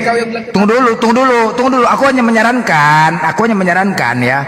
Doktrin kalian ketampol dengan kitab kalian sendiri. Jadi saranku, pilih salah satu. Karena apa? Karena tunggu dulu. Pilih salah satu. Udah Don King, kalau nggak turun aja lah Don King, turun aja kau. Kita di sini mau mencerdaskan Don King, bukan mau ribut-ribut. Kalau kalian gini, aku cuma ngasih saran, bagus nggak usah diskusi daripada kita ribut-ribut, saling menghujat, akhirnya nanti terprovokasi dengan yang lain. Janganlah, ya. Bang Zuma itu dia menguasai kitab orang, tidak boleh sembarang loh. Harus dia kuasain, karena apa? Membahas agama lain, nggak boleh sembarangan. Makanya ditanya siapapun berani Bang Zuma kepada siapapun berani menantang, pendeta segala macam. Makanya kalian itu cuma dua pilihan, doktrin atau kitab. Nah, lepaskan doktrin kalian, ikuti kitab, atau lepaskan kitab, ikutin doktrin. Cuma itu pilihan, bos. Jangan kalian dadukan. Jangan kalian satukan ini. Jangan kalian satukan antara doktrin dan kitab. Jangan kalian satukan. Lepaskan salah satu kalau mau diskusi. Kalau enggak usah kalian tinggalkan komal ini. Tinggalkan. Tinggal kalian kasih pilihan. Lepaskan kitab, ikutin doktrin. Jadi ketika kalian ikutin doktrin, apa isi kitab itu pun, walaupun Yesus bukan Tuhan, tertulis di situ Yesus bukan Tuhan, walaupun di situ jelas datanya memojokkan kalian, nggak peduli kalian. Tetap Yesus Tuhan, nggak peduli. Imani. Nah, itu lepaskan kitab. Ya, itu kalau melepaskan kitab. Tapi ikutin doktrin. Tapi kalau kalian mau lepaskan doktrin, ikutin kitab. Apa yang tertulis, itulah ikutin. Karena Yesus mengatakan, jangan kau menambahi dan mengurangi firman Tuhan, sebab tertulis. Ikutin apa yang tertulis. Jelas. Jangan bawa doktrin, ribut kita. Kalau kalian bawa doktrin kalian, ribut kita. Karena kami menunjukkan, membaca apa yang tertulis. Justru kalian mempelintir-pelintir kitab kalian. Marahlah kami. Enggak saja. Jadi tolong ya, kalau kalian diskusi, lebih bagus kita nggak usah diskusi, Oten. Lebih bagus nggak usah diskusi. Lepaskan doktrin kalian, ikuti kitab, atau tinggalkan, atau lepaskan kitab, ikutin doktrin. Mau apapun isi kitab itu, silakan diskusi. Mau apapun isi kitab itu, ya udah imani. Ya udah tinggalkan doktrin, tinggalkan kitab. Cuman itu aja kok, dua pilihan aja. Ya, paham ya? Kau Don King, kau jangan ngamuk. Inilah kayak tadi kan. Karena apa? Karena kau bawa doktrin bersama kitabmu ketampol. Jadi ribut ini jadinya. Nggak bisa, negatif positif nggak bisa gabung. Paham ya? Nggak bisa. Kau harus pilih salah satu Don King. Makanya ujungnya ngamuk, ribut, nggak terima kau isi kitabmu, nggak terima. Akhirnya apa?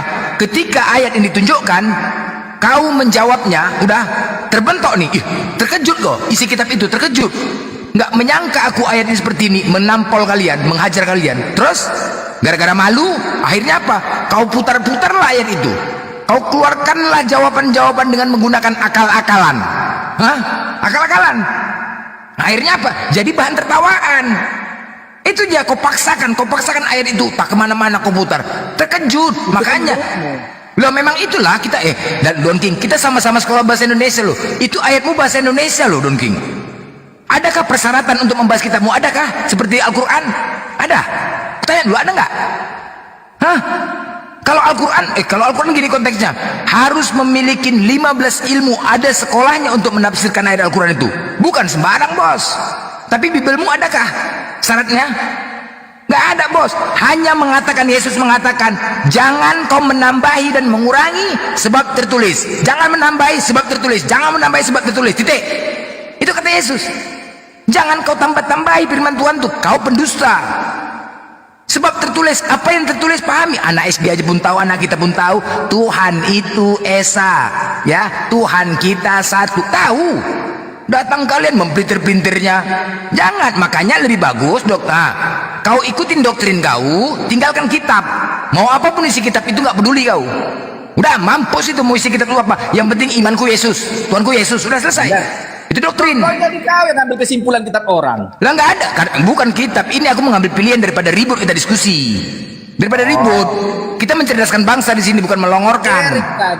Eriknya tadi katanya aku pengikut Yesus. Ucapkanlah doa Bapa kami kalau yang betul kau mengikuti ajaran Yesus. Nggak mau dia jadi nanya. Bukan ke situ poinnya. Bukan ke situ poinnya. Gini loh. Ini, jangan abu-abu si Erik ini. Bukan, aku kan hanya memberikan saran Don King ya. Sebelum, tolong memberikan saran. Lebih bagus kau nggak usah naik diskusi Don King, nggak usah naik diskusi. Kalau kau bawa dua-duanya, doktrin sama kitab, nggak bisa. Kitabmu itu musuhmu kalau doktrin kau bawa. Iya, kitabmu itu musuhmu kalau doktrin kau bawa. Makanya pilih salah satu. Kau ikutin doktrin, lepaskan kitab. Kalau kamu diskusi, silakan diskusi kau. Tapi apapun isi kitab itu, ya udah santai aja, gak usah marah-marah kau. Gak usah marah-marah, kau terima aja. Ya udah. Itu aja. Jangan kau putar-putar lagi ayat itu, jangan. Marahlah kita. Bang Juma kan mempelajarinya bukan sembarang. Kitab orang lain. Ada sekolahnya juga untuk mempelajari itu. Kitab orang ini. Kalau salah-salah Bang Juma menyampaikannya, kalian kan wajib marah. Karena salah maka kami marah. Di mana salahnya? Ngarang aja kau nih. Contoh, aku kasih contoh ya Blender ya. Si Juma mengatakan yang bangkit dari kubur itu iblis. Kok ada datanya? Ada datanya kok, lucu kok nih. Si Juma menyimpulkan kitab orang ada lain. Enggak ada menyimpulkan, ada data tertulis kok. Ada tertulis. Di mana katanya iblis? Di mana? Itu kan penafsiran Juma. Enggak ada, karena gini loh. Karena terkejut kau. Iblis, terkejut kau, nggak terima kau sebenarnya. Nah itulah. Marah. Nah, marah kan? Padahal itu faktanya loh. Karena Juma itu menyimpulkan kitab lo nggak mungkin. Karena Juma menyimpulkan kitab orang lain. Bukan menyimpulkan Ada nggak? Gini sekarang gini loh. Ada nggak persyaratan untuk membahas kitab kalian itu menafsirkan? Ada nggak syarat-syarat utamanya? Ada nggak? Ada nggak? Gini, biar aku tahu. Sekolah minggu tidak boleh guru sekolah minggu menerangkan ayat itu tanpa sermon. Sermon apa? Sermon. Ini dia harus sermon dulu dengan pendeta. Pendeta yang akan menerangkan ayat itu baru disampaikan guru sekolah minggu kepada anak kecil-kecil ini. Pendeta kalian pun berserak. Apanya kalian ini banyak kali cerita? Apa? Gue bilang, ayo kita buktikan yuk. Ayo kita buktikan di seluruh pendeta yuk. Seluruh pendeta nih ya.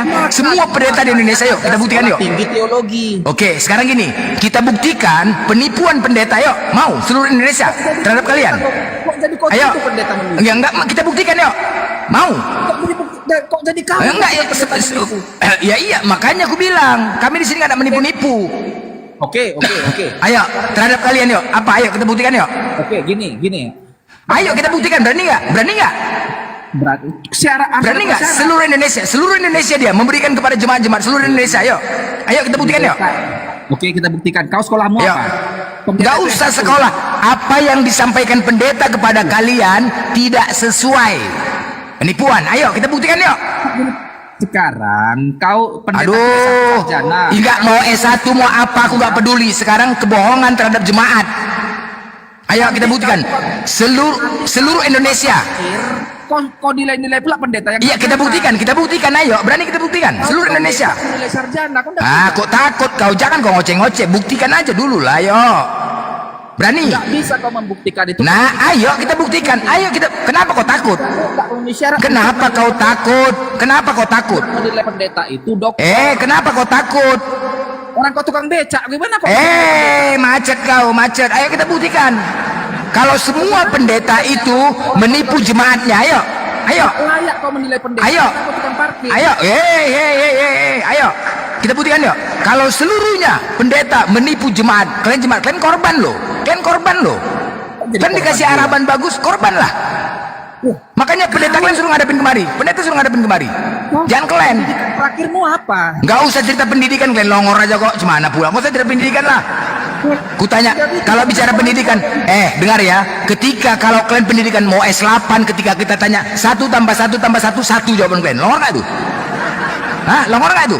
1 tambah 1 tambah 1, 1. Mau kalian sarjana tinggi pun, kalau sudah menghitung 1 tambah 1 tambah 1, 1 jawaban kalian. Longor nggak? Longor. Banyak kali cerita, mau cemana pun juga. Itulah bukti kelongoran. Nggak usah kau cerita dari sarjana. Kalau dalam hal itu, udah pasti kita buktikan. Menemukan bom atom semua ini, bom apa yang... Bukan ke situ, bukan ke situ, bos. Bukan ke situ, bukan. Kau dengar ya? Kau dengar? Oke, Don King, sebentar. Kau dengar, kau dengar. Diam kau, diam. Bukti kelongoran ini, diam ya. Aku pernah udah datang ke rumahnya orang Kristen, udah menjenguk. Itu menengok mobilnya mau dijual, udah di terasnya lah, aku di teras depannya itu kan. Jadi ku perhatikan anaknya nih, anak yang perempuan, ya kan, sama mamanya di dalam. Sambil duduk aku di teras depan rumahnya, teras. Dengarlah. Nah, ada PR-mu, nak. Ada, mak. Ya, buka lah, nak, biar mama kita kerjakan, nak. PR-mu. Apa PR-mu? Matematika, nak. Matematika, mak. Ya, biar mama bantu buka, nak. Buka. Nanti biar di konten dibuka lah. Udah, mamanya nih sama anaknya. Sambil ngomong, ya kan, ini orang Kristen nih, sambil bicara gitu. Oh, sebelum kita buka, nak, mama tanya dulu kok, nak, ya, tentang Tuhan kita, nak. Apakah Yesus itu Tuhan, nakku? Tuhan, mak. Apakah Bapa Tuhan, nakku? Tuhan. Apakah Roh Kudus Tuhan, nakku? Tuhan, mak. Jadi berapa Tuhan kita, nak? 3, mak. Salah, nak, salah, satu. Loh, salah itu, nak, salah. 1 Tuhan kita, nak, 1 bukan 3 katanya. Loh, cemananya mama ini, kata anaknya masih SD kelas 5. Cemananya mama ini nggak sekolah, aku rasa mama ya. Enggak, nak, 1 Tuhan kita, nak, Tuhan Yesus Tuhan kita, nak, katanya. Tuhan Yesus, katanya. Loh, tadi mama bertanya apa, mak? Iya, mama tanya itu 3 dalam 1, nak, 3 dalam. Loh, mama ini nggak sekolah, aku rasa mama, katanya. Mama ulang ya, nak, ulang, mama ulang. Oke. Apakah Yesus Tuhan, nakku? Tuhan, mak. Apakah Bapa Tuhan, nakku? Tuhan. Apakah Roh Kudus Tuhan, nakku? Tuhan. Nah, jadi berapa, nak? 1. 3, nak. Hah, kok 3? 1, nakku, 1. Ya. 1, nakku, nggak boleh pantang gitu, pantang. 1 Tuhan Yesus kita, nak. 1 Tuhan Yesus. Ya, mama ini nggak sekolah. Coba lah, masih kecil saja sudah diajari kebodohan. Untung anaknya pintar, aku dengar nih. Ya, coba mama, aku tes mama ya. Mama kayaknya nggak sekolah ini, mak. Nah, coba mama jawab. Mak, apakah kucing itu hewan? Hewan. Apakah burung itu hewan, mak? Hewan. Apakah singa hewan? Hewan. Jadi berapa hewan, mak? 3. Nah, pinternya mama 3 hewan, mak. Pinter mama 3 hewan. Apa bedanya aku tadi menjawab pertanyaan mama itu? Tapi beda, nak. Tuhan kita bukan hewan, nak, bukan hewan. Aduh. Coba, itulah. Itu artinya sudah didoktrin kebodohan dari kecil kalian. Coba, anak yang masih polos, masih lugu, yang pintar sudah diajarkan kebodohan. Jangan kau bicara iman, memang kalau bicara ilmu lain oke lah, tapi kalau berbicara iman, longor kalau berbicara iman. Itu fakta, bos. Kayak gitulah. Enggak aja. 3 apa bedanya itu? Hewan. Kecuali dia menjawabnya Tuhan, hutan, hantu. Boleh 1 Tuhan. Ini Tuhan. Ya 3 lah Tuhannya. Ya kan? Ya 3 Tuhannya. Enggak usah kau berbicara pintar. Enggak. Makanya aku bilang, lepaskan doktrin kalian. Gara-gara doktrin. Ayo kita buktikan. Kalau pendeta itu menipu kalian sebagai jemaat. Ayo. Aku berani loh. Berani. Ayo, kita buktikan yuk. Seluruh Indonesia, berani? Itu aja, coba perhatikan dulu. Apa hukum kasih? Coba kau, kutanya, kita buktikan ya. Hukum yang terutama itu hukum apa? Apa yang terutama? Max, coba kau jawab. Hukum yang terutama apa? Kasih. Coba jawab.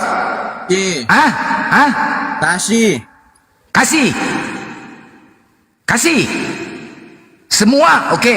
Ketika ditanya seluruh umat Kristen, pasti menjawab, kasihilah Tuhanmu. Benar?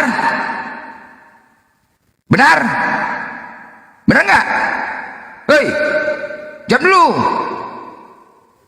dulu lah. Kenapa main kalian? Hah? Jawab dulu. Macet kan? Ini bukti penipuan sama kalian. Ini bukti seluruh pendeta. Enggak, kau tanya dulu. Tapi kau bertanya. Iya, aku bertanya sama kau. Seluruh Indonesia. Enggak, tunggu dulu. Seluruh Indonesia ya semuanya ketika pendeta bertanya kepada jemaatnya, hukum yang terutama ialah kasihlah Tuhan Allahmu. Benar ya? Benar enggak? Seluruh Indonesia nggak tuh? Ketika ditanya. Iya.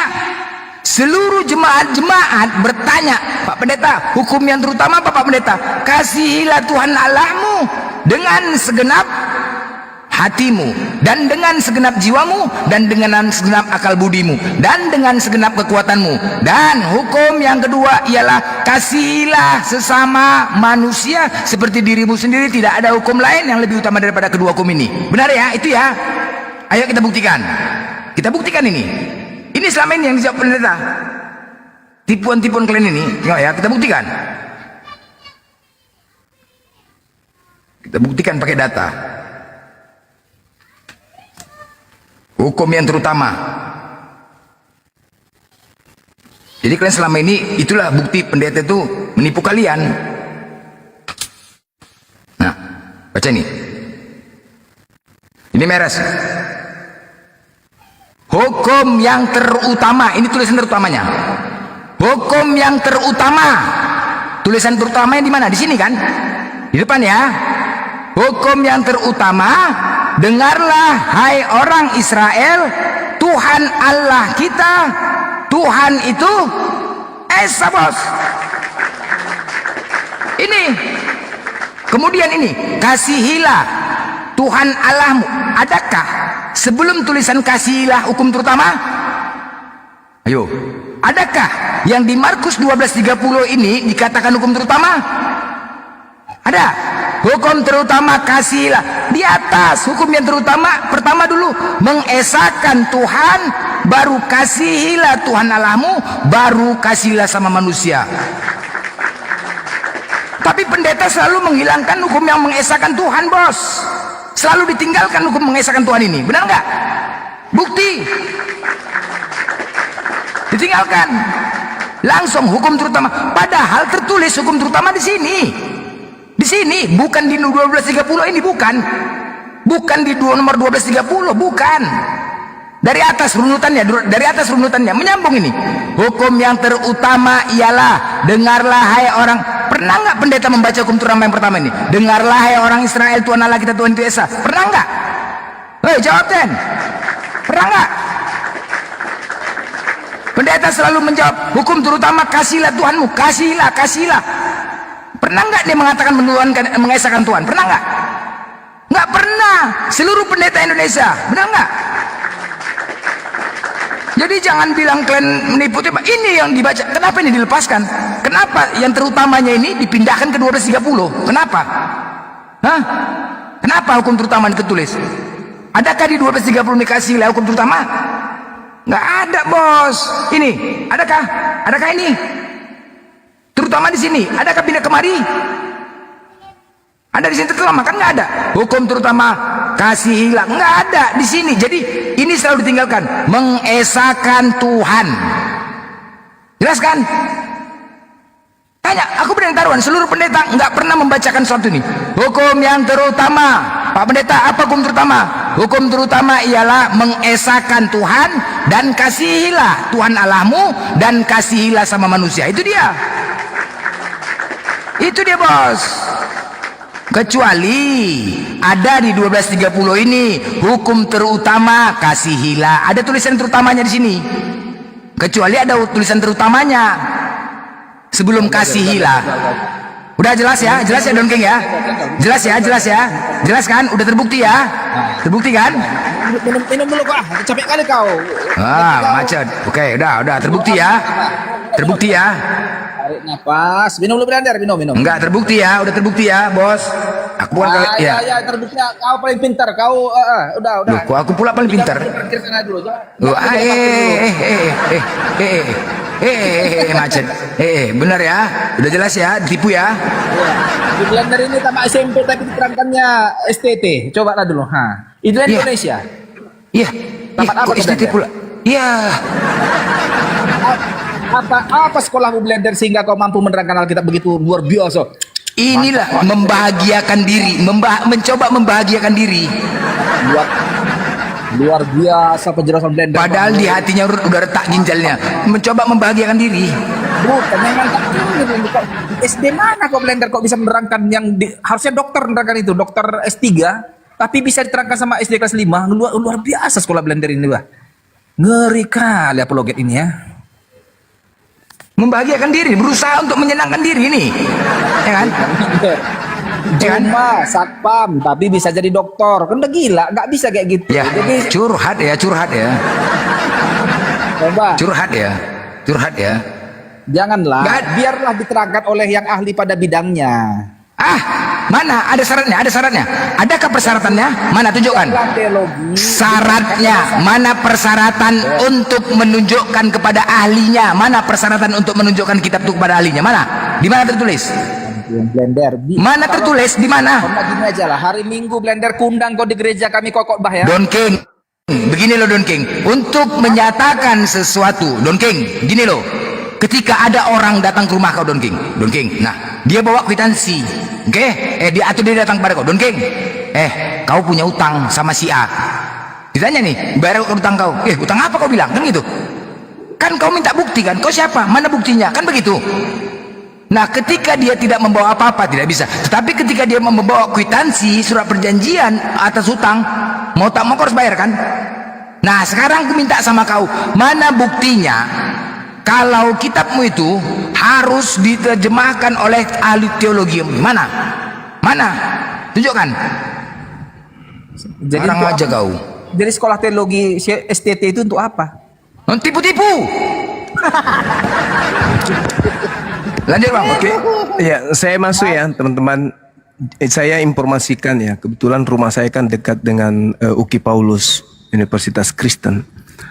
Jadi mereka ketika masuk kuliah, ketika mengambil konsentrasi teologi, di sana itu diajarkan 3 SKS terkait dengan bahasa Ibrani, 3 SKS juga bahasa Yunani. Kemudian mereka belajar hermeneutika 3 SKS, pengantar perjanjian baru, pengantar perjanjian lama. Kemudian konsentrasi terhadap studi perjanjian baru. Di dalamnya mengkaji tentang Bible, kisah para rasul, surah Paulus, kemudian surah-surah yang cakupannya umum dan juga konsentrasi kepada kitab Wahyu. Lalu mereka ketika belajar ini, pembagian submateri ada yang disebut etika Kristen, ada kajian pengantar filsafat, ada teologi biblika, kemudian pengantar pemahaman terhadap kitab puisi dan hikmat. Cakupannya kitab Pentatuk dan juga sejarah gereja. Jadi mereka yang belajar teologi hanya berputar di situ, secara gereja, teologi Indonesia, kemudian misi integral, studi agama-agama di luar Islam, terus kemudian budaya populer kaum muda, lalu kemudian kajian tentang formasi. Kalau di pendidikan Islam kan ada formasi dasar-dasar pijakan proses belajar mengajar tentang kaidah Islam seperti budaya, sosial. Nah, kalau di teologi Kristen mereka ada juga yang seperti itu. Mereka mempelajari tentang hermeneutika, kemudian formasi spiritual, kepemimpinan dalam Kristen, terus kemudian tata cara menyusun kurikulum pendidikan Kristen, manajemen, administrasi gereja, kemudian cakupan terkait dengan sub-sub pelayanan anak, jemaat dewasa. Kau pernah nggak masuk STT, belajar DCT? Saya nggak usah kau sebut saya orang pendidikan, jadi saya paham. Pendidikan masukku. Saya pendidikan. Saya ngerti. Enggak, ya saya udah menjabarkan kamu di STT itu yang kusampaikan. Tapi kau nggak masuk di dalamnya. Ya, metode penelitian apa yang dilakukan kemudian oleh sarjana teologi itu yang kita tidak tahu.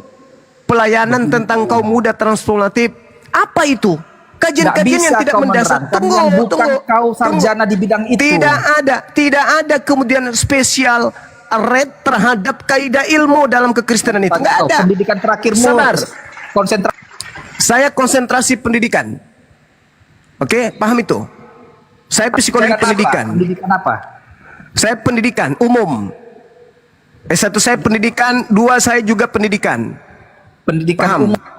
Yes, saya pendidikan proses belajar, psikologi pendidikan umum. Gak usah ajarin saya. Saya ngerti kok. Orang dalam STT itu cuma belajar sejarah. Sabar. orang dalam STT itu cuma belajar Islamologi, formasi spiritual, budaya populer tentang kaum muda, studi-studi agama, misi integral, kemudian apa lagi yang pelajari di sana tuh ya? Studi perjanjian baru, studi perjanjian lama, kemudian hermeneutika, bahasa Yunani dasar, bahasa Ibrani dasar, apalagi yang dipelajari di sana. Teologi praktika, kemudian belajar teologi praktik ibadah Kristen, pelajaran pastoral dan seterusnya. Apa? Itu tidak bermanfaat dalam ilmu logika. Tidak ada di dalam kaidah-kaidah debat dialog lintas agama yang dipelajari oleh mereka. Mereka hanya diajarkan dasar-dasar, sama seperti ketika seorang guru belajar PGTK atau PGSD, sama. Gak ada bedanya itu. Tapi untuk mengatakan bahwa mereka lebih paham Bible daripada orang di luar Kristen, no. Mereka lebih hebat Bible daripada mereka yang tidak belajar tentang teologi dalam perguruan tinggi mereka. Tidak ada itu, nggak ada. Kupanggilkan saya pendeta yang hebat teologi, hadapkan dengan saya. Kau lidah karet aja nya. Nggak bisa. Kenapa? Yang dengarkan saya.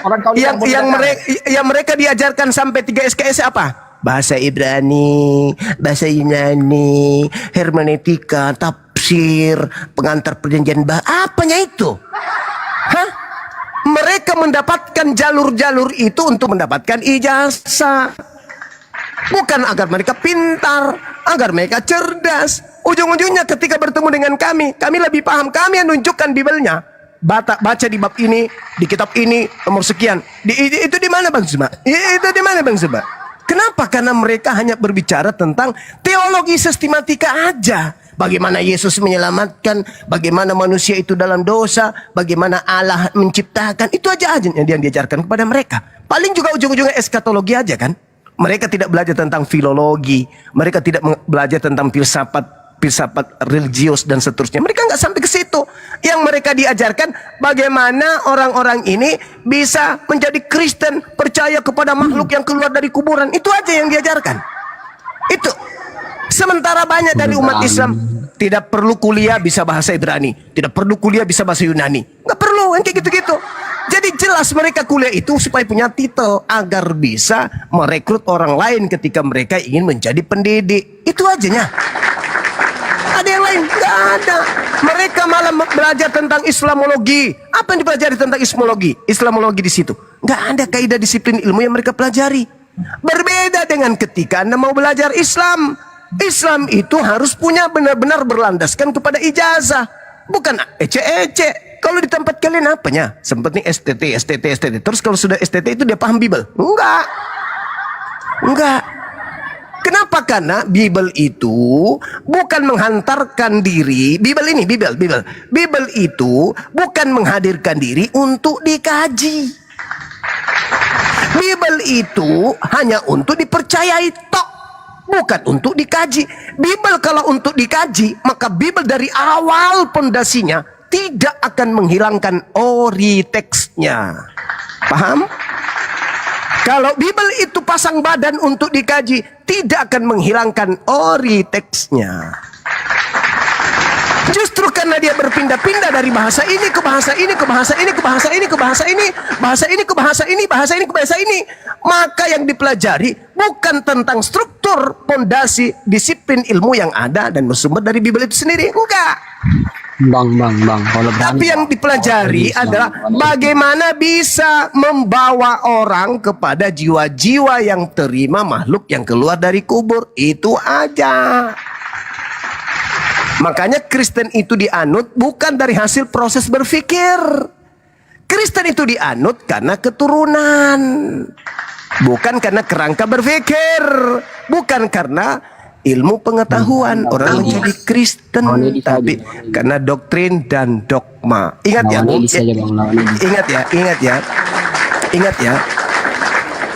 Memang dengar. Yang dipelajari memang di situ ada kepemimpinan Kristen, ada hermeneutika di dalam belajar Kristen, ada strategi pembelajaran, teologi dan pelayanan pastoral, ada kemudian sama seperti kami bagaimana praktik di dalam ibadah. Mereka juga ada praktik ibadah Kristen, ada teologi praktika, ada berpikir kritis, ada metode penelitian, belajar tentang bagaimana mengembangkan masa hidup dalam kekristenan. Lalu mereka berbicara tentang apa itu ya, sejarah kekristenan itu sendiri, kemudian ibadah dan transformasi.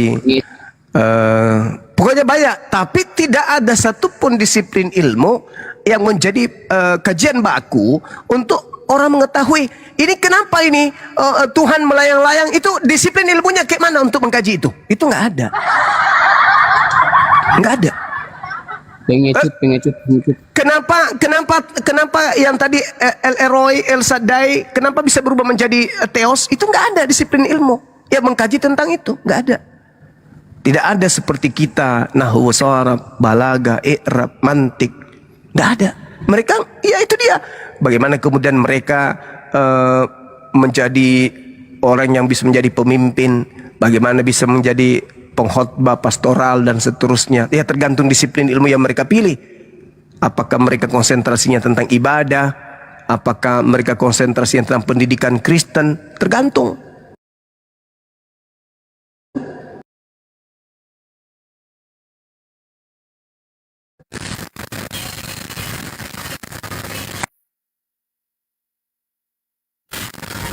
Teori perkembangan masa hidup dalam kekristenan, kemudian pelayanan anak, formasi spiritual, bahasa Yunani, kayak gitu-gitu aja nya. Pengecut lawan Edis Kulurani. Setan pun kau bawa ke sini, apalagi kalau cuma anak setan, aku nggak takut. Begitu saudara, jadi jangan Anda bersembunyi di balik apa ijazahmu, apa legalitasmu, apa validasimu, backgroundmu apa, dasarmu apa, berbicara tentang Bible. Hei, saudaraku, lebih sulit mengkaji kitab atau buku rumusan-rumusan kimia daripada Bible. Pahami itu? Karena Bible itu dipercayai bukan dalam proses kerangka berpikir, bukan. Tapi imani saja. Ketepak, imani saja, percayai saja, yakini aja. GP, kau jangan banyak tanya. Lu banyak tanya, Roh Kudus keluar darimu. Itu. Jadi jangan kau mengatakan, kenapa sih orang Kristen itu, Islam itu lebih ini? Pakai otak lu, pakai. Orang masuk sekolah teologi itu tidak mendalami bahasa dasar. Selayaknya Al-Quran mereka mempelajari bahasa dasar. Kenapa dia fathah? Kenapa dia kasrah? Kenapa dia sukun? Kenapa dia tanwin? Kenapa begini? Itu dipelajari semua itu. Dipelajari pak. Oh ini, jadi ini ketemunya di sini. Oh dia ketemu. Akhirnya lengkaplah Al-Quran itu disebut kitab suci kalamullah. Karena kenapa? Cakupan-cakupan yang muncul di dalamnya itu yang dipelajari. Kenapa dia harus hurufnya kasrah? Kenapa fathah? Apa yang mendasarinya? Oh ini merujuk kepada siapa? Bagaimana kemudian tafsirnya? Tafsir apa yang mau kita pakai? Hadisnya baku nggak untuk dijadikan sebagai sumber? Dipelajari. Itu kalau di Kristen enggak. Itu tadi yang kusampaikan. Begitu Anda masuk, maka diajari strategi pembelajaran, sejarah gereja, teologi sistematika, studi perjanjian baru, studi perjanjian lama, pengantar perjanjian baru, sejarah gereja, teologi dan pelayanan pastoral. Itu aja dipelajari sampai selesai. Oh, lulus STT, sekolah tiga Tuhan. Sekolah teologi apa itu? Sarjana teologi. Sekarang gini.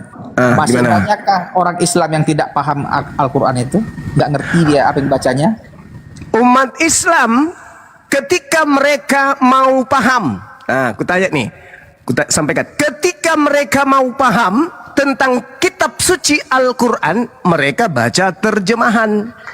Ketika mereka tidak mau paham, mereka hanya menggunakan bahasa asli. Contoh, Alhamdulillahi Rabbil Alamin. Dapat pahala nggak? Dapat pahala. Ada nggak kemudian? Ada nggak kemudian manfaat bagi dia? Ada. Apa itu? Mereka menyembah kepada Allah tanpa menyekutukan yang lain. Mau nggak mereka membaca yang nggak dimengertinya? Al-Quran ketika dibaca itu sudah mendatangkan pahala. Itulah bedanya. Jadi kalau Bible kau baca sampai mulutmu robek nggak mendatangkan apa-apa. Kalau di Islam kaidahnya membaca Al-Quran itu mendatangkan pahala dan menenangkan hati. Tuh. Orang tidak mengerti. Mungkin kau membaca sesuatu yang tak kau pahami. Oh, bisa. Itu kaidah Quran. Apa gunanya? Gunanya untuk menenangkan hati dan mendatangkan pahala. Mendatangkan pahala. Kalau orang Islam membaca Al-Quran, itu mendatangkan pahala dan menenangkan hati. Meskipun mereka tidak mengerti apa yang mereka baca, tapi paling tidak ketika mereka membaca Quran, mereka sadar kalau mereka sedang membaca firman Tuhan.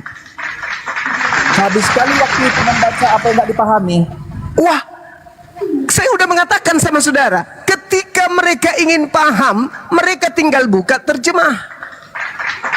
Sekarang, kalau orang Kristen baca terjemah, supaya mereka paham apakah ini berasal dari Yesus atau tidak, mereka harus baca apa? Kong kali kongkong. Umat Islam mendengarkan. Di sini ada 1000 lebih mendengarkan saya baca Quran. Alif Lam Mim. Allahu la ilaha illa huwal hayyul qayyum.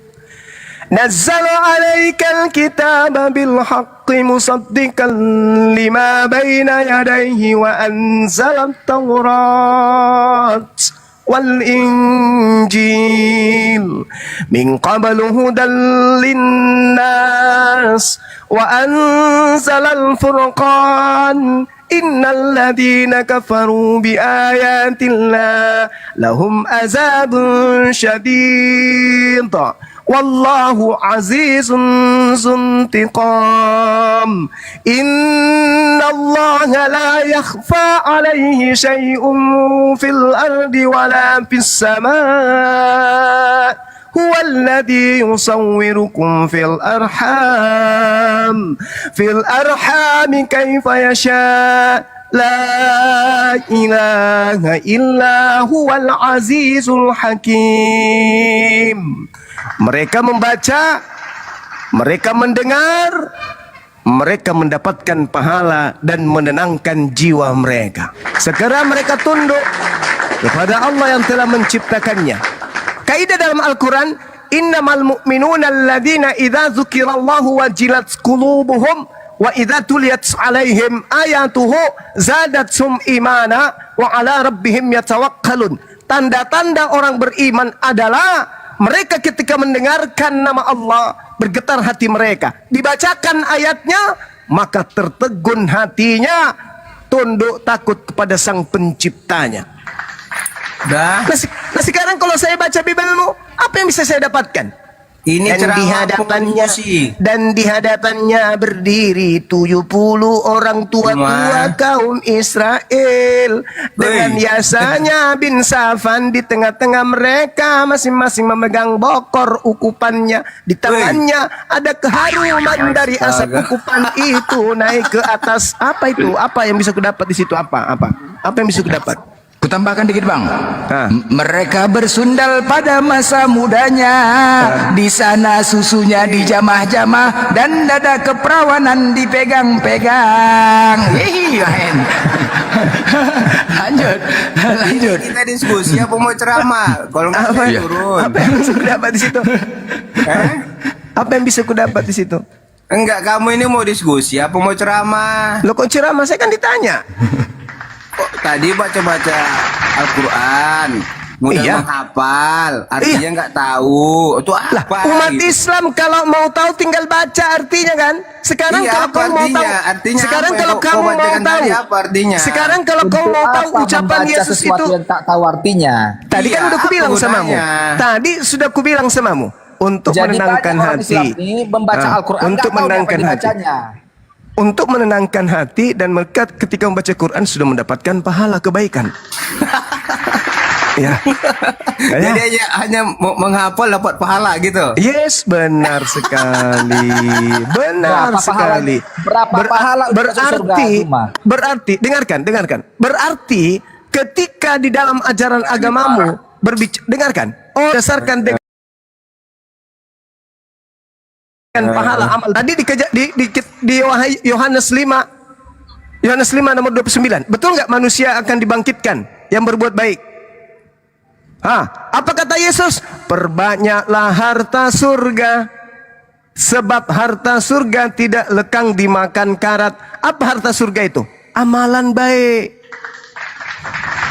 Umat Islam membaca Quran, amalan baik. Kristen baca Bible, apa itu?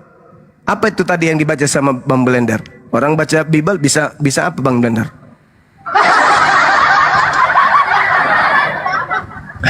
Itulah bedanya kita, Bung.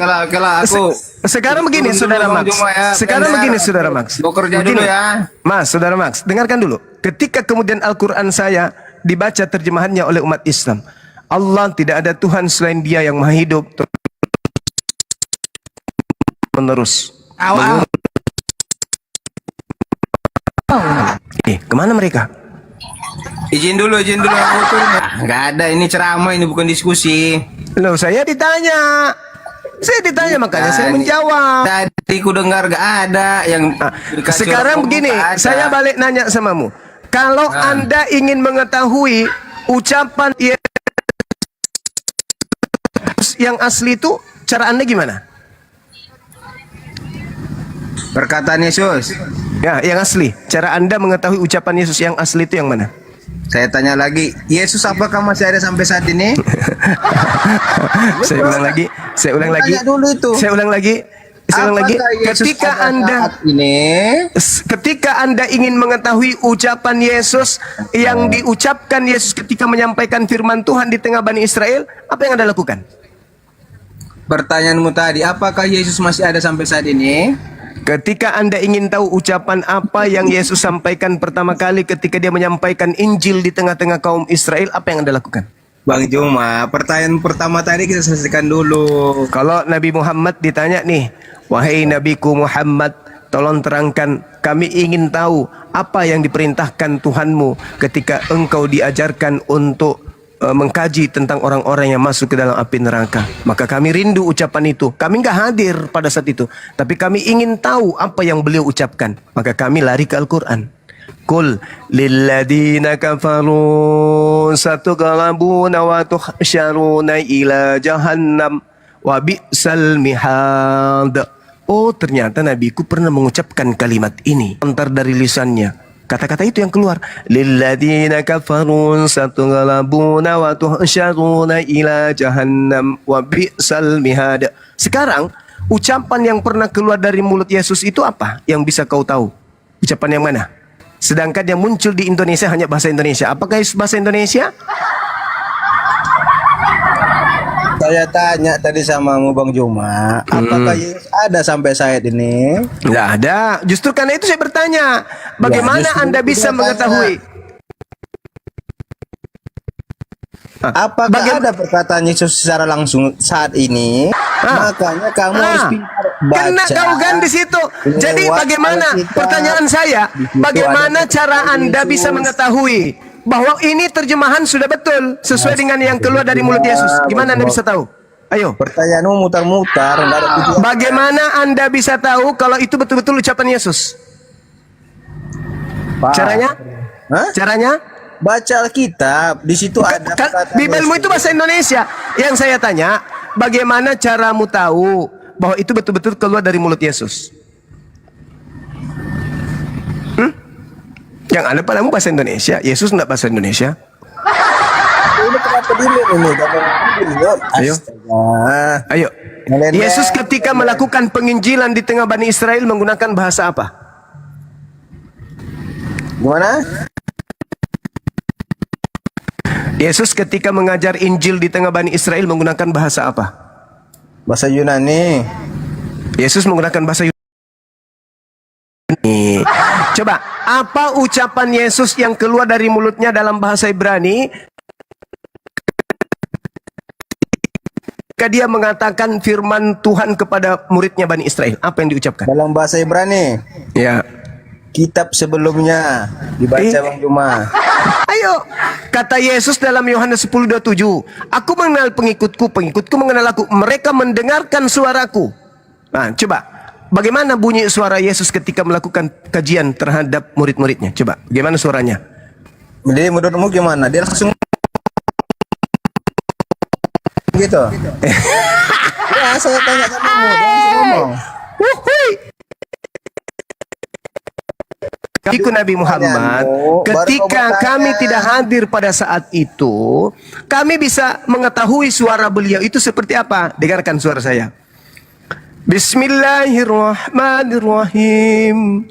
Allahu la ilaha illa huwal hayyul qayyum. Nazzala alaikal kitaba bil haqqi musaddiqan lima baina yadayhi wa anzala at-taurata wal injil min qablu hudan linnas wa anzala al-furqan innal ladhina kafaru bi ayati llahi lahum azabun syadid wallahu azizun zuntiqam. Itu suara Nabi kami, bunyinya kayak gitu, lisannya seperti itu. Beliau 1400 tahun silam hidup, tapi kami masih mampu mendengarkan uraian lisan yang kami bisa dengar hari ini. Nah sekarang Yesus mengucapkan firman kepada Bani Israel menggunakan bahasa Ibrani. Kayak mana suaranya? Coba, pingin tahu aku. Silakan.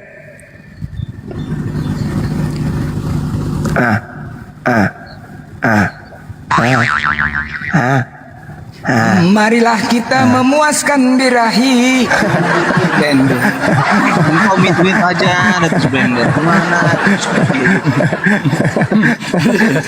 Diskusi itu diskusi sehat. Nah, jangan lintar.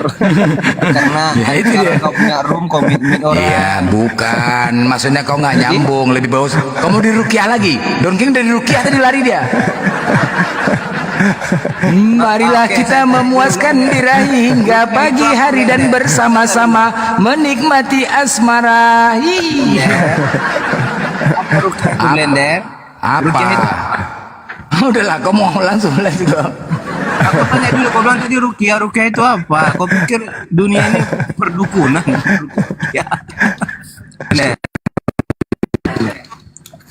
Rukiah itu kalau kita berbicara ruqyah itu metode penyembuhan, cara penyembuhan dengan cara mendoakan orang yang sakit akibat daripada mereka itu mungkin kerasukan makhluk gaib, kerasukan setan, roh jahat, itu mereka diruqyah. Jadi ruqyah itu ya dibacakan doa-doa. Kami ketika berdoa, coba ya, bahasa Quran boleh. Inna Allah la yakhfa alaihi syai'un fil ardi wala fis sama. Huwa alladhi yusawwirukum fil arham kaifa yasha. La ilaha illa huwal azizul hakim. Huwallazi anzala 'alaikal kitaba minhu ayatun muhkamat hunna ummul kitab wa ukharu mutasyabihat fa ammal ladina fi qulubihim zawghun fayattabi'una ma tashabaha minhu ibtigha'al fitnah wa ibtigha'a ta'wilih wa ma ya'lamu ta'wilahu illa Allah warrasikhuna fil ilmi yaquluna amanna bi kullum min 'indi rabbina wa ma yazakkaru illa ulul albab. Rabbana la tuzigh qulubana ba'da idh hadaytana wa hab lana min ladunka rahmah innaka antal wahhab. Rabbana innaka jami'un nas liyaumin la raiba fi inna Allah la yukhliful mi'ad. Innal ladhina kafaru lan tughniya anhum amwaluhum wala auladuhum minallahi syai'a wa ulaika hum waqudun nar. Nah, itu jinnya bisa keluar tuh, terlempar sampai di gereja.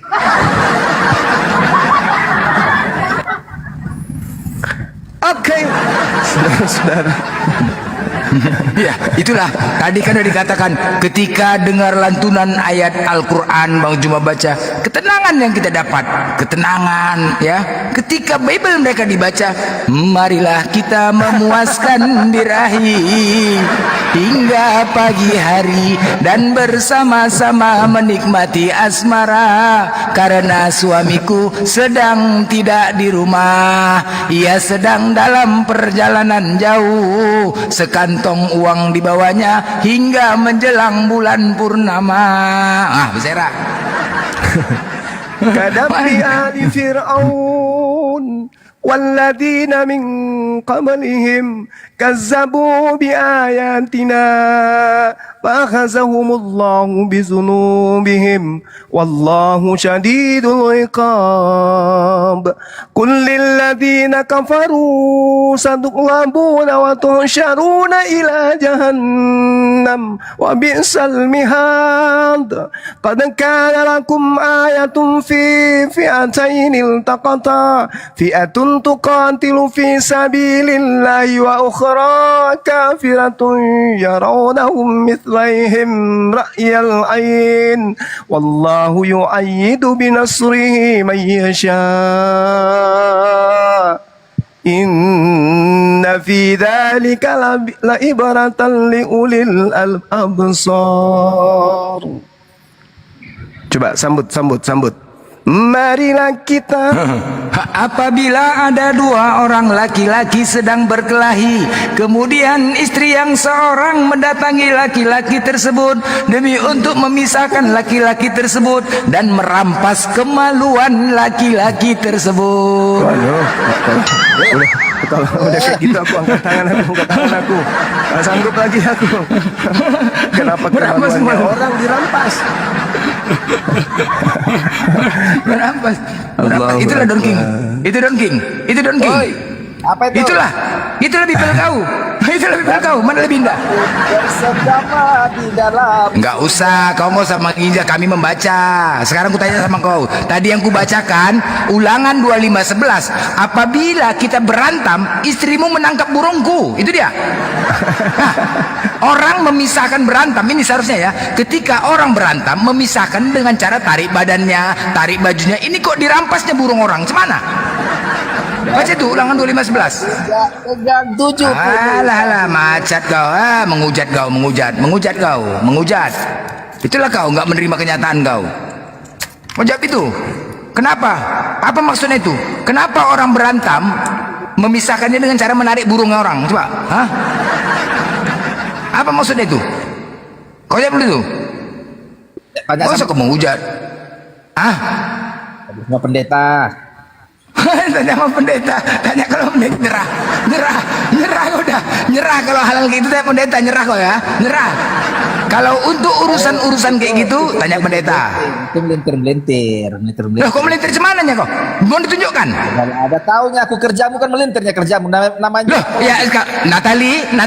Wah, ini bagi Natali nih. Natali. Assalamualaikum warahmatullahi Waalaikumsalam. Ini urusan Natali nih. Ulangan. Sabar. Sebentar ya. Oh, ya. Ulangan 25 nomor 11. Diam dulu kok bahas ini. Udah, nggak usah. Dia itu baca. Apabila ada dua orang berkelahi. Ayo baca. Dan istri yang seorang datang mendekat untuk Natali yang baca ini. Oke. Oh, nanti kebental. Aku baca. Penuh hikmat ya. Ya, hikmat. 11 ya. Apabila dua orang berkelahi dan istri yang seorang datang mendekat untuk menolong suaminya dari tangannya, orang yang kan tangannya dan menangkap kemaluan orang itu. Itu kau jelaskan itu dulu. King ya. Kalau kita berantem belum King, lu. Apabila dua orang berkelahi dan istri yang datang, coba.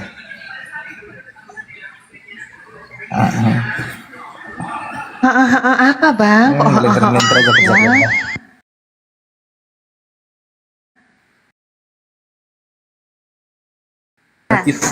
Ulangan 25:11 ya. Biar kulihat dulu. Ya. Ayatnya biar jangan.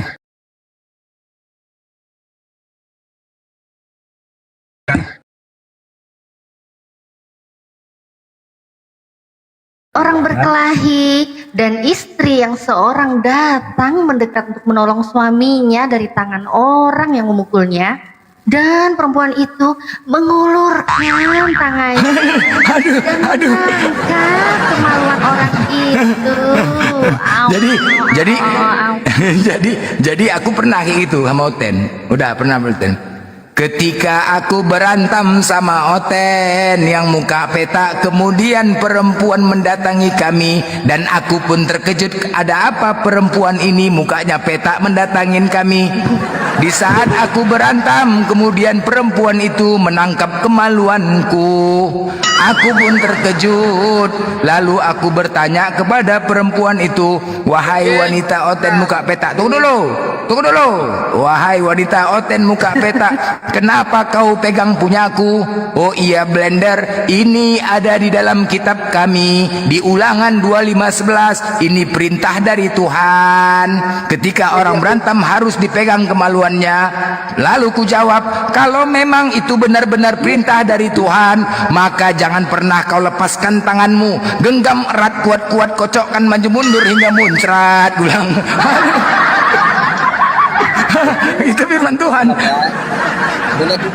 Boleh baca sampai habis. Jangan potong ayatnya. Boleh baca sampai habis.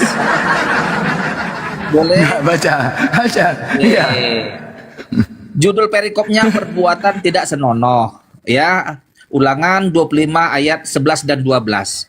Apabila dua orang berkelahi dan istri yang seorang mendekat untuk menolong suaminya dari tangan orang yang memukulnya dengan mengulurkan tangannya dan mencengkram kemaluan orang itu, maka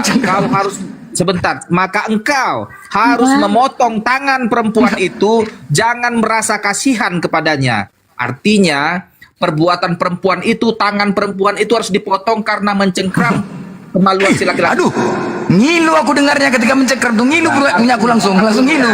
Ketika dengar kata mencengkram kemaluan itu, ngilu punya aku terus langsung ngilu.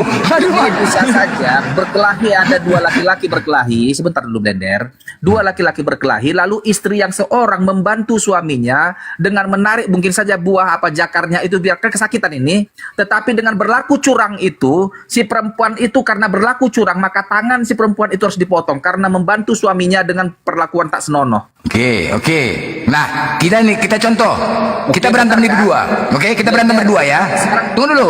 Ya oke, nggak apa-apa. Kita analogi. Kita contoh ya. Blender. Benar penjelasanku kan? Iya benar. Oke, benar ya. Nah, sekarang begini, baik. Ketika ini seandainya kita berantem nih, bergelut. Tiba-tiba istrimu datang. Ya kan? Istrimu datang kan? Hah, benar nggak? Tadi kau bilang dikocokkan maju mundur sehingga muncul. Tunggu dulu. Ini kan ketika kita berantem, enggak boleh lanjut dulu. Kau memelintir ayat Alkitab dengan mengatakan ayat. Siapa memelintir? Aku nggak ada mengatakan kok. Dengan mengocokkannya maju mundur. Loh, sekarang aku tanya. Oke, sekarang aku tanya sama kau. Ini atas perbuatanmu itu, maka tidak layak lagi diskusi ini. Mencret. Aku kan menceritakan pernah berantem. Aku pernah berantem. Sekarang aku tanya sama kau. Enggak, gini, kau jelaskan dulu. Udah aku benarkan. Ayo kita contohkan. Kenapa takut kau? Kenapa takut? Kita analogikan. Kalau kita begini dulu sebentar. Kita berantem. Udah, tunggu dulu. Kau kita buktikan. Yang dipotong tangan ini siapa? Ketika kita berantem, enggak, gini aja, kita analogi. Aku sudah membenarkan jawaban kau. Ayo kita mencontohkan dulu.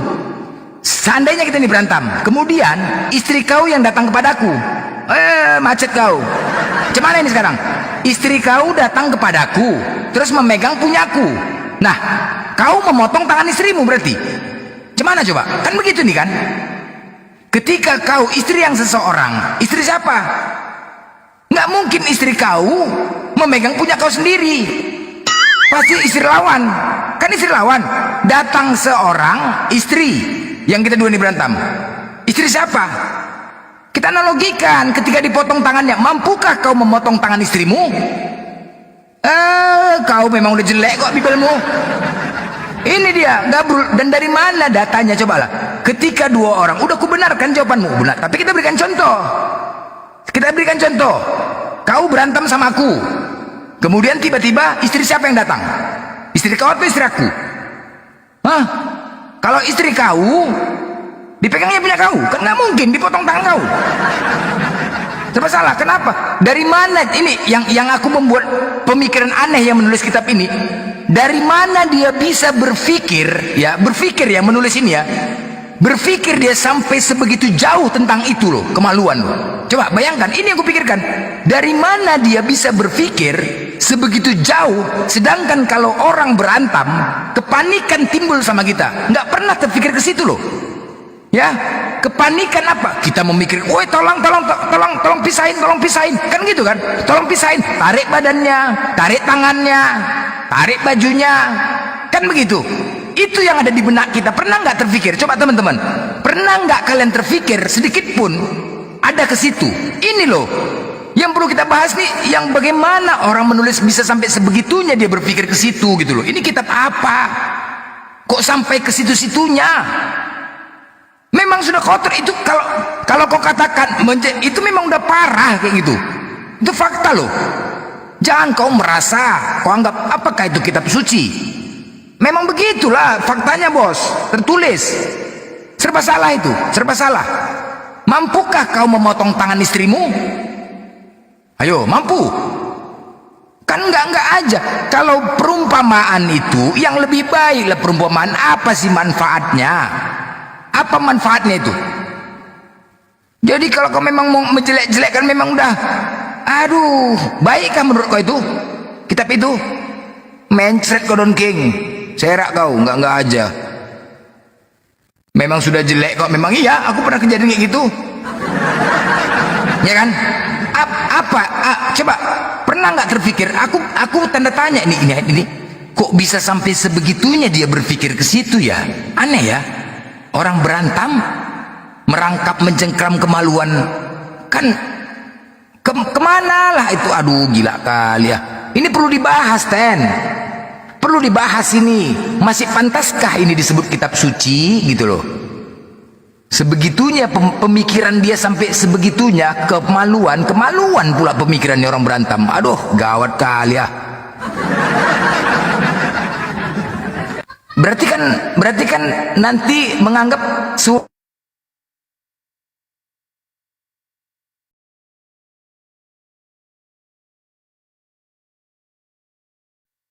oh iya ya, benar ya, dipegangnya punya orang kayak gitu. Cemana coba? Dibaca. Woi, cemana?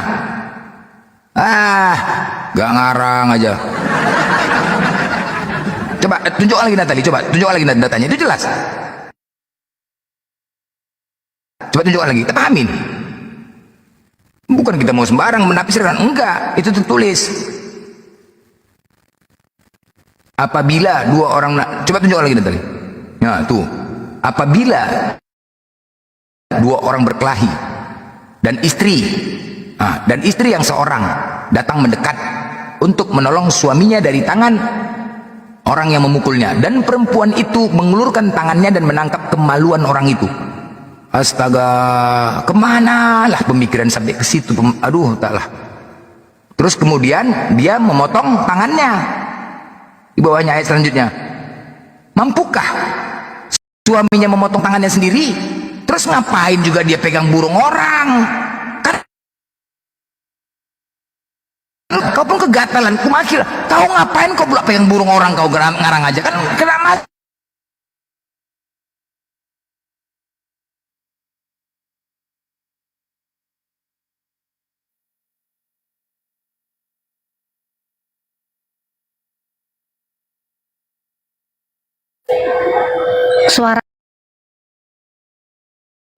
Suaranya putus-putus. Hah? Enggak kok.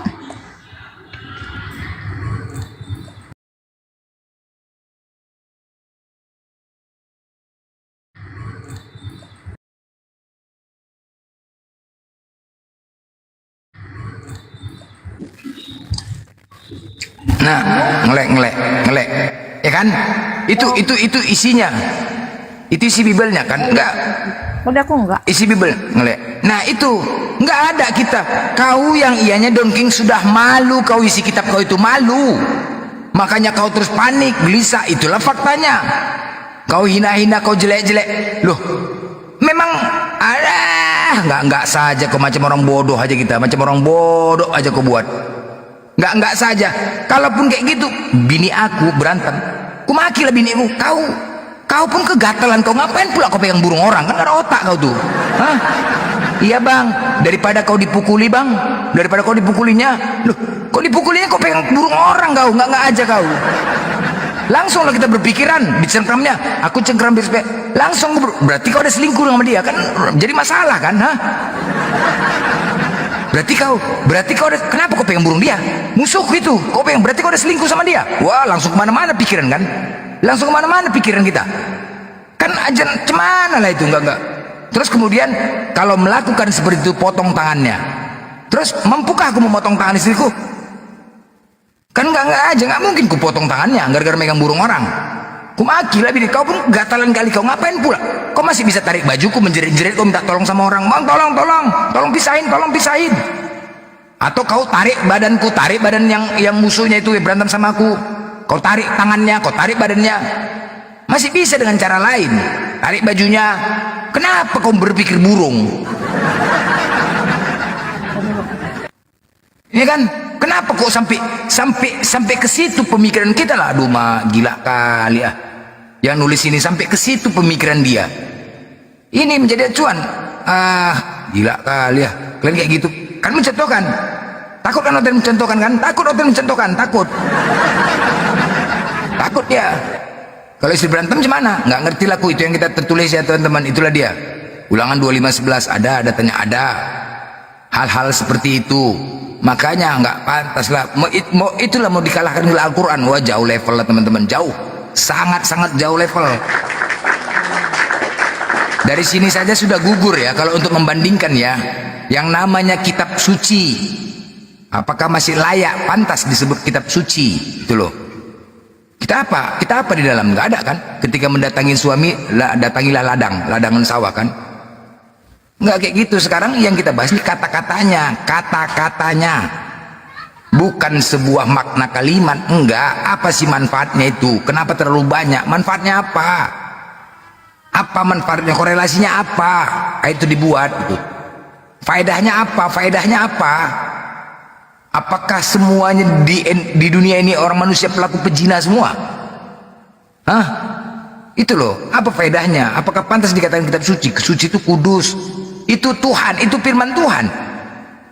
Apakah nggak ada lagi pantas lagi perkataan Tuhan? Udah gugur lah ten. Itu pula lah kau, makanya malu kau kan? Marilah kita memuaskan birahi hingga pagi hari dan bersama-sama menikmati asmara karena suamiku sedang tidak di rumah. Ia sedang dalam perjalanan jauh, sekantong uang dibawanya hingga menjelang bulan purnama.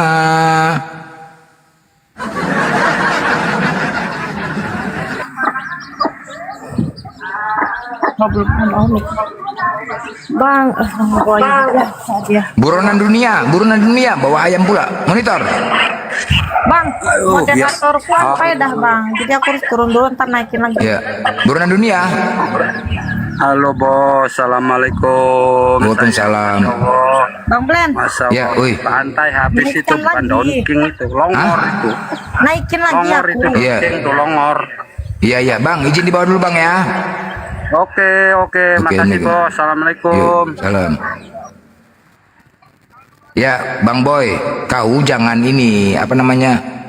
Jangan kau ada pemujatan. Kau kalau nggak terima, gini loh. Memang pahit kenyataan itu.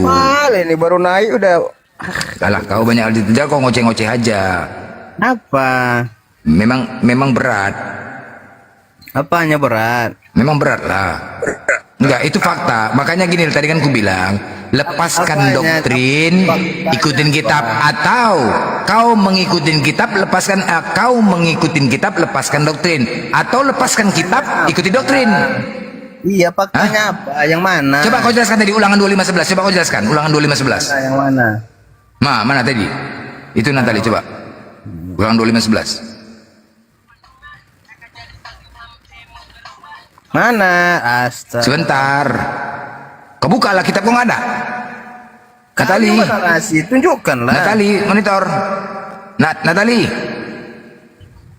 Natali. Bentar. Kitab kau mana?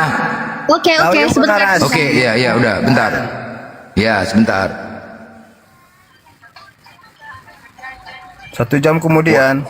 Kau ada musik kau itu, musik apa kau tuh? Kau dengar musik pun macam ini kau. Juga suka aku lah, mau siapa kau dengar. Kau pula yang protes. Apa lah kau blender.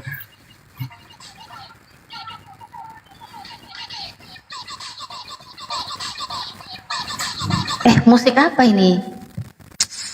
Apa bang? Ulangan 25:11. Ulangan tadi yang 25:11. Oke.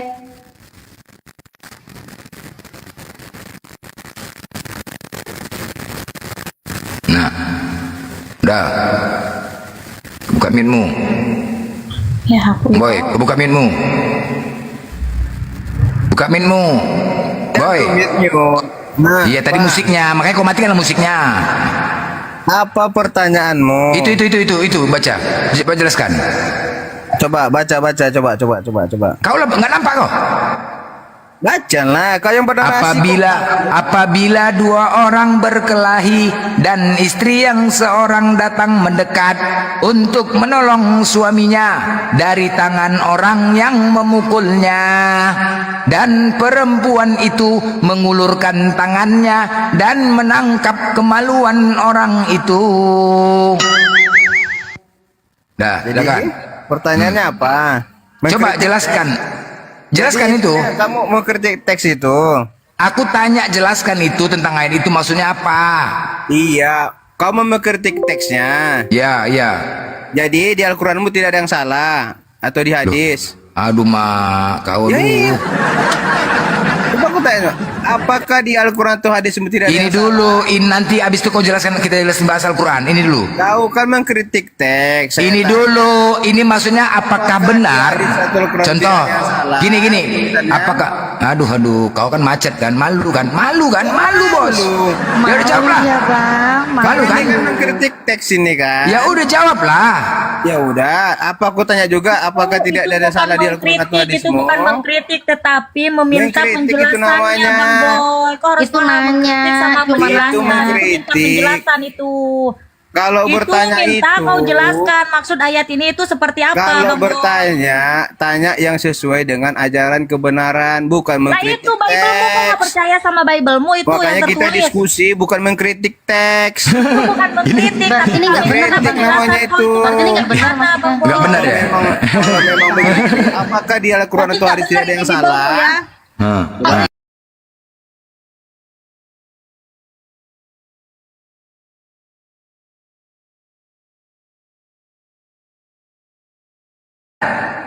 Oke, dalam Al-Quran atau hadis apakah tidak ada yang salah? Macet. Kok macet? Berarti nggak benar, keceplosan dia, keceplosan. Ternyata Bible-nya nggak benar. Keceplosan.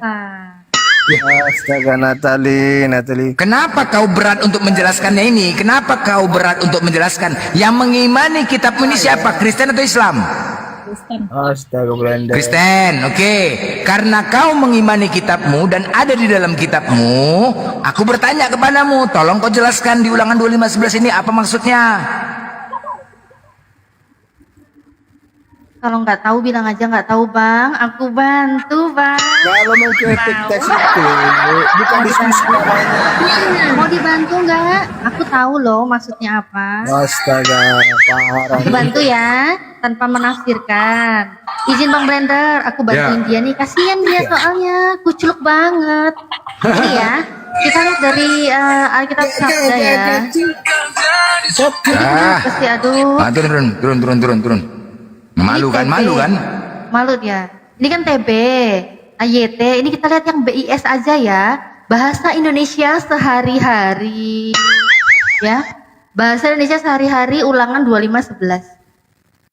Kalau dua orang laki-laki sedang berkelahi dan istri yang seorang berusaha menolong suaminya dengan meremas. Aduh mak, meremas ngilu.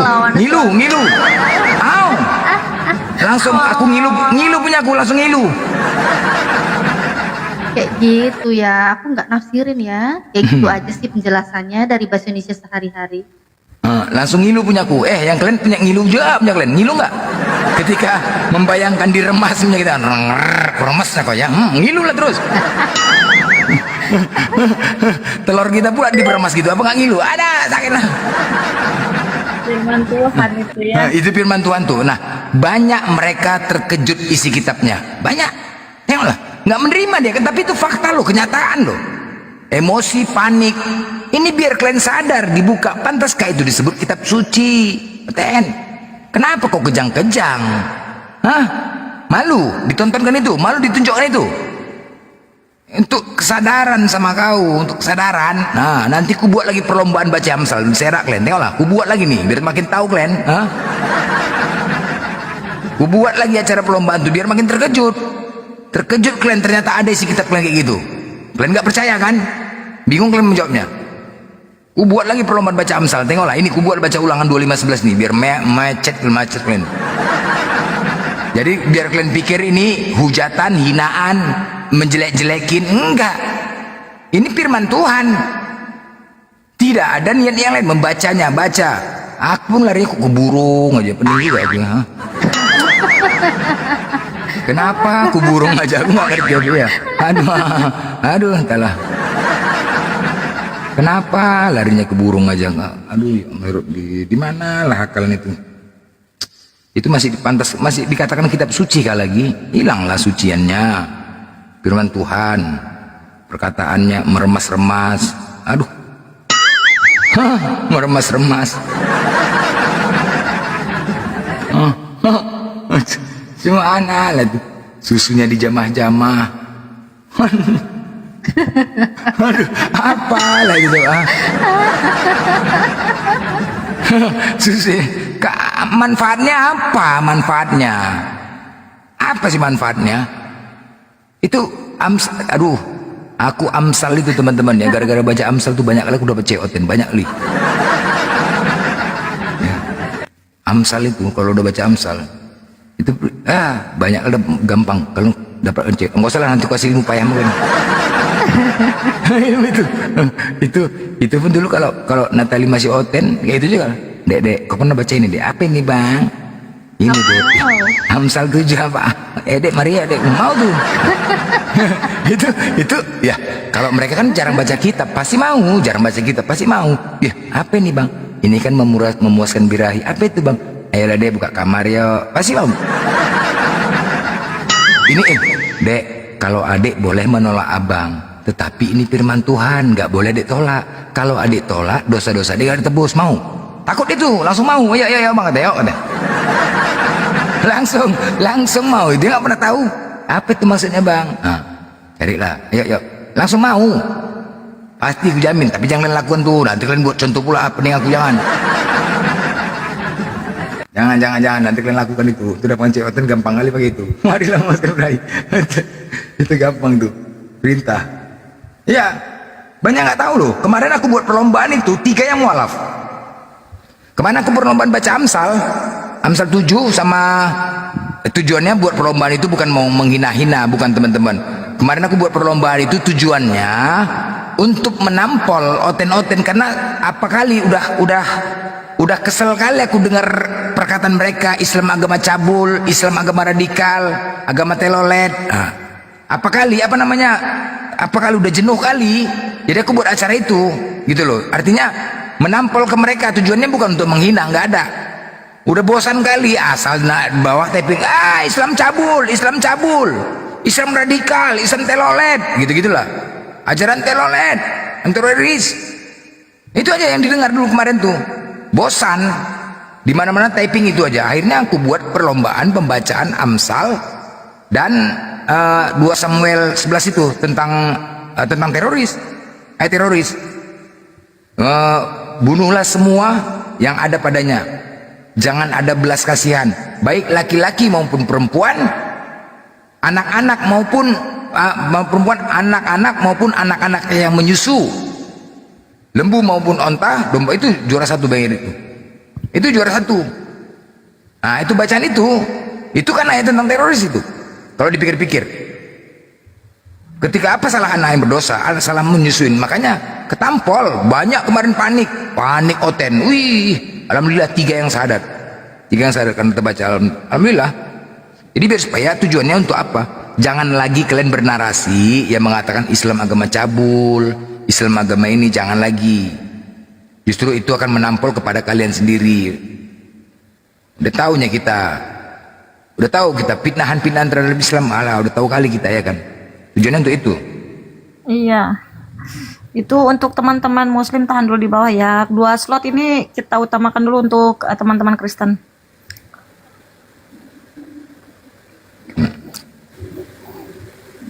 Bang Kens.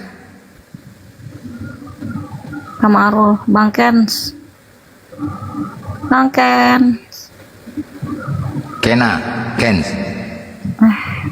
Kens. Wah, seru banget sih. Aku mau tidur aja sampai nggak bisa-bisa nih. Kenapa Bun? Yang apa Bunda? Amsal. Kalau udah ketemu sama Natali soal udah naik deh bun, naik deh kata tadi Bun. Iya, aku ngeliatnya seru banget. Aku yang gitu banget. Pastilah. Akun aku ini kan kecil, dipromosiin kayak gimana? Ya. Silakan buat teman-teman ya, Natali lah. Buat teman-teman ya. YouTube juga. Natali lah. Ada kuda. Itu bukan kitab suci, Hos. Bentar, diam dulu, bentar. Tapi kitab diam dulu lah. Ya itu muslim. Yang muslim tahan dulu di bawah, jangan dulu naikin muslim. Bentar ya. Oke. Ya, sebentar dulu ya. Buat saudara-saudaraku ya yang lagi nonton di TikTok, di YouTube, di channel manapun ya, kita dukung ya. Ini kalau buat di TikTok, di follow narasumber di sini. Bang Blender gak usah di follow ya, kalian pasti sudah follow. Ada Bang Erik, Bang Zuma, Bunda Mila, Kak Airin. Ini tamu barusan datang ke Narantau. Sama-sama di follow ya, akunku juga. Terus yang di YouTube ya, kita ramaikan channel YouTube yang lagi melive-kan ya. Channel-channel yang membentengi upaya-upaya kafir-kafir yang ingin memurtadkan ya. Kita bentengi itu, kita subscribe, kita nonton channel YouTube-nya. Terus kita share juga, kita like ya. Ini ada channelnya Bunda Mila, nama channelnya Bunda Mila apa Bunda? Bunda Mila Amerika ya nama YouTube-nya. Terus kalau Bang Blender official ya. Terus channel YouTube-ku juga Natali Iriani dan juga Hijrah Khadijah yang lagi live. Kalau YouTube-nya Bang Zuma nggak usah dipromosiin, semuanya udah pada nonton pasti di situ kan. Oke, ini sekarang ada tamu tadi saudara kita, silakan anak rantau, ada yang mau disampaikan. Ya. Silakan Bang, anak rantau muslim ya Bang. Bang anak rantau ini muslim atau Kristen? Bang Khairul Amri muslim ya Bang ya? Muslim. Ya, ada yang mau disampaikan Bang? Nggak ada. Nah, saya bilang aja ya. Ya, itu ya di bawah dulu ya Bang. Oke. Teman-teman Assalamualaikum. kita, waalaikumsalam warahmatullahi wabarakatuh. Kita prioritaskan dulu 3 slot untuk teman-teman kita Kristen ya, muslim di bawah dulu ya, karena sudah ada narasumber di atas. Untuk Kristen silakan naik, bawa otak, bawa data ya. Ini tampilannya kalau kayak gini orang nggak bisa minta permintaan loh ini. Ya jangan dirubah-rubah penampilannya. Bang Blender, kalau tampilannya gini nggak ada yang kosong jadinya. Bentar.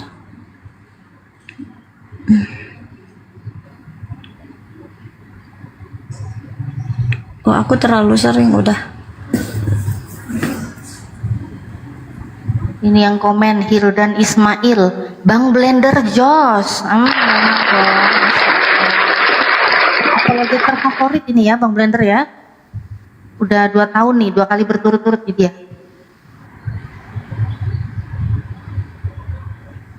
Kak Irin silakan Kak. Bang Haryadi muslim atau Kristen? Bang Rea. Bang Harayadi, Kristen atau Muslim? Bang Raya?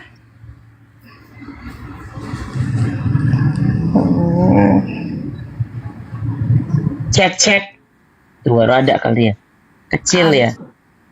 Ada, Si Bunda. palang salib tadi, ada ya? Si palang salib tadi kemana? Diturunin ya rese ya? Enggak, turun sendiri, Bunda. Oh, udah nggak bisa Nggak jawab kuat ya. dia, nggak kuat malu dia. Soalnya ada au-au itu. Ini apa suaranya si Airin ini sama dengan si zaman dulu siapa Natali? Ayu itu Ayu Bali itu loh. Mirip Oh, benar. Kak Ayu. Kemana tuh sekarang ya? Ada, beliau suka live kok, tapi suka buka room, Bunda. Oh, live sendiri ya? Iya, Kalau dulu kan sering jadi momotnya diinspirasi. inspirasi terus mana lagi dia? Di Kan nggak pernah Hawariun. kelihatan. Hawariun ya? Iya. Iya.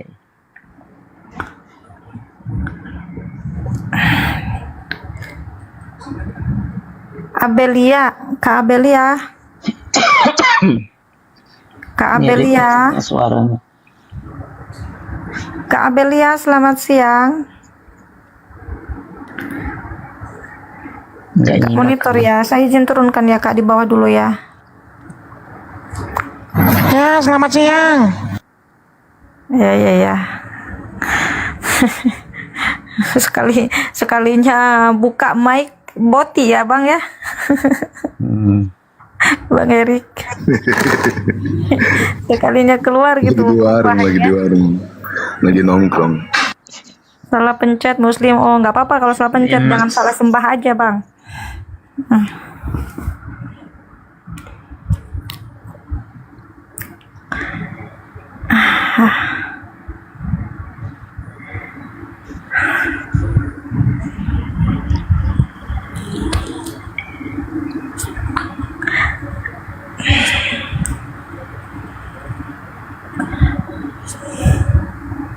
Bunda Mila yang generasi nih Bunda Mila nih.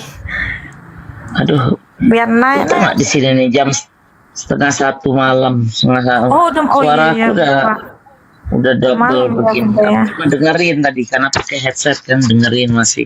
Lah aku bilang Bang Iya. Zuma udah nggak ada suaranya Bang Blender. Kalau udah ketemu Natali udah biasa tuh. Ceritanya nggak jauh dari awal. Itu Untuk dia. tuh. Tadi mimpi awal nggak Bunda kan sempat tertidur tadi ya. Makanya aku bilang ini kok ada beginian ya. Mau nyari tempat penyaluran di kamar sebelah, aduh. Karena aku lagi sama kucing kan. Bener-bener. Ini ada nih Bunda nih Bang ada Boy tamu. naik lagi nih. Tadi kenapa turun Bang Boy? Kenapa turun tadi? Sama Bunda ya, sama Bunda Mila, boleh? Tadi belum menanggapi Aku mau dong tidur. tadi yang diliatin datanya itu yang Jam awal. 1:30 malam. Kalau mau diskusi sama Bunda, alasan aja terus. Bunda ini udah malam di tempat beliau sudah malam. Sama kan Natali aja yang tadi. Jam yang 1 datang malam. itu, Aku mana? harus sama Natali aja, Natali. Natali pakai au-au jadi dia malas pakai au-au itu. Lah, memang begitu. Loh, memang. begitu. Gimana sih? Ada apa ini? Kayak ada panggilan yang serius ini. Besok pakai Bentar kali Gurunda. Udah sama Bunda aja bentar, Bunda Mila Ambrek, boleh? Enggak, aku mau tidur. Sama aku. Orang aku tadi kebangun gara-gara au-au. Bunda Sekarang Mila lanjutin itu aja, nggak makanya saya tahu tanya. tadi apa yang didiskusikan itu Bunda Mila nggak tahu karena terbangun sama Nggak au-au. Jadi tahu. kamu tanggapi dulu Heeh. tentang Bible yang tadi ditunjukkan sama Kak Natali. Kayak mana itu? Iya. Baru ya, Bunda. Nanti besok-besok sama saya kalau agak siangan. Jangan malam gini kan. Di tempat Bunda Mila udah malam, Nanti saya nggak bisa Bang. tidur lagi loh. Jam Udah malam mau ngajak istri orang bahas yang awal. Airin, saya dikecilin aja Airin. Kayaknya promosinya udah selesai deh. Ya Bunda siap. Ya memang berani-berani. Lanjut ya. Istri orang mau diajak au-au tengah malam bahas yang au-au kan? Memang. Ajar memang ini. Gimana Kak Natali? Mang Binat? Binatang ini memang. Binat. Agak perempuan ngomong kayak gitu memang aduh. Loh, kan kalian suka bilang domba kan? Kalian kan ngaku domba. Memang kalian ini manusia kan enggak? Kan anak domba ini manusia atau bukan? Anak domba ini apa? Kalian kan ngaku domba, terus yang mualaf-mualaf dibilang domba yang hilang, kan gimana sih? Malu lah. Kalian Katanya anak domba. Ya udah langsung lanjut ke yang tadi apa yang mau dibahas tadi yang disampaikan itu kan tadi Ulangan 25:11, Amsal 7:18 gitu kan. Apa yang mau dibahas jadinya? Blender aja kayak guguk, dia diam tenang itu akhirnya. Kenapa? Kok nggak fokus ya? Kok takut disuruh bahas Bible-nya? Kenapa? Boleh saya pertanyaan tadi? Oh, bahas yang tadi nggak bisa bahas yang tadi. Nah, Natali izin dulu sebentar. Ini Bang Saiful ini Kristen atau Muslim? Yang baru naik ini Muslim atau Kristen? Kalau Muslim di bawah dulu nyimak ya Bang ya, slot untuk Kristen. Bang Firdaus, Bang Saiful nih Kristen atau Muslim? Bang Firdaus. Assalamualaikum warahmatullahi wabarakatuh. Ya, Muslim. Muslim. Bang Saiful Muslim ya. Bang izin dulu di bawah ya karena udah ada narasumber kita di atas. Jadi slotnya untuk teman-teman kita Kristen. Ya, mohon maaf ya Bang ya.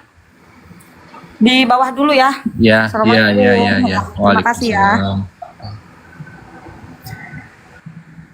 Gimana Bang Boy? Kenapa sih Bang Boy? Kok nggak berani bahas Bible-nya? Boleh aku bertanya? Boleh nanya, boleh aja, nggak ada yang larang. Cuma ini tadi pembahasannya gimana? Tadi kan kamu di-kick gara-gara musik ya kan? Minta di-kick gara-gara musik. Nggak ada yang bilang nggak boleh loh, boleh. Tapi ini tadi kenapa? Nggak diselesaikan dulu. Loh kan yang Loh kok panik? Takut dia. Iya, diam dulu baru aku bertanya. Ya udah, kau tanya duluan, nanti habis itu aku tanya balik ya. Jangan takut ya. Oke. Apa? Tanya apa? Mau menurut Natali. Oh, menurut Nabi ya, menurut Natali dulu. Oke. Menurut Natali, siapakah itu Nabi Muhammad? Nabi Muhammad adalah nabi penutup, Rasulullah yang diutus Allah Subhanahu wa taala kepada seluruh alam. Oke. Sejak kapan dia diangkat jadi nabi? Sejak usia 40 tahun. Oke, sekarang saya bertanya balik ke Anda. Menurut Anda, ini masih satu cerita loh, masih tentang nabi. Loh kan udah ku jawab dari tadi. Udah ku jawab dari tadi. Gantian lah. Kenapa kok takut? Nanti gantian nanya lagi, nggak apa-apa. Belum selesai pertanyaannya. Itu kan masih narasi pembukaan. Loh, kan udah dijawab. Kok takut sih ditanya? Kalau narasi pembukaan itu masih banyak. Iya, nanti balik nanya lagi nggak apa-apa. Nanti nanya lagi nggak apa-apa. Gantian. Kok takut ya, satu-satu dulu kita selesaikan. Itu udah 2 pertanyaan saya jawab loh. Saya udah jawab 2 pertanyaan. Sekarang saya tanya 1 aja. Bisa perempuan kayak gini. Gantian dong. Ya apa-apa. Ayo apa pertanyaanmu apa-apa. Oke. Sekarang tolong buktikan pengakuan Yesus langsung yang mengangkat Paulus itu menjadi seorang rasul. Di mana datanya? Tunjukkan. Pertanyaan saya enak kan, mirroring kan, jadi harusnya kamu udah siap-siap. Ya, oke. Secara kesimpulannya tidak ada di Alkitab. Oke, pertanyaan kedua. Ya tidak ada ya. Saya bilang ada. Oke, nggak ada. Berarti cuma aku nggak ada ternyata. Terus. Oke, silakan. Yang kedua. Apa? Mau ditanya lagi? Tapi aku kan udah 2 kali, kamu harus 2 kali ya. Oke, aku tanya 2 juga gitu. Ya, biar adil kan. Oke, siapa yang menghamili Paulus? Siapa yang mengambil Paulus? Pertanyaanmu apa, Natali? Ayo, siapa yang menghamili Paulus? Astaga, dari mana kamu dapat narasi itu? Nggak tahu ya kamu ya. Pertanyaan itu harus kita pahami apa yang mau ditanya. Kalau kau nggak itu saya tanya. Bagaimana kamu bertanya? Coba kau baca Galatia 4:19 tuh, di situ dalilnya yang saya tanyakan. Di situ Paulus mengatakan, "Hai anak-anakku, karena kamu aku menderita sakit bersalin lagi sampai rupa Kristus menjadi nyata di dalam kamu." Ini dia bersalin, siapa yang menghamili Paulus? Dijawab.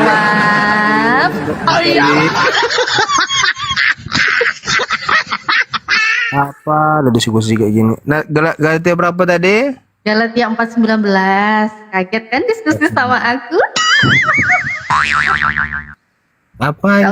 ditanya lagi. Pun dia Ayo, pakai udah baca Galatia 4:19 udah cepet, jangan banyak bacot. Ini lagi baca, tenang. Aduh, menganggap sebagai Lama sesuatu kali yang... penasaran aku, siapa yang berani-berani menghamili Paulus? Di mana Galatia 14 itu, Natali? Galatia 4:19. Aduh. Di 14 katanya, sekarang 19. Loh. Aduh. Galatia Hai, anak-anakku. 4:19. Nah. Karena kamu telah menderita sakit bersalin lagi sampai rupa Kristus. Mana bersalin lagi? Iya, bersalin. Kalau bersalin Karena kan kamu, melahirkan. aku menderita sakit bersalin lagi sampai rupa Kristus di dalam kamu. Ini perkataan siapa? Perkataan siapa? Paulus dong, Berarti 2 kali hamil gimana sih? dia. Masa nggak tahu sih perkataan Paulus? Perkataan Paulus kepada siapa? Ya ampun, dia nanya lagi kepada siapa? Ya kepada jemaatnya dong di Galatia. Gimana sih? Udah, sekarang saya tanya ke kamu, pertanyaan saya kepada kamu, Abang Boboy. Siapa yang menghamili Paulus sampai Bisa aja Paulus itu ngomongnya. bersalin? Siapa? Siapa? Jawab. Ngomongnya biasa aja, nggak usah kayak gitu. Biasa, aku biasanya kayak gini. Kenapa? Kayak ini, kayak orang baru ini. Baru ini apa? Baru bersalin? Baru bersalin ya? Baru malam pertama gitu. Oh enggak dong, udah malam kesekian kali dong. Ini Ya Paulus udah, makanya aku bilang ini Paulus ke malam berapa ya? Dia bisa sampai hamil bersalin itu ke malam berapa? Siapa yang hamilin dia? Pada malam keberapa ya dia bisa sampai hamil melahirkan? Siapa yang hamilin dia? Perkataan bentar. Galatia 4 ayat 19 ya. Saya buka artinya. Jadi kamu paham. Oke, siapa? Pertanyaannya harus nyambung, jawabannya harus nyambung dengan pertanyaan ya. Siapa yang menghamili Paulus? Bentar ya, cari dulu ayatnya ya. Galatia 4 ayat 19. Ya.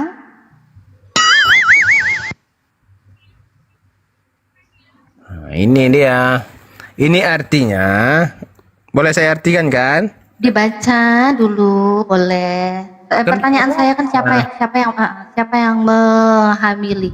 Iya, kan pada saya Ya. baca. Saya menjawab Oke. pertanyaanmu. Oke. Dan ayat ini mengungkapkan rasa kepedulian dan penderitaan mendalam Rasul Paulus terhadap jemaat di Galatia, yang ia bandingkan dengan rasa sakit ibu yang melahirkan, karena mereka cenderung kembali pada hukum Taurat daripada hidup sepenuhnya oleh iman kepada Kristus. Berarti arti bersalin ini membandingkan kepada rasa ibu yang sedang melahirkan, bukannya si Paulus melahirkan. Coba dibaca ya, dia ngomong sama anak-anaknya ini di Galatia ya. Iya. Hai anak-anakku, karena kamu aku menderita sakit bersalin lagi sampai rupa Kristus menjadi nyata di dalam kamu. Aku nggak usah nafsir-nafsirin deh, udah jelas. Dia ngomong nih, hei anak-anakku. Baca. Terus dia ngomong nih, karena kamu aku menderita sakit bersalin lagi, udah pernah nih, sakit bersalin. Siapa Cari yang dulu, menghamili cari dia? dulu. Kok dia bisa Besarin dulu bersalin bentar. ini? Siapa? Ini besarin dulu baru kamu baca artinya. Berarti ini apa? Maksudnya dia hamil apa? Siapa yang hamilin? Apa yang dibesarin? Mencontohkan rasa sakit ibu yang sedang melahirkan, itu artinya. Astaga, ini. Dia nggak bilang seperti loh. Kamu kok nambah-nambahin sih? Ya justru Kamu itu jangan kamu nggak paham. nambah-nambahin dong. Jangan Kamu nambah-nambahin. nggak paham isi Alkitab, tapi kau bahasa isi Alkitab. Coba, bentar, enggak. Kamu kalau mau jelasin, kamu bilang seperti. Seperti dari mana? Ini nggak ada seperti kok. Udah jelas loh. Karena kamu aku menderita sakit bersalin. Dia nggak bilang karena kamu aku menderita seperti sakit. Nggak ada sepertinya loh, Babang. Langsung menderita sakit bersalin loh. Lagi. Aduh. Lagi udah pernah loh, Bang. Gimana ya? Apa mungkin ini ya yang membuat Paulus itu kepalanya botak gitu ya? Mungkin pengaruh hormon mungkin. Habis bersalin nggak ada perawatan di rambutnya. Oh iya. Gimana Bang? Sudah.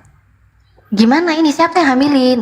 Itu mengungkapkan atau dibandingkan dengan rasa seorang ibu yang sedang melahirkan. Bukan Paulus melahirkan, bersalin. Ini Paulus, aku menderita sakit bersalin lagi kok. Makanya aku bilang, kalau kamu belum paham, jangan bahas Alkitab.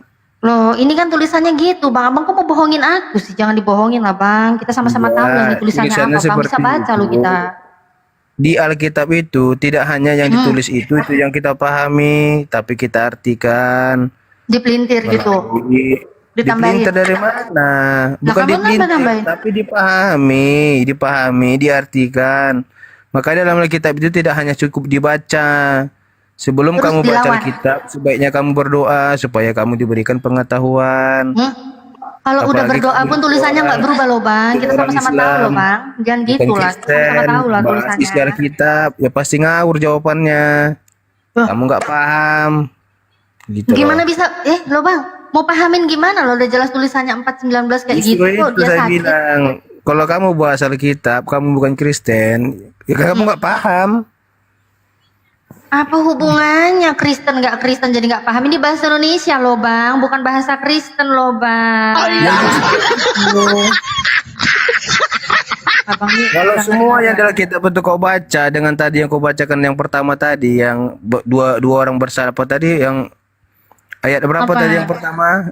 Yang mana? Yang Ulangan. tadi. Ya itu kalau kamu nggak paham isinya, artinya ya bakal kayak gini. Ya udahlah, Bang. Kalau Abang nggak tahu siapa yang menghamili, ya udah nggak usah bohongin aku. Aku bisa baca loh. Janganlah aku dibohongin, Bang. Menurut logikamu, apakah laki-laki bisa hamil? Ya, kalau akal sehat ya laki-laki nggak bisa hamil. Makanya Paulus ini sebenarnya cewek apa cowok? Kok dia Ya, saya bersalin? tanya samamu, apakah Paulus ini laki-laki atau perempuan? Saya tanya dulu. Paulus, kalau dia bersalin, gimana ceritanya? Apa jangan-jangan ini mujizat Paulus? Dia laki-laki bisa bersalin? Ya, saya tanya. Gimana, Bang? Saya tanya dulu, Paulus itu laki-laki apa perempuan menurut kamu? Menurut saya, Ya. waduh, kalau dulu ya saya tahu Paulus itu sih kayaknya laki-laki, Bang. Tapi kalau saya baca ini dia bersalin, dia laki-laki atau perempuan, Bang? Apa jangan-jangan Sekarang- mujizatnya sekarang Paulus saya dia bisa tanya. melahirkan, Bang? Menurut kamu laki-laki atau perempuan Paulus itu? Bang, ini Bible-mu yang bilang gitu loh, Bang. Makanya aku juga bingung, Bang. Paulus itu cewek apa cowok loh, Bang? Iya, pertanyaan Kok dia saya melahirkan dijawab. loh, Bang? Kok nanya ke aku? Kalau- Kok aku yang diserang? Kok aku yang dikejar? Kalau Jangan ngejar kalau aku, kamu Bang. nggak paham, Nah. ya udah, jangan bertanya yang nggak Loh, paham. kan ini ditulis dia hamil loh, Bang. Dia bersalin, sorry. Ini kan tulisannya dia bersalin. Kalau bersalin berarti kan dia hamil, Bang. Ya saya tanya, Paulus itu laki-laki atau perempuan? Ya menurut Bible-mu dia melahirkan. Nah, kalau melahirkan itu apa? Laki-laki atau perempuan? Laki-laki atau perempuan Paulus itu? Perempuan. Menurut Nah. Bible, Paulus ini perempuan karena bersalin. Oh, Simpel iya. kali jawabannya. Kok muter-muter dari tadi? Tapi bisa juga gini Kak Ai.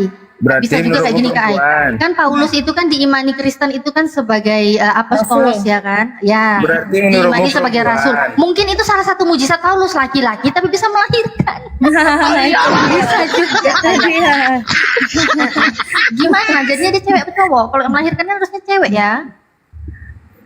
Mas ambigu. Tuh kan, nangis kan? Nangis.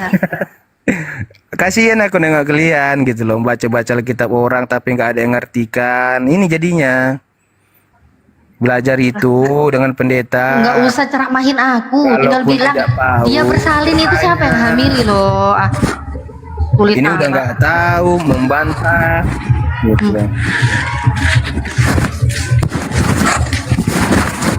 Siapa ini noise? Bang Jack di mute dulu, yang baru naik baru di mute dulu.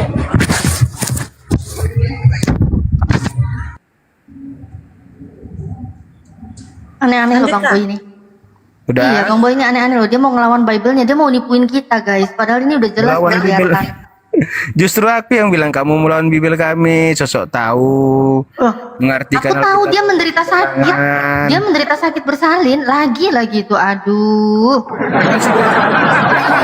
Kalau nggak tahu lah Bang, bilang aja nggak tahu gitu loh Bang. Seorang Kok ibu ngomong- yang sedang melahirkan, artinya Bang, itu. biasanya orang habis melahirkan Bang, Paulus yang melahirkan. itu ada pengaruh hormon itu rambut rontok Bang. Nah, mungkin ini ada hubungannya, Bang. Kita lihat ya. Paulus ya, menggambarkan Paulus itu pendek, botak, berkaki bengkok, berpenampilan penuh semangat, alis mata menyatu, dan hidung sedikit melengkung. Mungkin ini, Bang, yang menyebabkan dia botak, Bang. Habis melahirkan, dia nggak perawatan rambut, Bang. Ini sumbernya dari Alkitab Sabda, Bang. Alkitab Sabda, Bang. Kan Natali itu kan dia kakinya bengkok. Kurasa pas ngedennya itu dia kebablasan. Hancur kalian, hancur kalian hari ini, hancur babak belur. Babak belur. Babak belur kalian ini hari, babak belur kalian kami buat ini hari, babak belur, ketepak, retak ginjal kalian. Ketepak banget ini, aduh. Mungkin itu ya, Bang Blender ya. Habis ibu-ibu kan habis melahirkan kan biasanya hormon ya, rambut rontok. Kalau nggak perawatan bisa botak. Kayaknya Paulus botak gara-gara itu kayaknya. Betul, retak ginjal kalian, retak. Retak ginjal kalian, cobalah, ha? Jadi bahan dari sini kalian memang nggak ada ilmu membahas lah, cuman itu aja lah bisa kau nggak ada ilmu. Ini menghujan, nangis ke sana, nangis. Nangis ke sana, nggak ada ilmu. Cuman ini aja lah. Terus kemudian buat nama, buta huruf, buat nama. Cuman ini aja bisa kalian, cuman itu. Cuman ini aja lah bisa kalian. Cuman ini aja bisa kalian. Hah? Yesus. Yesus buta huruf. Yesus. Ini ya. Bang Blender sebentar, Bang User. Ini Kristen atau Muslim, Bang? Abang atau Ibu? User. Bang, aku makan dulu ya, Bang ya. Ya. Izin dibawa dulu ya, Bang, nggak monitor ya. Makan babi ya, Natali. Nanti makan babi pula kau. Iya, gini loh, mentok kalian nggak terima. Kalian masih bahas-bahas kitab kami saja, nggak sanggup kalian dengarnya. Adakah larangan untuk membahas kitabmu? Ada? Tanya dulu, ada nggak? Ada nggak larangannya? Kau punya ilmu untuk menafsirkan kitab. Kalau kau ditanya balik pasti kau bertanya. Ini penyakit kau diskusi. Ini. Ya ini. Apa? Kenapa? Kan udah aku bilang tadi. Udah aku bilang. Dengar dulu. Tadi mereka perempuan, saya diam karena mereka perempuan. Kalau kita laki-laki, ayo kita diskusi. Nah, oke. Sekarang aku tanya sama kau, apakah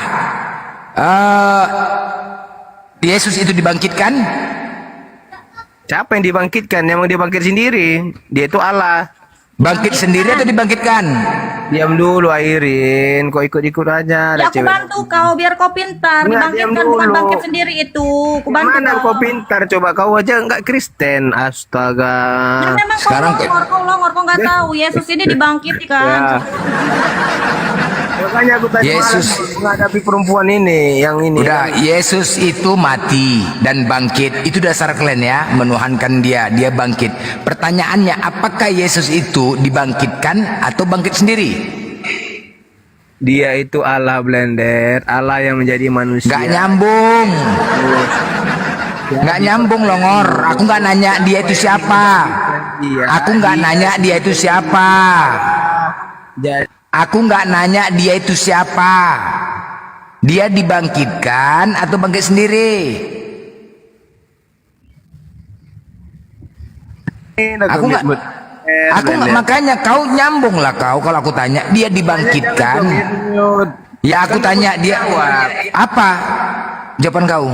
Allah yang menjadi manusia, yaitu Astaga, Yesus. Mati kali. Aku nyambung nggak tuh? Aku nggak tanya siapa dia. Aku nggak tanya siapa dia. Dia dibangkitkan atau bangkit sendiri? Nah, udah saya jelaskan tadi. Apa? Dia itu Allah itu sendiri, ya dia membangkitkan diri sendiri. Cuman dia bangkitkan diri sendiri. Aduh. Apa lagi, Blender? Dia Allah. Oke, mana data kau? Oke, kutunjukkan datanya ya. Kutunjukkan datanya ya. Mana? Kutunjukkan datanya. Diam dulu, Airin. Kisah Para Rasul 2 nomor 24. Tetapi Allah membangkitkan dia. Mana? Rasul 232. 224. Airin, diam dulu, Airin. Enggak, kau jujur lah kau diskusi. Apa lagi Iya blender? itu di kisah para rasul terus ku bantu kau 232 Yesus inilah yang dibangkitkan Allah dan tentang hal itu kamu Apanya semua dibantu? adalah saksi. Nah, itu ku bantu kau datanya. Astaga. Kami Islam ini nggak boleh menghujat, harus sesuai data, nggak boleh framing juga, nggak boleh asumsi. Betul. Jadi ku bantu kau, ku bukakan Iya, datanya. aku- Kisah para aku mau rasul diskusi sama 232. Blender. Ini Kau kan Yesus inilah yang perempuan. dibangkitkan Allah dan tentang hal itu kami semua adalah saksi. Ayo, Itu Tris. Tuhan kau Diam dulu. dibangkitkan. Airin, diam dulu. Diskusi sama laki-laki aja. Kamu perempuan. Kau jujur, makanya gini lah, kau jujur. Nah. Tapi Allah membangkitkan dia. Oke? Allah membangkitkan dia ya. Dia itu siapa? Yesus lah. Nah, betul. Terus? Oke, berarti dia dibangkitkan ya malah ya. Baca dulu. Kau nggak jujur diskusi itulah kau kan? Baca dulu, dibilang apa yang nggak jujur? Iya, pertanyaan aku dia dibangkitkan atau bangkit sendiri itu loh. Nomor kali kau lah. Enggak jujur kau kenapa? Enggak, baca dulu. Pertanyaan aku tadi apa? Siapa yang bangkitkan dia? Ya udah itu pertanyaan aku. Siapa yang bangkitkan? Ya Allah. Ya udah Allah selesai. Udah. Allah itu siapa? Ya Yesus. Astaga, Blender. Ya. Balik pertanyaanmu. Enggak. Sekarang berarti kan dia dibangkitkan oleh Allah ya. Aku nggak mau tahu siapa itu Yesus. Aku nggak mau tahu siapa Yesus. Oke? Udah. Enggak usah. Ya oke. Dan ya udah. Ya udah terus ini. Nah oke sekarang ini. Apa? Mana dia? Apa itu? Mana? Nah ini. Baca. Mana? Apa itu? Bacalah. Ya apa? Yang Baca 1 Korintus nomor 15. Pertanyaanmu apa tentang itu? Ini siapa yang mengatakan? Lebih daripada itu, kami itu siapa?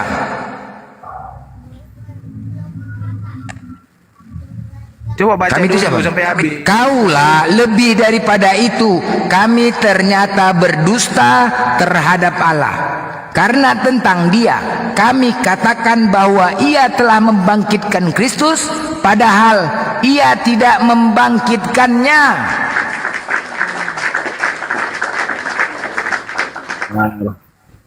Jelas? 1 Korintus.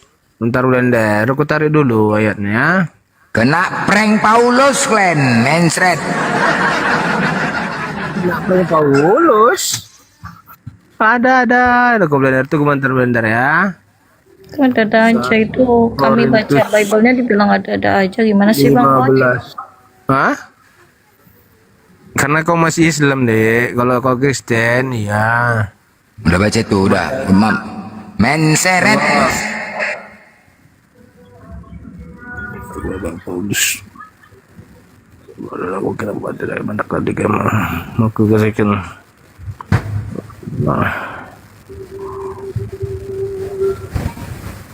Ini dia Blender. Nih, biar saya tunjukkan Blender ya. Nih.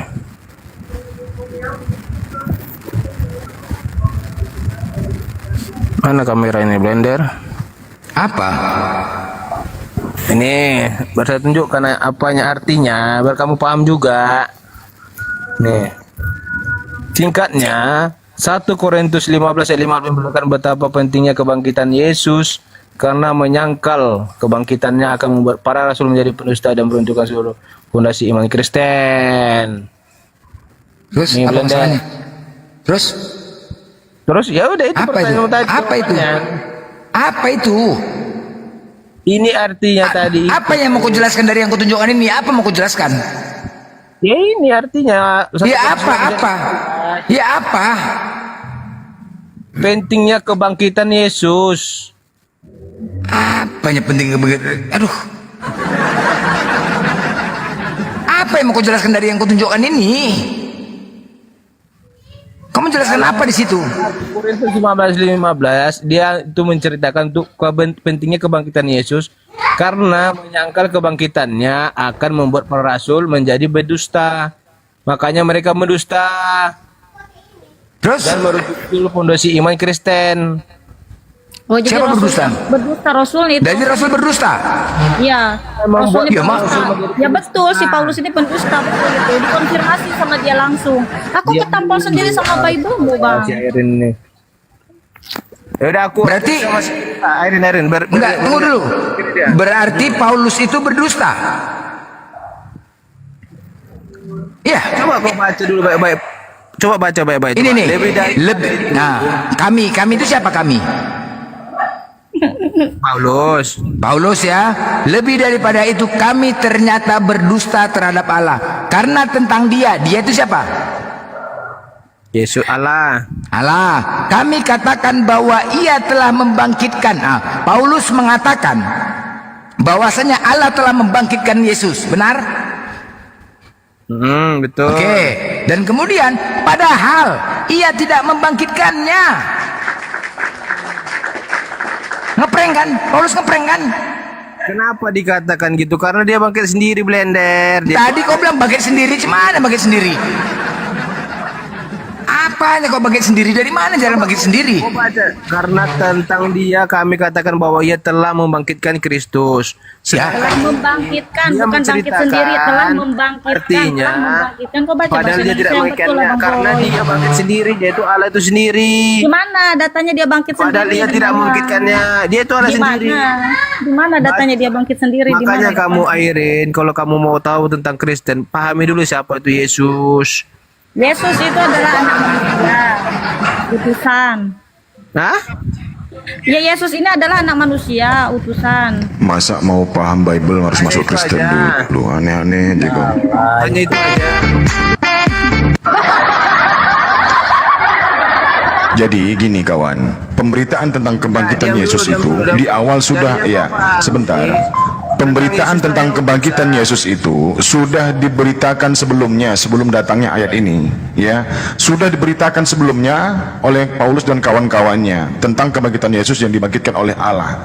Ternyata padahal tidak. Allah tidak membangkitkan Yesus dari kematian. Berarti betul lah Yesus itu tidak pernah mengalami kematian. Coba kau buka Kisah Para Rasul 25 nomor 19 nomor 25 tentang Yesus. Kata Paulus dengan tegas, Yesus itu tetap hidup. Tetap hidup Yesus itu, kawan. Ayo, gimana itu?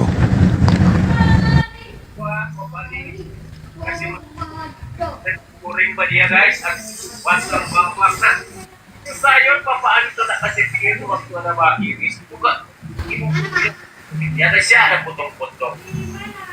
Siapa triplex? Hamba Allah. Hamba Allah. Islam Kristen. Triplex nih Islam Kristen. Islam bang, Islam kita bang, Islam. Islam ngapain lagi lah kau minta dijelaskan ke atas? Aduh Makjang, kau tapping di bawah naik kan aku biar aku jelaskan. Udah ada darah sumber di atas. Oke. Iya, aduh Makjang. Jadi aku udah beberapa kali ngomong ya, untuk teman-teman muslim tahan dulu di bawah, karena slot ini kita prioritaskan dulu untuk teman-teman Kristen ya, di bawah dulu karena di atas ini sudah ada narasumber. Jangan muslim semua naik. Triple X. Saya Kristen. Oh iya Triple X. Jadi gini Triple X ya, kalian kan meyakinin bahwasanya Yesus itu mati dan kemudian bangkit, oke. Dan kebangkitan Yesus itu yang menjelaskan adalah Paulus yang menjelaskan. Hah? Paulus yang katakan begitu. Paulus, benar. Paulus yang mengatakan. Ya. Oke. Nah, ternyata di 1 Korintus nih di layar nomor 15. Nah. Paulus berdusta tentang kebangkitan Yesus. Oh. Ini katanya, lebih daripada itu, kami itu adalah Paulus. Ternyata berdusta. Paulus sudah mengaku dirinya berdusta. Ya. Terhadap Allah. Karena tentang dia itu siapa? Allah. Karena tentang Allah, kami katakan bahwa ia itu menurut pada Yesus, bahwa Yesus telah bahwa Allah telah membangkitkan Kristus. Padahal sama dengan ternyata Allah tidak membangkitkannya. Ini pengakuan Paulus loh. Oh, begitu ya. Oh, itu kata Paulus ya. Ya, ini perkataan Paulus. Kalau sekarang kan Paulus itu gereja kan agama Kristen kan ada berapa ya kan? Ada pengikut Kristen, itu ada pengikut Paulus, ada pengikut Yohanes. Tapi Paulus itu kan rasul, sebagai rasul di kekristenan. Iya, rasul. Oke, Anda meyakini Paulus sebagai rasul? Tidak. Hah? Tidak. Tidak? Ya. Oh, tidak. Saya ini Advent loh. Hah? Saya ini Advent. Oh, Advent meyakini Paulus juga loh? Oh, tidak semua. Oh, enggak semua? Ada pembaruan. Oh. Ada Advent hari ke-7. Oh gitu. Advent hari ke-7 pembaruan. Ya, kalau Advent pembaruan itu baca dari kejadian sampai semua itu perjanjian lama. Sedangkan perjanjian baru itu Advent itu tidak percaya kalau Yesus itu ada. Oh gitu. Jadi memakai perjanjian lama aja. Advent pembaruan nih. Ya. Oh, percaya. Nah, jadi kalau di perjanjian lama siapa Tuhannya? Nah, kalau perjanjian lama itu cuma hanya pakai kata Allah. Allah Tuhannya gitu. Ya. Yesus sebagai apa? Itu ya kalau di kitab perjanjian baru itu katanya Allah juga. Hah? Allah Enggak. juga. Di perjanjian lama dulu. Kalau di perjanjian lama kan tidak ada di situ Yesus. Iya, itu hanya Tuhan. Hah? Tuhan Allah. Ya, enggak maksud tunggu dulu Bang Blender, dia bilang gini katanya kalau di perjanjian baru itu Tuhan Yesusnya, tapi dia tidak mengimani perjanjian baru, tetapi dia perjanjian lama yang dia tuhankan adalah Allah itu. Ya. Oke, nah tetapi di perjanjian lama kan tidak ada Yesus. Tidak ada. Nah, Yesus itu menurut Anda siapa? Ya mau dikatakan manusia lah. Manusia. Ya. Tapi Anda meyakini Yesus itu ada sebagai apa? Sebagai rasul. Rasul. Ya. Loh, kan tidak ada dari perjanjian lama, tidak ada Yesus loh. Berarti Anda tidak mengenal Yesus kalau begitu. Saya kan sudah bilang kalau di perjanjian lama itu tidak ada kata Yesus, hanya Tuhan dan Allah. Ya. Itu. Ya, oke. Kami ya sebagai Advent kan itu. Lihat kan kalau Advent itu tidak ada bilang kata-kata Natal, tidak ada. Tidak ada kata-kata kelahiran, tidak ada. Ya. Nah, begini Bang Triple. Kalau Anda hanya mengimani perjanjian lama, berarti Anda tidak mengenal Yesus. Selesai, benar nggak? Nah, betul. Nah. Oh, berarti Anda tidak mengenal Yesus. Ya. Berarti nabinya di situ siapa? Musa, itulah ya, Yakub. Ah, ya, itu. Tapi kenapa Tuhannya Allah juga? Ajaran orang, ajaran. Berarti Anda tidak percaya penyalipan?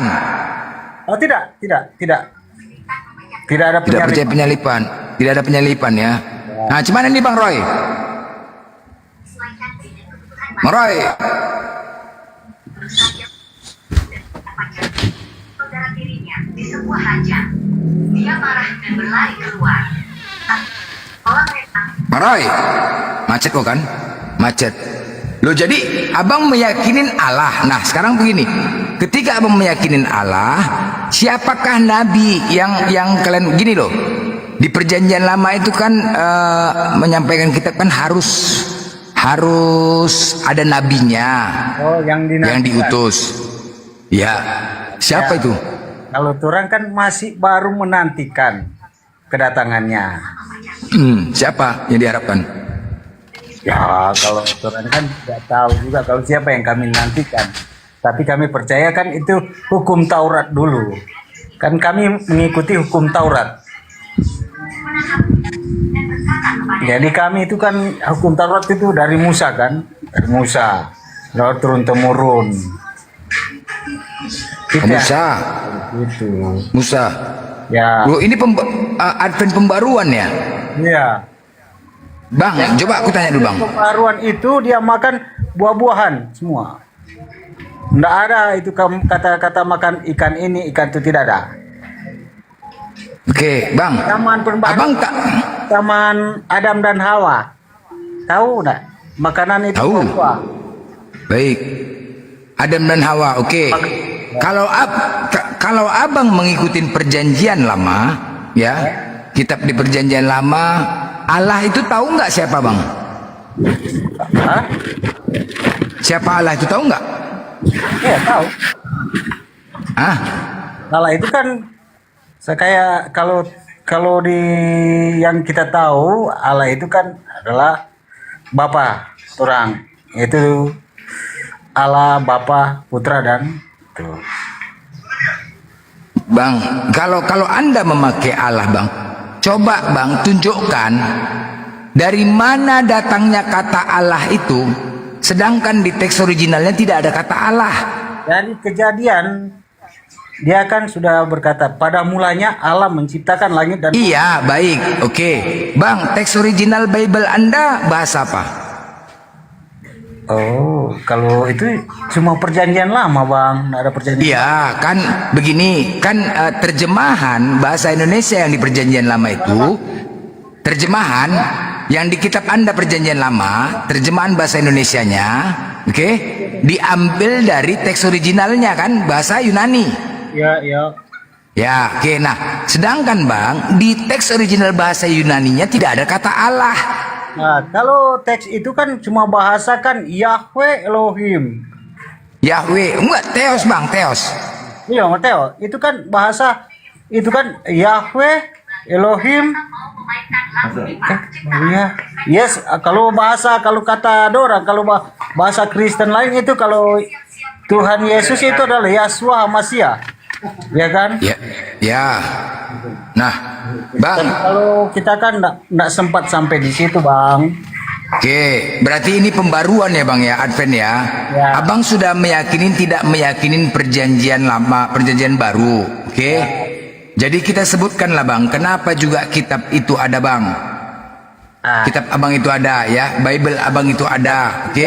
Itu kan waktu tahun berapa itu ada ini Kristen apa ini ya?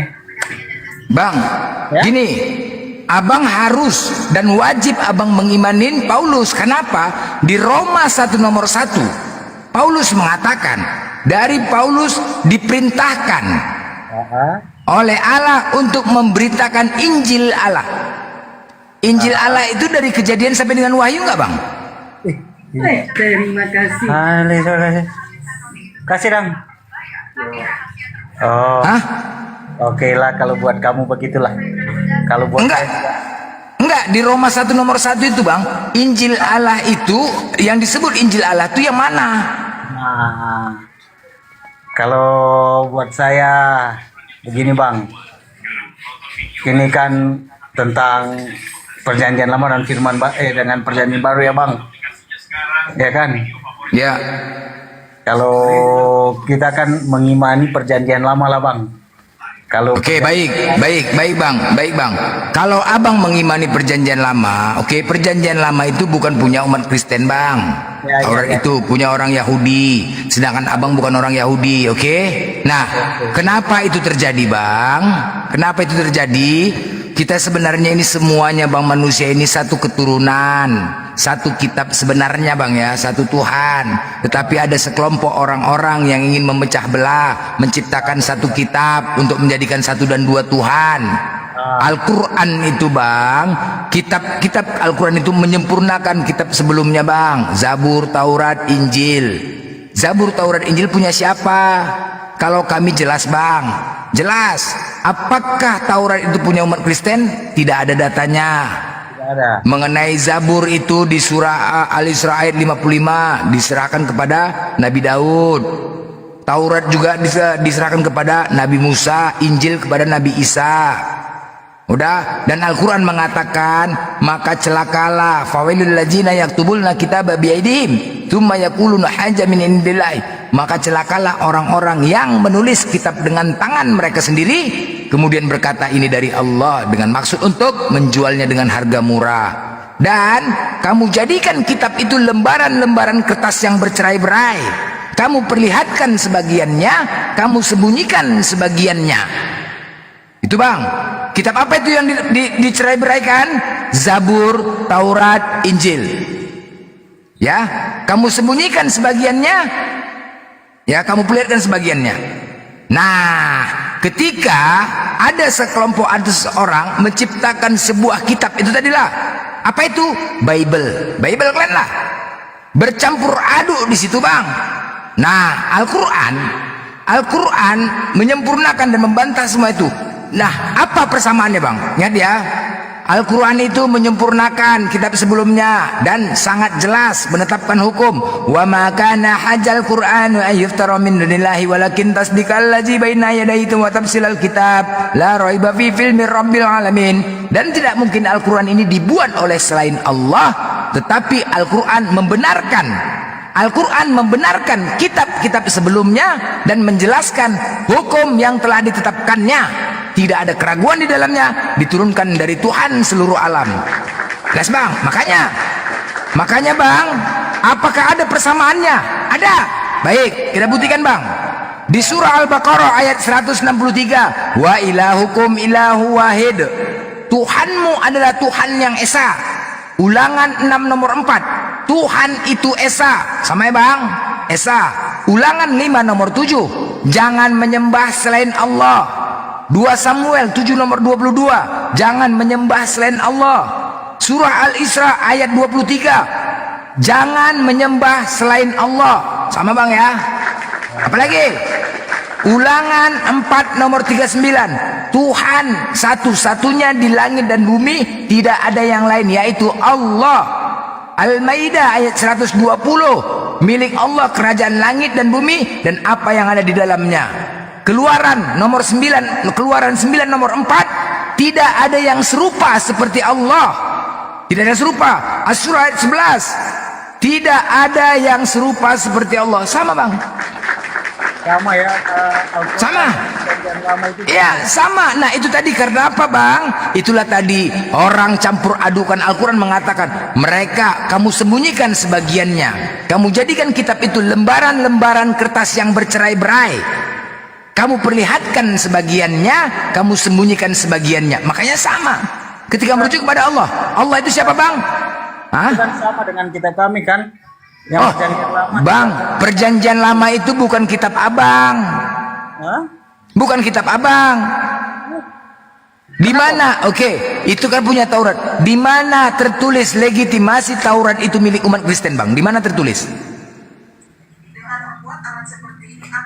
Bagaimana bang? Di mana ada tertulis bahwa Taurat itu milik umat Kristen? Enggak ada bang, itu kan. Nah, enggak ada berarti bukan punya abang. Taurat itu punya Yahudi bang. Itu yang dibawa oleh Nabi Musa. Apakah ini ada Musa? Oke baik, kalian percaya ada Musa. Yahudi juga punya Musa, kami juga punya Musa. Pertanyaannya, apakah ini 3 Musa yang berbeda atau sama?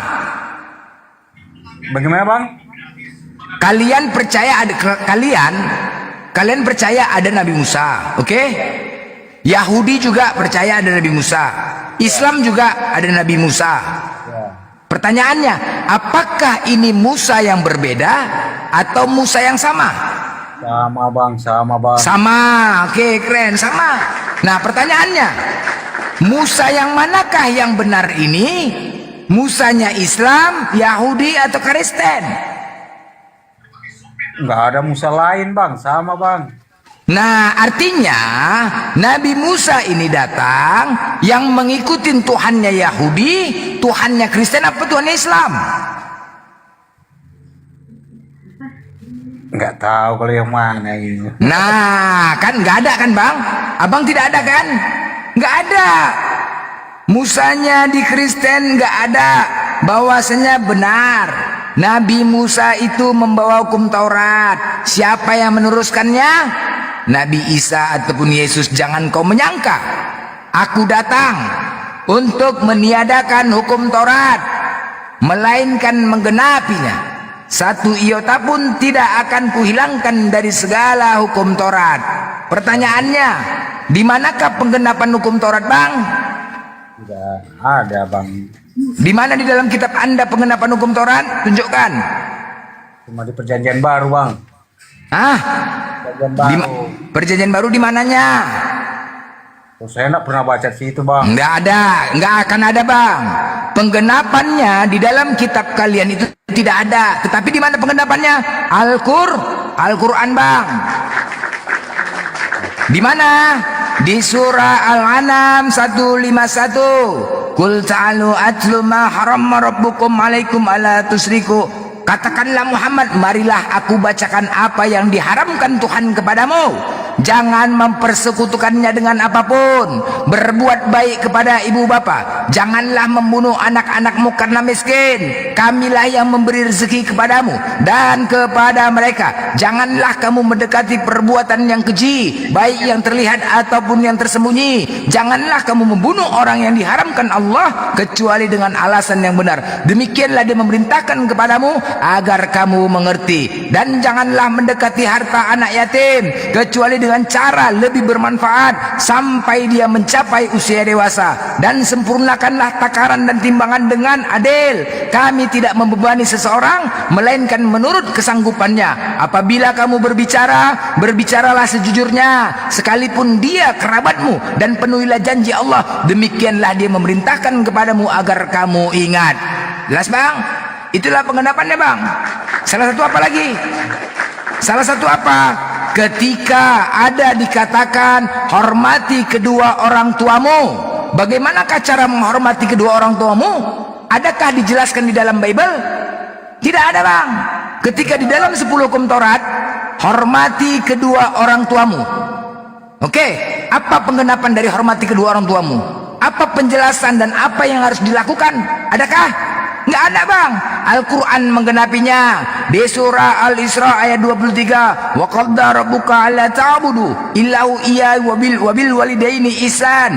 Dan Tuhanmu telah memerintahkan agar kamu jangan menyembah selain Dia, dan hendaklah berbuat baik kepada ibu bapa. Jika salah seorang di antara keduanya atau kedua-duanya sampai berusia lanjut dalam pemeliharaanmu, maka sekali-kali janganlah engkau mengatakan kepada keduanya perkataan ah, dan janganlah engkau membentak keduanya, dan ucapkanlah kepada keduanya perkataan yang baik. Itu pengenapan, yang penjelasan, Bang. Kalau di Bible tidak ada, justru ada pembatalannya. Lukas 14:26. Jikalau kau datang kepadaku tidak membenci bapakmu, ibumu, saudaramu, keluargamu, bahkan diri sendiri, kau bukan dikatakan murid Yesus. Nas, apalagi penggenapannya? Penggenapannya tentang berzina. Jangan berzina. Di mana penggenapannya? Apakah Bible ada penggenapannya? Tidak ada. Malah menyuruhnya, marilah kita memuaskan birahi hingga pagi hari dan bersama-sama menikmati asmara karena suamiku sedang tidak di rumah. Apalagi? Apakah itu disebut penggenapan? Mereka bersundal pada masa mudanya. Di sana susunya dijamah-jamah dan dada keperawanan dipegang-pegang. Itu penggenapan. Lari dia. Itu penggenapan. Tidak, penggenapan penyempurnaan ketika ada sebuah perintah jangan berzina. Apa konsekuensinya apabila orang berzina? Ada disebutkan? Nggak ada. Makanya penggenapannya, sabar kau, sabar. Makanya penggenapannya di mana? Di surah An-Nur ayat 2. Ajaniyatu wajani. Apa katanya? Pezina perempuan dan pezina laki-laki, deralah masing-masing dari keduanya 100 kali, dan janganlah rasa belas kasihan kepada keduanya mencegah kamu untuk menjalankan agama dari Allah. Jelas? Itu penggenapannya. Banyak penggenapannya. Kalau kalian ada? Nggak ada. Ya. Jadi itulah dia. Ini Apa? Ini apa? Apa itu? Kau bilang tadi nggak ada. Ini apa? Apa mana? Ini, hormatilah ayah dan ibumu. Apa ini? Itu di mana? Itu di mana itu? Di mana itu? Keluaran 20 ayat 12. Keluaran itu perjanjian lama apa baru? Alah sama aja kau blender. Hah? Itu perjanjian lama atau baru keluaran? Blender. Hah? Kau baca itu dulu, keluaran 20 ayat. Hormatilah. Iya, itu perjanjian lama atau baru? Supaya lanjut umurmu di tanah yang diberikan Tuhan Allahmu kepadamu ini. Enggak, itu perjanjian lama apa baru? Itu perjanjian lama baru. Kami. Enggak, itu perjanjian lama apa baru? Oke, baik. Oke. Bilang tidak ada di Alkitab kami. Oke, ya. Itu perjanjian lama atau baru? Lihat lu. Perjanjian lama. Oke, baik. Nah, sekarang ini kita buka ya. Ada Alkitab kami kan? Salah, enggak ada, enggak. Oke, ada ini, ada ini, ada. Ada ini, ada. Slow, ada ini. Nah, udah ini gue besarin. Ini ada juga. Dah. Jalari kau ya. Ini kau jelaskan. Ini kau jelaskan. Mana? Nih. Baca. Baca. Terus? Baca. Ya baca. Bacalah kau. Waduh ini kitab kau. Malas sekali kau baca. Lah, jijik kau dengan baca kitab kau. Jijik baca kitab kau. Jijik. Kau yang bernarasi, kau yang baca. Jijik kau baca kitab kau ini sendiri. Jijik, ya. Bukan masalah jijik, enggak jijik. Ya udah baca kan. Bacalah. Jangan kau yang mentok kepada kau, malas kau bacanya, yang indah-indah kau bacalah. Kau bernarasi, kau yang bacalah, jijik kau bacanya. Hah? Apa yang jijik bacalah. Ya udah baca, ini baca Bibelmu loh. Ya udah baca. Ya malu kau bacanya, malu. Kau yang bernarasi, kau yang najis. Baca. Enggak, aku bukan bernarasi, aku menunjukkan data. Kau tadi menunjukkan data, ini Bibelmu, bacalah. Baca. Diam.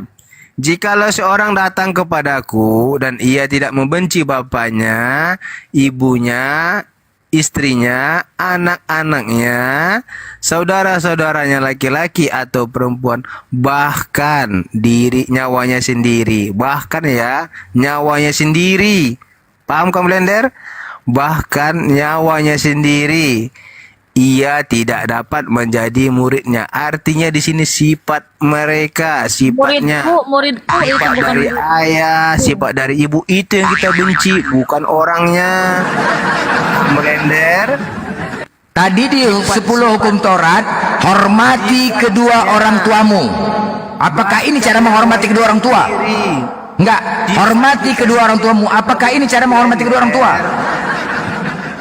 Blender, itu sifat kita sendiri, bahkan nyawa kita sendiri. Artinya bahkan sifat kita sendiri kita benci, yang buruk itu kita benci, bukan kita sendiri, bukan nyawa kita sendiri yang kita benci, tapi sifat kita yang buruk itu kita benci, kita buang. Gitu artinya. Apa yang penting jawab nih. Penting jawab. Di bawah ini bahkan nyawanya sendiri. Yang penting kau ngomong gitu. Biar kau yang penting kau bicara, ya kan? Nggak nyambung. Hotel. Kau nggak ngerti. Kenapa sih kok kayak gini? Parah, sosok tahu. Memang. Ini enggak yang katanya ini loh, boy, yang katanya perintah menghormati orang tua, inikah penggenapannya? Sifatnya blender, sifatnya bahkan nyawanya sendiri, artinya bahkan sifat dia sendiri, bukan kita membenci. Bro, Yesus itu mengangkat murid, syaratnya jelas. Ya, diam dulu kau. Ketika Yesus itu mengangkat muridnya, maka si muridnya ini dia harus membenci orang tuanya, membenci saudara-saudaranya, membenci anaknya, bahkan nyawanya sendiri. Itu syaratnya, baru dia bisa menjadi murid Yesus. Kemana-mana kau benci sifatnya, gimana? Aduh, kacau kau. Ya aku kalau nggak longor kamu nggak ngomong aku, kecuali kau pintar. Kemana aja, kok diem-diem aja. Tadi kau kemana? Kok diem-diem aja? Enggak. Muncul di sini. Udah dengar ya. Tadi kita bicara penggenapan dari hormati kedua orang tuamu. Apakah ini disebut penggenapan? Itu sifatnya blender. Makanya aku bilang kalau nggak ngerti kau isi Alkitab jangan sok-sok. Sifat kau harus membenci gitu. Sifat kau harus membenci orang tua. Sifat buruk karakter. Bukan, sifat orang tua nggak boleh diikuti. Sifat kasih dan sayang orang tua kepada anak tuh kita nggak boleh benci. Kita tidak boleh ikut gitu, harus benci. Mengartikan kitab orang sembarangan aja. Udah nggak paham, diartikan membantah, melawan. Tengok. Dari tadi gitu, dijelaskan kitab kami, kau nggak terima. Ya udah. Sedangkan kau Sekarang Islam, nggak ngerti sekarang soal gini kitab. kawan ya. Kau sosok pandai. Tuhan itu Tadi di kau mana bilang datanya tidak memberi menghormati ketetapan? kitab kami. Jadi buktinya tadi itu saya tunjukkan apa? Kau kan mengklaim punya kitab, ya kan? Nah, sejak kapan Tuhan alam semesta ini membuat satu ketetapan kepada kalian Kristen? Ayo. Ini apa? Ini blender ini. Hormatilah ayah dan ibu. Ini kayak mana? Nih, tadi kau bilang. Ya, aku tanya sama kau. Ya, asal usul kitabmu itu bersumber dari Tuhan, menurutmu kan? Nah, Tuhan yang mana? Tuhan yang mana? Tuhan yang mana engkau senangi? Tuhan yang digantung dan disalib, gitu kan? Udah, jangan berzina ada juga. Hormati ayah dan ibumu ini. Apa lagi? Mana? Jangan menyembah patung pun ada. Nih. Bang Erik noise, Bang Erik. Nih, jangan menyebut nama Allah sembarangan nih. Jangan oke, baik. Oke. Nah, tolong kau jelaskan tadi Lukas 14 nomor 26. Nih. Lukas 14 nomor 26 tadi tolong kau jelaskan, Longor. Nih, jangan membuat patung nih, jangan membuat. Aku nggak nanya itu. Jangan buat patung. Apa? Tadi kau bilang tadi. Aku nggak nanya itu. Baru kali kau ya, aku pecahkan piring nanti sama kau ya. Tadi kau bilang nggak ada itu dari kitab kami. Aku nggak nanya itu, monyet. Aku nggak nanya itu. Ini yang aku tanya sama kau. Tadi kau bilang tadi nggak ada kan? Ini aku tanya sama kau. Ini aku tanya, kau jelaskan ini. Ini apa? Ini kau jelaskan ini. Kau bikin dari emosi aja kau. Ini kau jelaskan dulu. Tadi pertama kau bilang tidak ada di kitab kami yang hormati ayah. Ini apa ini? Kebencian ini apa? Kau jelaskan ini apa? Itu perjanjian lama, ini perjanjian baru. Tadi kau bilang tidak ada di kitab kami menghormati. Ini apa? Ini apa? Ini ada ini. Apa itu? Apa katanya? Hormatilah ayahmu dan ibumu supaya lanjut umur di tanah yang diberikan Tuhan Allahmu kepadamu. Ini ada. Nah, bagaimana cara menghormatinya? Tadi kau bilang tidak ada. Ya udah, sekarang kutanya, penggenapan itu bagaimana cara menghormatinya? Yang kutanya itu, penggenapan itu ketika di 10 hukum Taurat, hormati kedua orang tuamu. Bagaimana cara menghormatinya? Kau jujur dulu. Bagaimana cara menghormatinya? Aku tanya sama kau, bagaimana cara menghormatinya? Kau jawab dulu. Itu pertanyaannya, bagaimana cara menghormatinya? Bagaimana cara menghormatinya? Paham nggak kau? Si boy ini pura-pura bego apa bego beneran sih, Bang? Aduh. Bodoh kali kau. Bodoh apa? Bagaimana cara menghormatinya, pertanyaan aku? Yang namanya penggenapan itu untuk menyempurnakan sebuah kalimat itu, ayat itu. Nah, bagaimana cara menghormati orang tuanya di situ? Mana? Sesuai narasimu tadi. Mana cara menghormatinya, mana? Tidak ada di kitab kami cara. Nggak ada, ya udah, ngapain kau diam? Berarti tidak ada penggenapan. Longor kali kau. Ada. Mana penggenapan itu? Penggenapan itu tau nggak kau penggenapan? Penggenapan itu apa? Ayah dan ibumu. Penggenapan itu apa, Longor? Tadi kau bilang tidak ada di kitab. Penggenapan itu mana? Siapa bilang nggak ada? 10 hukum Taurat kan ada kata-kata hormati kedua orang tuamu. Malu kan? Malu. Ini Bapak kau tuh yang malu. Mana? Anak babi kau. Cuy sama kau. Bodoh kali. Nggak disuruh tengah dulu dia. Bodoh kali. Orang tanya pengumuman. Kalau yang kau tunjukkan itu yang sudah kusebutkan ya di dalam 10 hukum Taurat, hormati kedua orang tuamu, memang ada. Ngapain lagi kau tunjukkan sekarang penggenapannya, penyempurnaan dari sebuah ayat itu kan? Bagaimana caranya menghormati kedua orang tua? Ada, itu pertanyaan aku. Mana? Yang ada kan pembatalan, kebencian yang ada. Bukan penggenapan.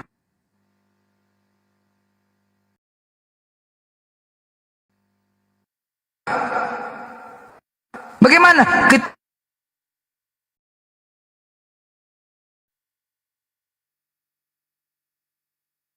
Nah, Bagaimana suatu saat ada orang yang membunuh? Apa konsekuensinya? Ya orang membunuh aja lah. Ketika dia datang, hukum Taurat itu kan aturan diberikan kepada manusia itu baik. Jangan curi. Nah, Putus-putus kamu. orang untuk melakukan pencurian. Suaranya putus-putus. Kan nggak ada. Udah. Udah. Nggak ada hukumannya. Yang ditanya penggenapannya mana? Penggenapan itu penyempurnaan. Kalau data yang kau tunjukkan itu memang sudah ada yang kusebutkan tadi. Hormati kedua orang tuamu di dalam sebuah hukum Taurat. Itu lagi kau tunjukkan. Memang itulah tadi kubacakan. Kita bahas itu karena ada di dalam sebuah hukum Taurat. Nah sekarang mana penyempurnaannya? Malah ada pembatalannya, bukan ada penyempurnaan. Ngarang aja kau. Itu tadilah penggenapannya di mana? Di Al-Quran. Berarti benar. Kitab Al-Quran itu menyempurnakan kitab-kitab sebelumnya. Ketika di dalam Bible itu, di Taurat, belum ada penggenapannya. Belum ada penyempurnaan. Hanya sebuah kata, hormati kedua orang tuamu. Jangan membunuh. Loh, ada perintah jangan membunuh. Bagaimana kalau orang melakukan pembunuhan? Hah? Ada hukumannya? Nggak ada. Ya udah sama aja. Ngapain pula aturan itu dibuat? Yang membunuh aja lah orang. Ini kok itu juga yang kutunjukkan. Oh longor kali kau.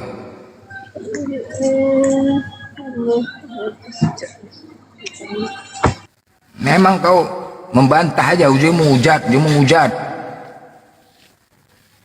Al-Quran datang tadi, hormati orang tuamu. Memang itulah tadi baca. Bagaimana cara menghormatin kedua orang tuamu? Adakah? Kalau cuma menghormati aja, ya hormat orang tua, hormat, siap gerak, siap, gitu aja dilakukannya. Siap gerak, hormat gerak, itu caranya. Kita kan nggak tahu, mesti dijelaskan. Bagaimanakah cara menghormatinya? Kan perlu dijelaskan. Apakah Yesus sudah menjelaskan itu? Apakah Yesus menjelaskan itu? Kan nggak dijelaskan bagaimana cara menghormatinya. Adakah penjelasannya? Penggenapan yang di Bible nggak ada, justru menghilangkan. Makanya Al-Quran lah. Makanya paralel. Zabur, Taurat, Injil, Al-Quran paralel. Semuanya mengambil. Sempurnalah Al-Quran itu. Sempurnalah kitab yang disebut Al-Quran itu. Seandainya Al-Quran itu tidak sempurna, maka Allah akan menghadirkan kitab lagi sampai benar-benar sempurna. Karena sudah sempurna Al-Quran itu, maka Allah tidak menghadirkan kitab lain. Karena sudah sempurnanya Al-Quran itu. Dan terbukti sampai saat ini, ketika kalian lihat di mana? Kesempurnaan Al-Quran kami bukan kaleng-kaleng, bos. Di mana? Di surat beda dengan Bible kalian. Makanya Al-Quran kami datang untuk menampol Bible kalian itu. Menampol Bible kalian. Ketika apapun dikatakan tentang Adam, tentang ini, menampol Bible kalian itu, Al-Quran itu datang. Coba perhatikan di surat. Coba ketika aku baca, ketika kalian baca Al-Quran, apa buktinya? Udah sempurna dan nyata Al-Quran itu. Fal yauma nunazzika bi badanika litakunna liman khalfaka ayah wa inna katsiran minan nasi an ayatina laghafilun. Maka pada hari ini, hari apa ini? Hari Sabtu tanggal 6 September. Maka pada hari ini Sabtu tanggal 6 September kami selamatkan jasadmu. Jasad siapa? Firaun. Masih ada sekarang kan Firaun? Ada. Agar engkau dapat menjadi pelajaran bagi orang-orang yang datang setelahmu. Pelajaran bagi siapa? Kita, anak keturunan. Tetapi kebanyakan manusia tidak mengindahkan tanda-tanda kekuasaan kami. Siapa tidak mengindahkan? Kalian, Oten. Yang jelas nampak nyata di depan mata kepala kalian. Masih ada jasad Firaun sampai saat ini. Yang 3.000 tahun yang lalu. 3.000 tahun yang lalu. Allah lah yang mengangkat jasadnya itu. Karena apa? Laut itu Allah juga yang menenggelamkan Firaun dan pasukannya. Allah siapa? Allah kami. Pemilik siapa? Pemilik Al-Quran. Dan Allah kami yang berkata di Al-Quran di surah Yunus 92. Maka pada hari ini kami diselamatkan. Ketika kau baca besok hari Minggu masih tertulis maka hari ini, dan jasad itu pun masih ada juga. Ketika kau baca bulan depan maka hari ini juga dan jasad itu masih ada juga. 2 hari sebelum hari kiamat kau baca juga tertulis di Al-Quran maka hari ini, maka jasad itu juga ada sampai saat juga. Itu bukti. Tapi berbeda ketika aku membaca Biblemu. Pada hari ini telah lahir Tuhan Juru Selamat di kota Daud. Setiap hari aku menelpon Wak Daud. Wak Daud, mananya Yesus lahir? Hah? Ketika aku baca di Biblemu, setiap hari aku menelpon Wak Daud. Wak Daud, pada hari ini telah lahir Tuhan Juru Selamat di kota Daud. Habis dimaki Wak Daud aku. Habis. Pokoknya saya jumpa Wak Daud. Wak Daud, ada Tuhan lahir sini. Kepala bapak kau deh. Kau asik nanya Tuhan lahir. Aku lagi goreng pisang ini, goreng pisang jualan aku kata. Mengganggu saja gara-gara kau nelponin. Penasaran aku Wak Daud. Setiap hari aku baca. Pada hari ini. Setiap hari aku ngecek di mana Tuhan lahir. Setiap hari. Beda bos, beda, cobalah. Itu Bible kalian. Pada hari ini telah lahir. Besok ku baca juga pada hari ini. Ku telepon lagi Wak Daud. Lusa ku telepon lagi Wak Daud. Wak Daud, udahnya lahir Tuhan Wak Daud. Pulang. Tuhan kepala bapak kau lahir Tuhan katanya. Tiap hari sampai Wak Daud diblokirnya nomor WA aku, diblokir Wak Daud. Pedeng aku. Kalian tanya lah nanti kalau kalian ada kenal sama Wak Daud lain, kalian tanya sama Wak Daud tuh, tanya sama dia ya. Ya, kalau misalkan ada nanti entah tetangga kalian ada namanya Wak Daud, tanya lagi sama dia. Aku udah diblokir sama Wak Daud itu karena dia jual gorengan. Bolak-balik ke telepon. Penasaran aku. Wak, udah lahir Tuhan Wak. Lahir apa? Aku lagi goreng pisang ini gara-gara kau udahlah sana diblokirnya. Coba diblokirnya Wak Daud. Cobalah kalian telepon lah Wak Daud kalau ada ya. Setiap hari. Apa enggak menyusahkan? Nah, itu fakta tertulis. Seminggu lagi, bulan depan lagi masih tertulis pada hari ini. Apa enggak kena maki-maki Biblemu itu? Nah, itu fakta. Beda sama Al-Quran. Al-Quran kami maka hari ini, bulan depan, 2 minggu lagi. Lusa kau baca hari ini, jasad Firaun itu masih ada sampai sekarang. Nah, itu bukti kekuasaan Allah kami. Aku Baiko Barko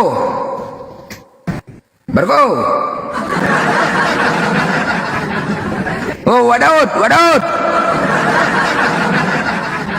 mananya Wak Daud nih? Wak Daud Wak Daud lahir Tuhan. Tanyalah Wak Daud, tanya Wak Daud itu, tanyalah kalian kalau ada jumpa Wak Daud. Kenapa? Tertulis dalam Lukas itu. Maka pada hari ini telah lahir Tuhan di Juru Selamat di kota Daud. Di kota Daud. Tanya sama Wak Daud tuh. Capek aku. Mungkin kalau kalian punya saudara sama bilang aja Wak Daud, lahir Tuhan ini hari Wak. Lahir Tuhan. Lahir Tuhan Wak bilang. Marahin aja Wak. Kalian tanya lah itu. Tanya. Capek aku nelponin Wak Daud. Setiap jumpa Wak Daud, ku telepon Wak Daud, ganti lagi Wak Daud. Yang satu Wak Daud lagi gojek, satu tukang gojek, satu tukang gorengan. Berganti-ganti Wak Daud. Gara-gara apa? Begaduh aku sama Wak Daud gara-gara kitab Kelenten. Betul, begaduh. Kalian pikirnya menguntungkan lah. Begaduh aku gara-gara kitab Kelenten. Penasaran aku. Pingin kali aku jumpa Tuhan. Penasaran aku. Namanya Tuhan ya, siapa yang gak kepingin ketemu ya kan? Siapa yang gak kepingin ketemu Tuhan? Pada hari ini telah lahir Tuhan Juru Selamat di kota Daud. Pada hari ini. Besok ku baca pada hari ini. Setiap hari. Setiap lahir Tuhan lahir. Setiap hari Tuhan lahir. Aduh, capek menelponi semua rumah sakit, puskesmas. Capek aku ya. Capek nelponin ke rumah sakit, puskesmas, klinik. Kalian carilah rumah bersalin, teleponin. Habis paket pun negara itu. Habis paketmu gara-gara menelponin Tuhan lahir. Coba gara-gara kitab Klenten. Gara-gara kitab Klenten. Itulah ada manfaatnya. Menyusahkan saja, sakit kepala kok. Begitulah. Jadi biar kalian jangan kalian anggap kami pun malas aja berdebat sama kalian. Ya. Tapi bukannya berterima kasih. Itu jelas. Bukti-bukti Al-Quran. Banyak lagi bukti Al-Quran itu sangat jelas. Sangat jelas. Jadi jangan nggak sebanding menjelaskan Bible kalian. Di Bible kalian dikatakan keturunan iblis. Al-Quran datang. Oh tidak. Tidak tentang Adam makan buah. Tidak seperti itu. Capek lah kalian. Ada nggak Wadaud sini? Wadaud, ada nggak di sini? Di YouTube dimanapun ada nggak nama Wadaud? Sini lu tanya lu. Tahu mana tahu tuh Wadaud. Tanya dulu. Yang di YouTube di mana ada saudara Wadaud tuh, panggil lu, pastikan lu, naik lu. Aku penasaran sama Wadaud. Mana nama Wadaud sini? Naik lu Wadaud. Naik lu. Aku mau tanya lu, bener nggak Tuhan lahir? Mana Wadaud sini? Mana Wadaud sini? Aduh, mana? Capek, nggak kepingin kalian jumpa Tuhan? Hah? Kutanyalah kalian, nggak kepingin kalian jumpa Tuhan? Kepingin lah, kepingin kali kan? Bisa nggak kebayangkan kalian seandainya Tuhan itu datang dulu ya, seandainya dulu ya, ada di zaman itu kita, ini seandainya ya, adalah di zaman itu kita, ya kan? Dapat informasi Tuhan datang di sana lah, di kota sana lah Yahudi. Kepingin nggak kalian jumpa Tuhan, teman-teman? Kepingin nggak? Hah? Kutanyalah kalian dulu. Seandainya Tuhan itu datang dulu ya, di zaman dulu ya, kita coba kembali dulu, kita ke zaman dulu saat itu ya, kita ada di sini. Ada nggak rasa keinginan kalian jumpa Tuhan ke Israel sana? Ada nggak? Hah? Kurasa pun jual tanah kalian berangkat ke sana, bener nggak? Hah? Kalau ada informasi, wah Tuhan datang di sana, yuk jumpain yuk. Kepingin kan? Sedangkan kita ke Mekah aja pun berusaha kita mau berangkat ya kan, apalagi Tuhan, bener kan? Seluruh dunia pun mendatanginya, mencari tahu. Benar nggak? Seluruh dunia berusaha jumpa Tuhan, paling tidak salam aja, Tuhan ini aku blender, Tuhan ampuni aku Tuhan, 5 menit aja. Paling tidak itu, ini aku blender Tuhan, kenalin ya Tuhan, minta ampun aja ya kan? Benar nggak?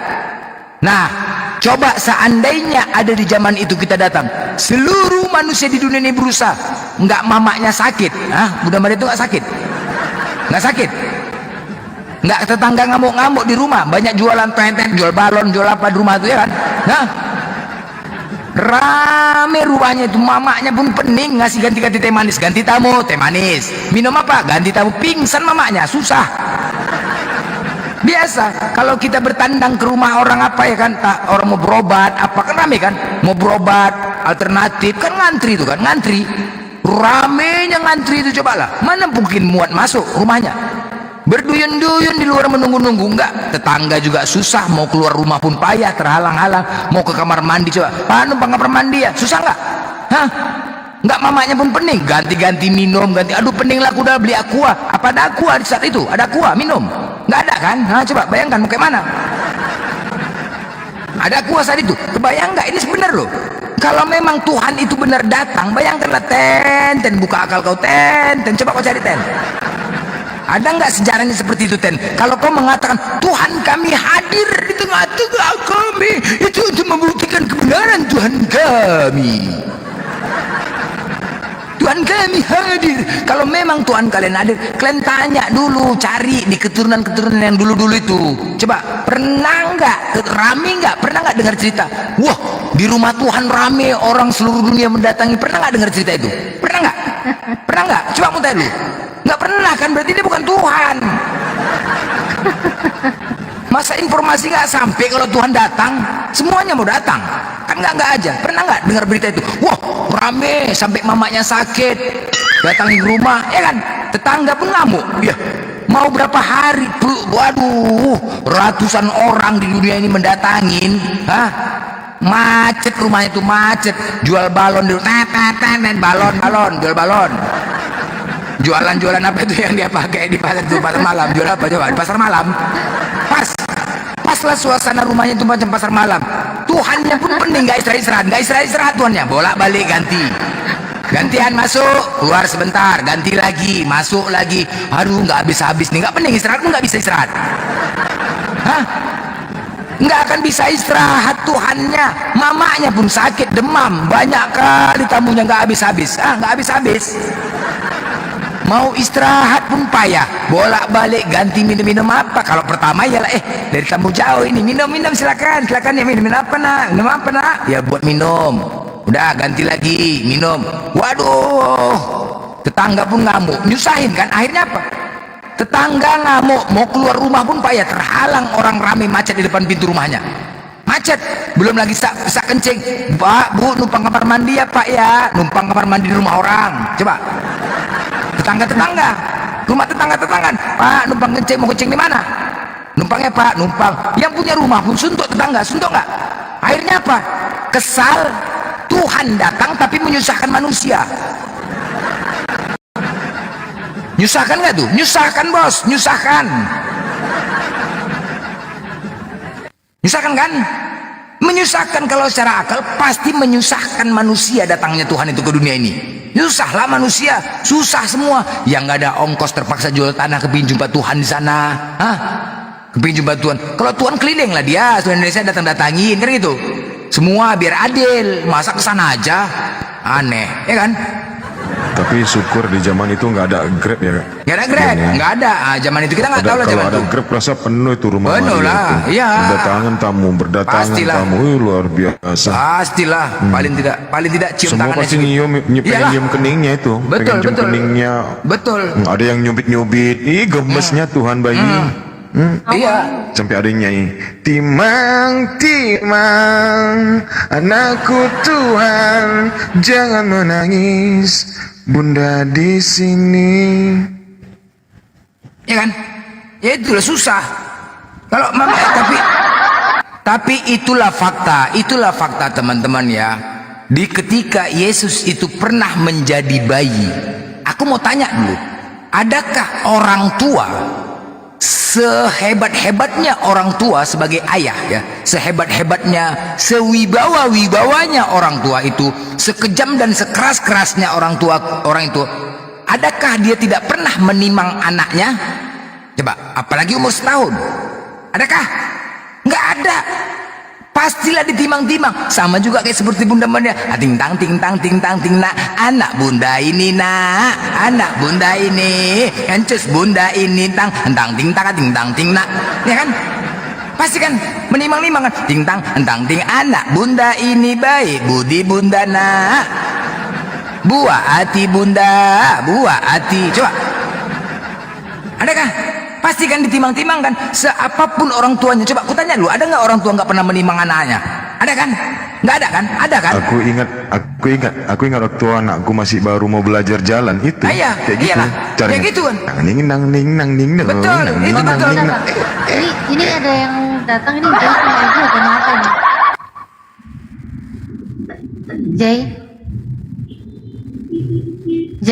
Jay Edi. Jay, agama apa Jay? Mic-nya dibuka dulu. Jay. Nah, buanglah. Edi.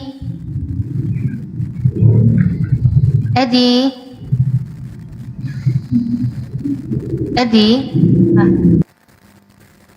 Macet. Oten kalau udah bahasa lari semua kabur. Tapi nggak apa-apa teman-teman. Aku juga sudah. Terus aku berusaha berteman dengan semua otenku, kawan ini. Banyak juga mereka menyimak ya. Nggak apa-apa, kira aja. Banyak. Udah demam. Yang penting demam. Ya nggak apa-apa. Mama, nama adik siapa mama?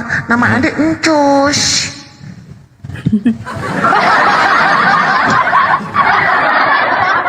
Ya, itulah. Jadi nggak mau apapun kalian bilang ya, masalah kitab itu sudah jelas. Masalahnya kalian ini, najisnya kami sama kalian, najis tau nggak? Najisnya kenapa? Kalian olok-olok Al-Quran itu, tetapi kalian pakai pula kata-katanya. Kalian ejek-ejek Al-Quran kami, tapi kalian pakai kata-katanya. Kalian benci kami, kalian fitnah kami sebagai umat Islam, tapi kalian gunakan atribut-atribut kami. Kan parah kalian itu. Ini parahnya kalian. Kayak si Robert itu menggunakan gaya-gaya Arab di TikTok, dia oten pakai gaya Arab. Terus ada tasbih. kayak Mikana menggunakan hijab. Cobalah, parah nggak tuh? Parah lah. Maunya jangan kayak gitu. Kalau kalian benci aja, janganlah gunakan atribut Islam, bos. Janganlah. Malu sedikit kenapa sih, Ten? Kok pede kali kalian? Malu kalian kenapa? Kalian hina-hina Al-Quran kami, kalian ejek-ejek Nabi kami, semuanya kalian ejek. Tapi kalian gunakan atribut kami Islam. Apalah itu kok? Nggak, memang isi kepala kalian memang kosong lah memang. Aduh, nggak ada malunya memang kalian. Iya, nggak ada malunya memang. Parah lah kalian, memang parah kali lah, sumpah. Janganlah kayak gitu. Kalau kalian mensiarkan agama kalian, agama Syiar, silakan. Silakan agama Syiar, tapi kayak gitu jangan, maunya jangan pede lah dengan ajaran kalian. Kalian gunakan pula punya kami. Aduh, nggak ada otak kalian memang. Janganlah kayak gitu. Kalau kalian mau serahkan agama, pede kalian dengan Kristen, pakailah salib. Pernahkah kami menggunakan di sini salib? Ada salib di belakang kami, gambar-gambar. Ada nggak? Ada. Gaya-gaya Kristen pakai jas ada? Nggak ada. Ada. Mau kita. Tapi kalau mereka, wah, pakai ini, pakai, waduh, jahat itu namanya. Jahat namanya kalian kayak gitu. Jangan seperti itulah. Jahat namanya itu, Ten.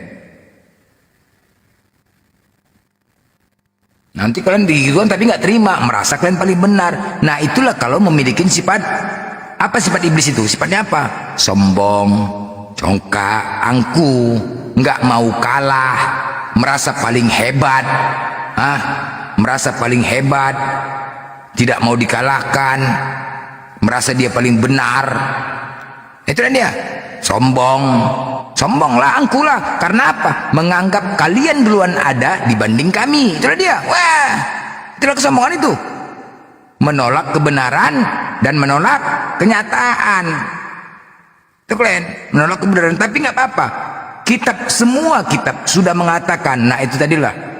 Allah juga sudah katakan kepada kalian. Karena apa? Karena kalian ini, apa sebabnya? Apa sebab terjadi kalian seperti ini, Ten? Apa? Yang sudah jelas-jelas nyata di depan mata kepala kalian pun kalian tolak. Jelas-jelas di depan mata kepala kalian sudah ditunjukkan bukti nyata, kalian tetap menolaknya. Apa sebabnya itu? Karena apa? Khatamallahu ala qulubihim wa ala samihim wa ala absarihim khisawatu wa lahum azabun azim. Karena kalian menolak kebenaran Allah, lebih menuhankan makhluk, maka Allah telah mengunci hati dan pendengaran kalian, penglihatan kalian telah tertutup, dan mereka akan mendapat azab yang berat.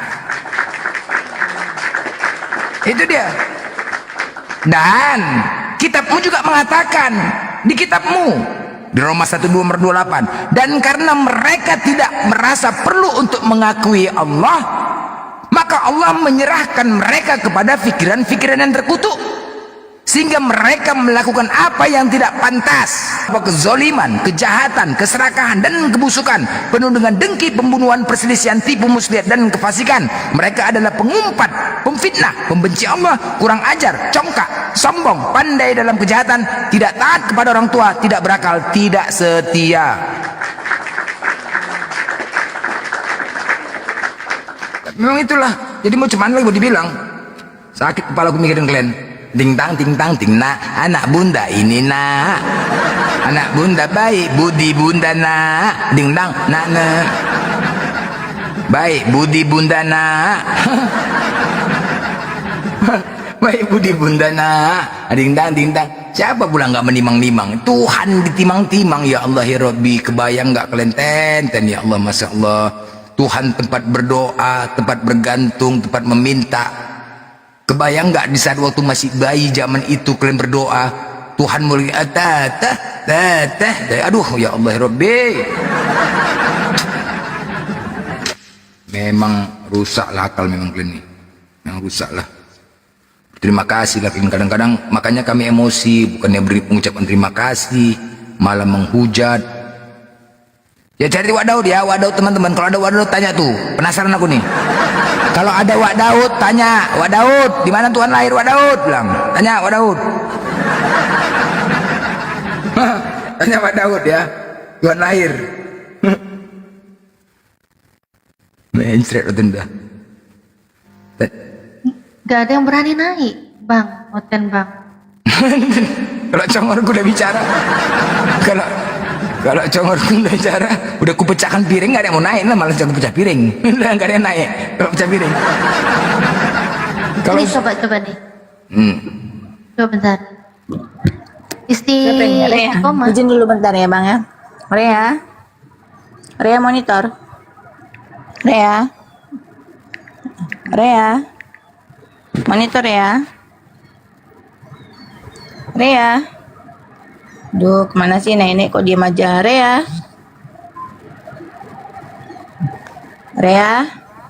Islam Kristen ini. Ya udah Deng, turun Deng. Turun ya Rea ya. Nah, lanjut Bang. Istiqomah itu Kak Dinda. Tahu? Oh udah pergi. Ini beritakan ada nih Bang Blender. Bahas apa?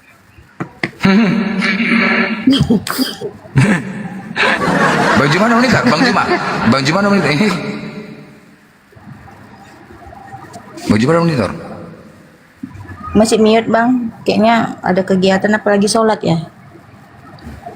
Beritakan kebenaran. Aku mau tanya.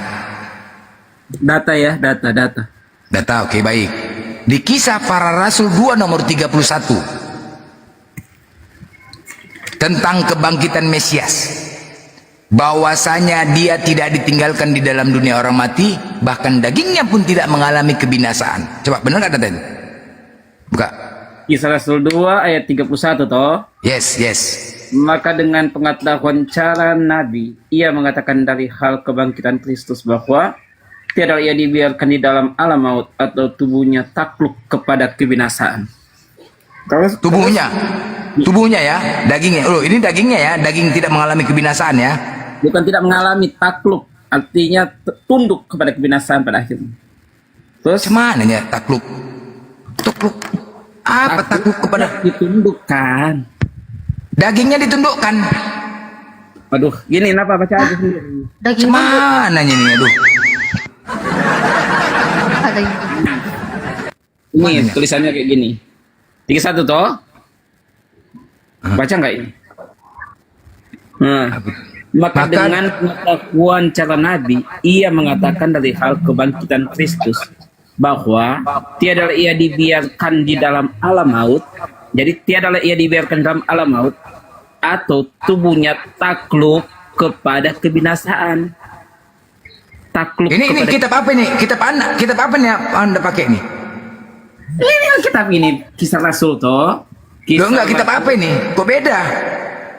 Terjemahan lama. Itu kitab saya yang saya pakai. Terjemahan lama. Iya. Yang baru bukan itu. Ya yang kami pakai tetap terjemahan lama. Dan iya. Kita direvisi mang dari dulu kayak gini. Mana ini kitab kalian nih? Bingung aku nih kitab kalian nih. Sama nggak tuh? Sama nggak? Sama itu. Sama. Arti dagingnya ya tidak mengalami kebinasaan ya? Bukan tidak mengalami kebinasaan, kalau pengertian nilai tahun 198 itu asam terobek udah. Apa? Sama. Terjemahan lama juga maksudnya sama tuh. 1958 ini. Ya. Saya baca ulang lagi ya.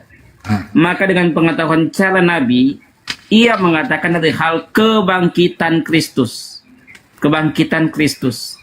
Bahwa tiadalah ia dibiarkan di dalam alam maut. Tiada dibiarkan dalam alam maut. Atau tubuhnya takluk kepada kebinasaan. Nah ini sama nggak? Karena itu ia telah melihat ke depan dan telah berbicara tentang kebangkitan Mesias. Ketika ia mengatakan bahwa dia tidak ditinggalkan di dalam dunia orang mati dan bahwa dagingnya tidak mengalami kebinasaan. Nah, sama nggak? Tidak mengalami kebinasaan. Kalau di sini takluk Ya, Sama itu kan bahwa tiadalah ia dibiarkan di dalam alam maut atau tubuhnya takluk kepada kebinasaan. karena dia Berarti tubuhnya nggak binasa, sama aja. Sama aja ya. Sama aja tubuhnya nggak binasa. Oke, berarti memang daging ataupun tubuhnya tidak binasa ya. Ya, karena kan itu bicara tentang kebangkitan, Bang Blender. Iya, maksudnya gitulah, itu deh ya. Bahwasanya di ayat itu dagingnya tidak mengalami kebinasaan atau tubuhnya tidak mengalami kebinasaan, oke? Karena ya. Oke, nah, oke baik. Pertanyaannya, pegangan kuat. Di mana sisa kulup Yesus waktu disunat?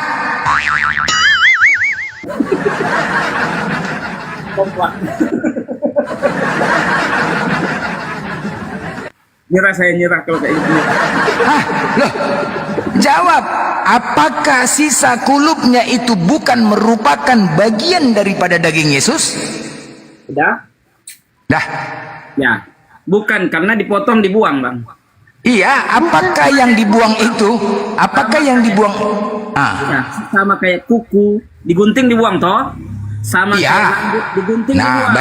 Baik. Pertanyaannya, baik. Apakah yang dipotong itu bukan merupakan bagian daripada daging Yesus? Sudah bukan, sudah dipotong, sudah dibuang, Bang. Sebelumnya bagian daripada daging Yesus tidak?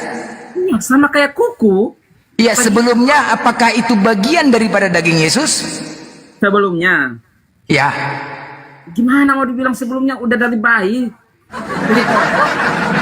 Nah, sebelum dipotong, Pak. Sebelum dipotong.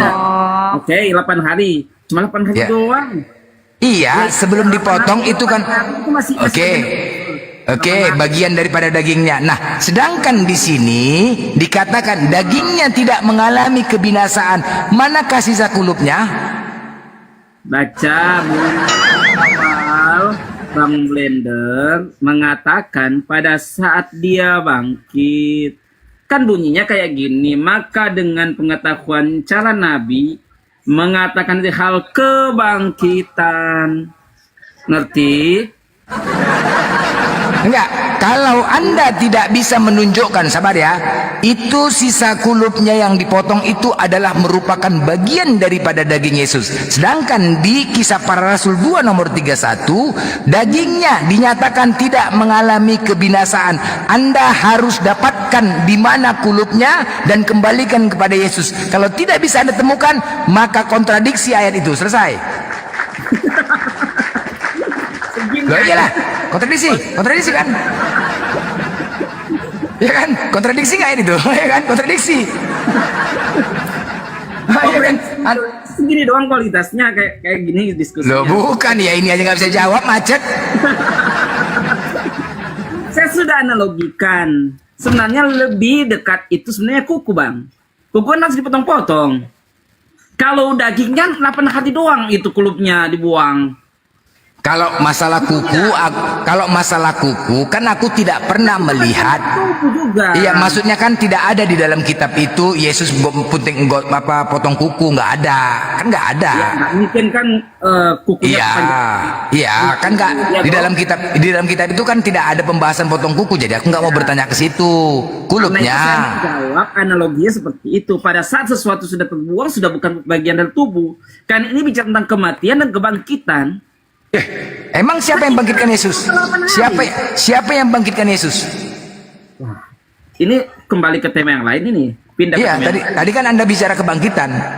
Iya, kan itu ayat yang Abang angkat. Iya. Dunia maka dengan pengetahuan cara Nabi. Oke, siapa yang bangkitkan Yesus? Hah? Siapakah yang bangkitkan Yesus? Yang membangkitkan Yesus Allah Bapa. Allah Bapa. Allah ya? Ya, sang sumber. Betul. Oke. Anda pakai kitab juga ya, enggak? Pakai lah. Hah? Kitab. Nah, ini baca. Nah. Coba baca tuh. Tunggu, saya baca. Yang saya nggak percaya itu 1 Korintus 15 ayat 15 ya. Enggak percaya ya? Nggak percaya, saya percaya kitab saya lah. Dan lagi nyatalah kami saksi dusta dari hal Allah sebab kami menyaksikan kesalahan tentang Allah. Ayat 14-nya kenapa dipotong, Bang? Bacalah 14. nggak bisa. Jikalau Kristus tiada dibangkitkan, nah itu jawabannya di dalam itu pernyataan Macet ini macet. Ini caranya bukan cara akademisi. Ini namanya kalau main tinju kena uppercut terus ketepak katanya. Udah bingung. Ya. Langsung uppercut nih, uppercut ini. Langsung uppercut. Nah, mau dari 12, dari 13, 14 silakan baca. Ini 13. Tetapi jikalau tidak ada kebangkitan orang mati, niscaya Kristus pun tiada dibangkitkan. 14. Jikalau Kristus tiada dibangkitkan, sia-sialah pemberitaan kami dan sia-sialah juga iman kamu. Kalau Kristus nak dibangkitkan, nah ini ayat ini lebih daripada itu, kami ternyata berdusta terhadap Allah karena tentang Dia kami katakan bahwa Ia telah membangkitkan Kristus padahal Ia tidak membangkitkannya. Jadi kalau di dalam 14, kalau Anda kata benar bahwa orang mati tidak dibangkitkan, karena ini judulnya tentang kenyataan yang sungguh dari hal kebangkitan orang mati. Ini penjelasan bahwa benar-benar Yesus sudah menaklukkan maut, sehingga akan ada yang namanya kebangkitan orang mati. Lebih daripada itu, baik. Siapakah yang kebenaran? Siapakah yang mengatakan bahwasanya Yesus dibangkitkan? Siapakah yang mengatakan bahwasanya Yesus dibangkitkan oleh Allah? Ada ayatnya, dia dibangkitkan. Ya, siapakah yang mengatakan? Paulus. Di Kisah Para Rasul 2 nomor 24 juga ada, 32 juga ada. Bahwasanya Kisah berapa? Ya 22. Kisah Rasul 2 ayat berapa? 24. Penulis Kisah Rasul itu siapa? Walias. Lukas.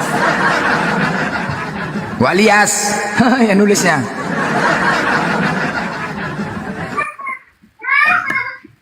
Ya itu Bang Belinda sudah tahu siapa? Ya Walias, bininya Wamunah namanya. Lukas.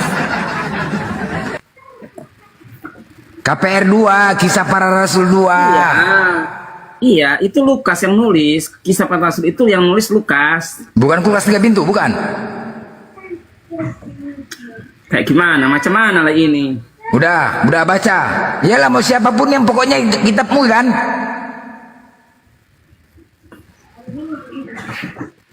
Udah. Apa namanya? Kisah 2, Kisah Rasul 2. Maksudnya saya baca. Iyalah benar kan? Allah yang membangkitkan kan? Ya. Allah apa? Nah itu siapa? Oke. Yang mengatakan itu siapa? Penulisnya adalah Lukas. Yang mengatakan di situ siapa? Yang mengatakan Petrus. Oke. Ya. Nah, kita bahas ini 1 Korintus 15. Lebih daripada itu, kami ini siapa?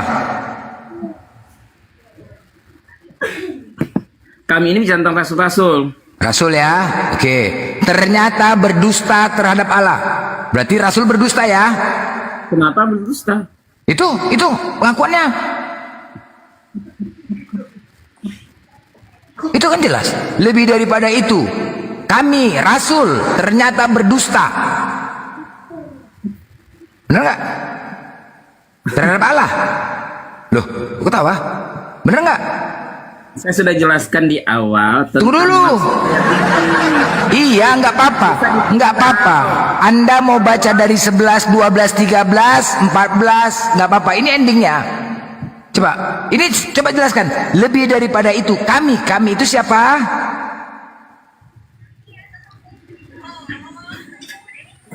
Rasul nggak? Kami. Oh, kalau yang itu 1 Korintus 15 dan 16. 15. Pernyataan Paulus. Paulus. Oke, baik. Oke, berarti kami itu siapa? Paulus. Timnya lah. Paulus. Oke, ternyata berdusta. Berdusta nggak Paulus? Tidak lah.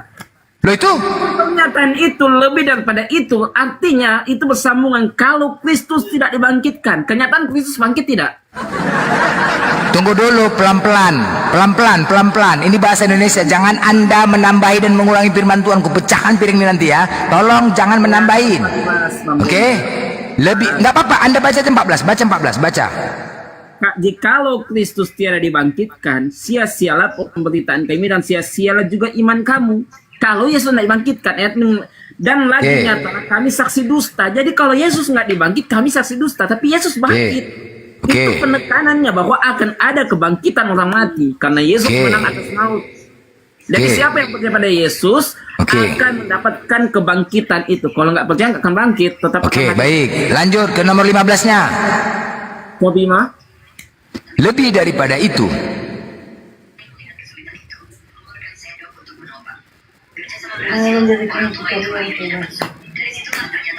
Lebih daripada itu, kalau Yesus nggak dibangkitkan, mereka itu saksi dusta. Tapi kenyataannya Yesus bangkit.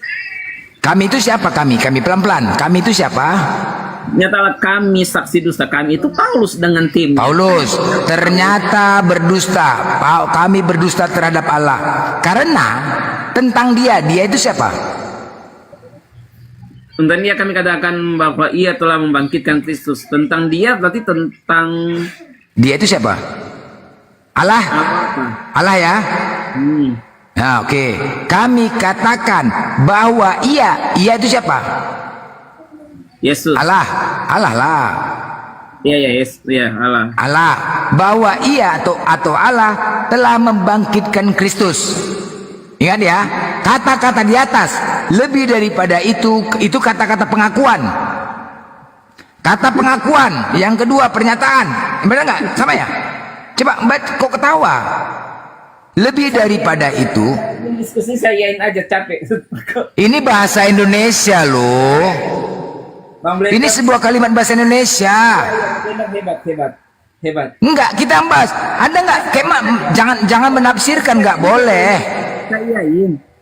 Hebat. Iya, enggak boleh kita menafsirkan, jangan. Lebih daripada itu, oke.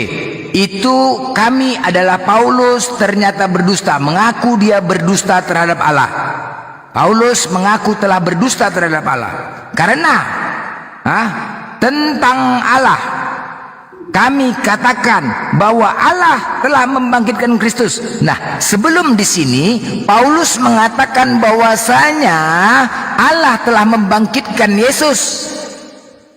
Bahwasanya Paulus menyampaikan kepada orang-orang Allah lah yang membangkitkan Yesus ketika Yesus mati. Oke? Padahal ternyata Allah tidak membangkitkannya.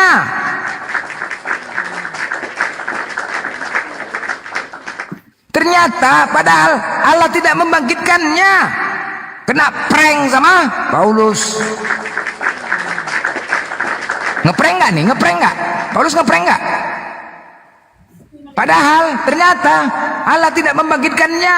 Kalaupun benar ada orang mati, tidak mungkin dibangkitkan.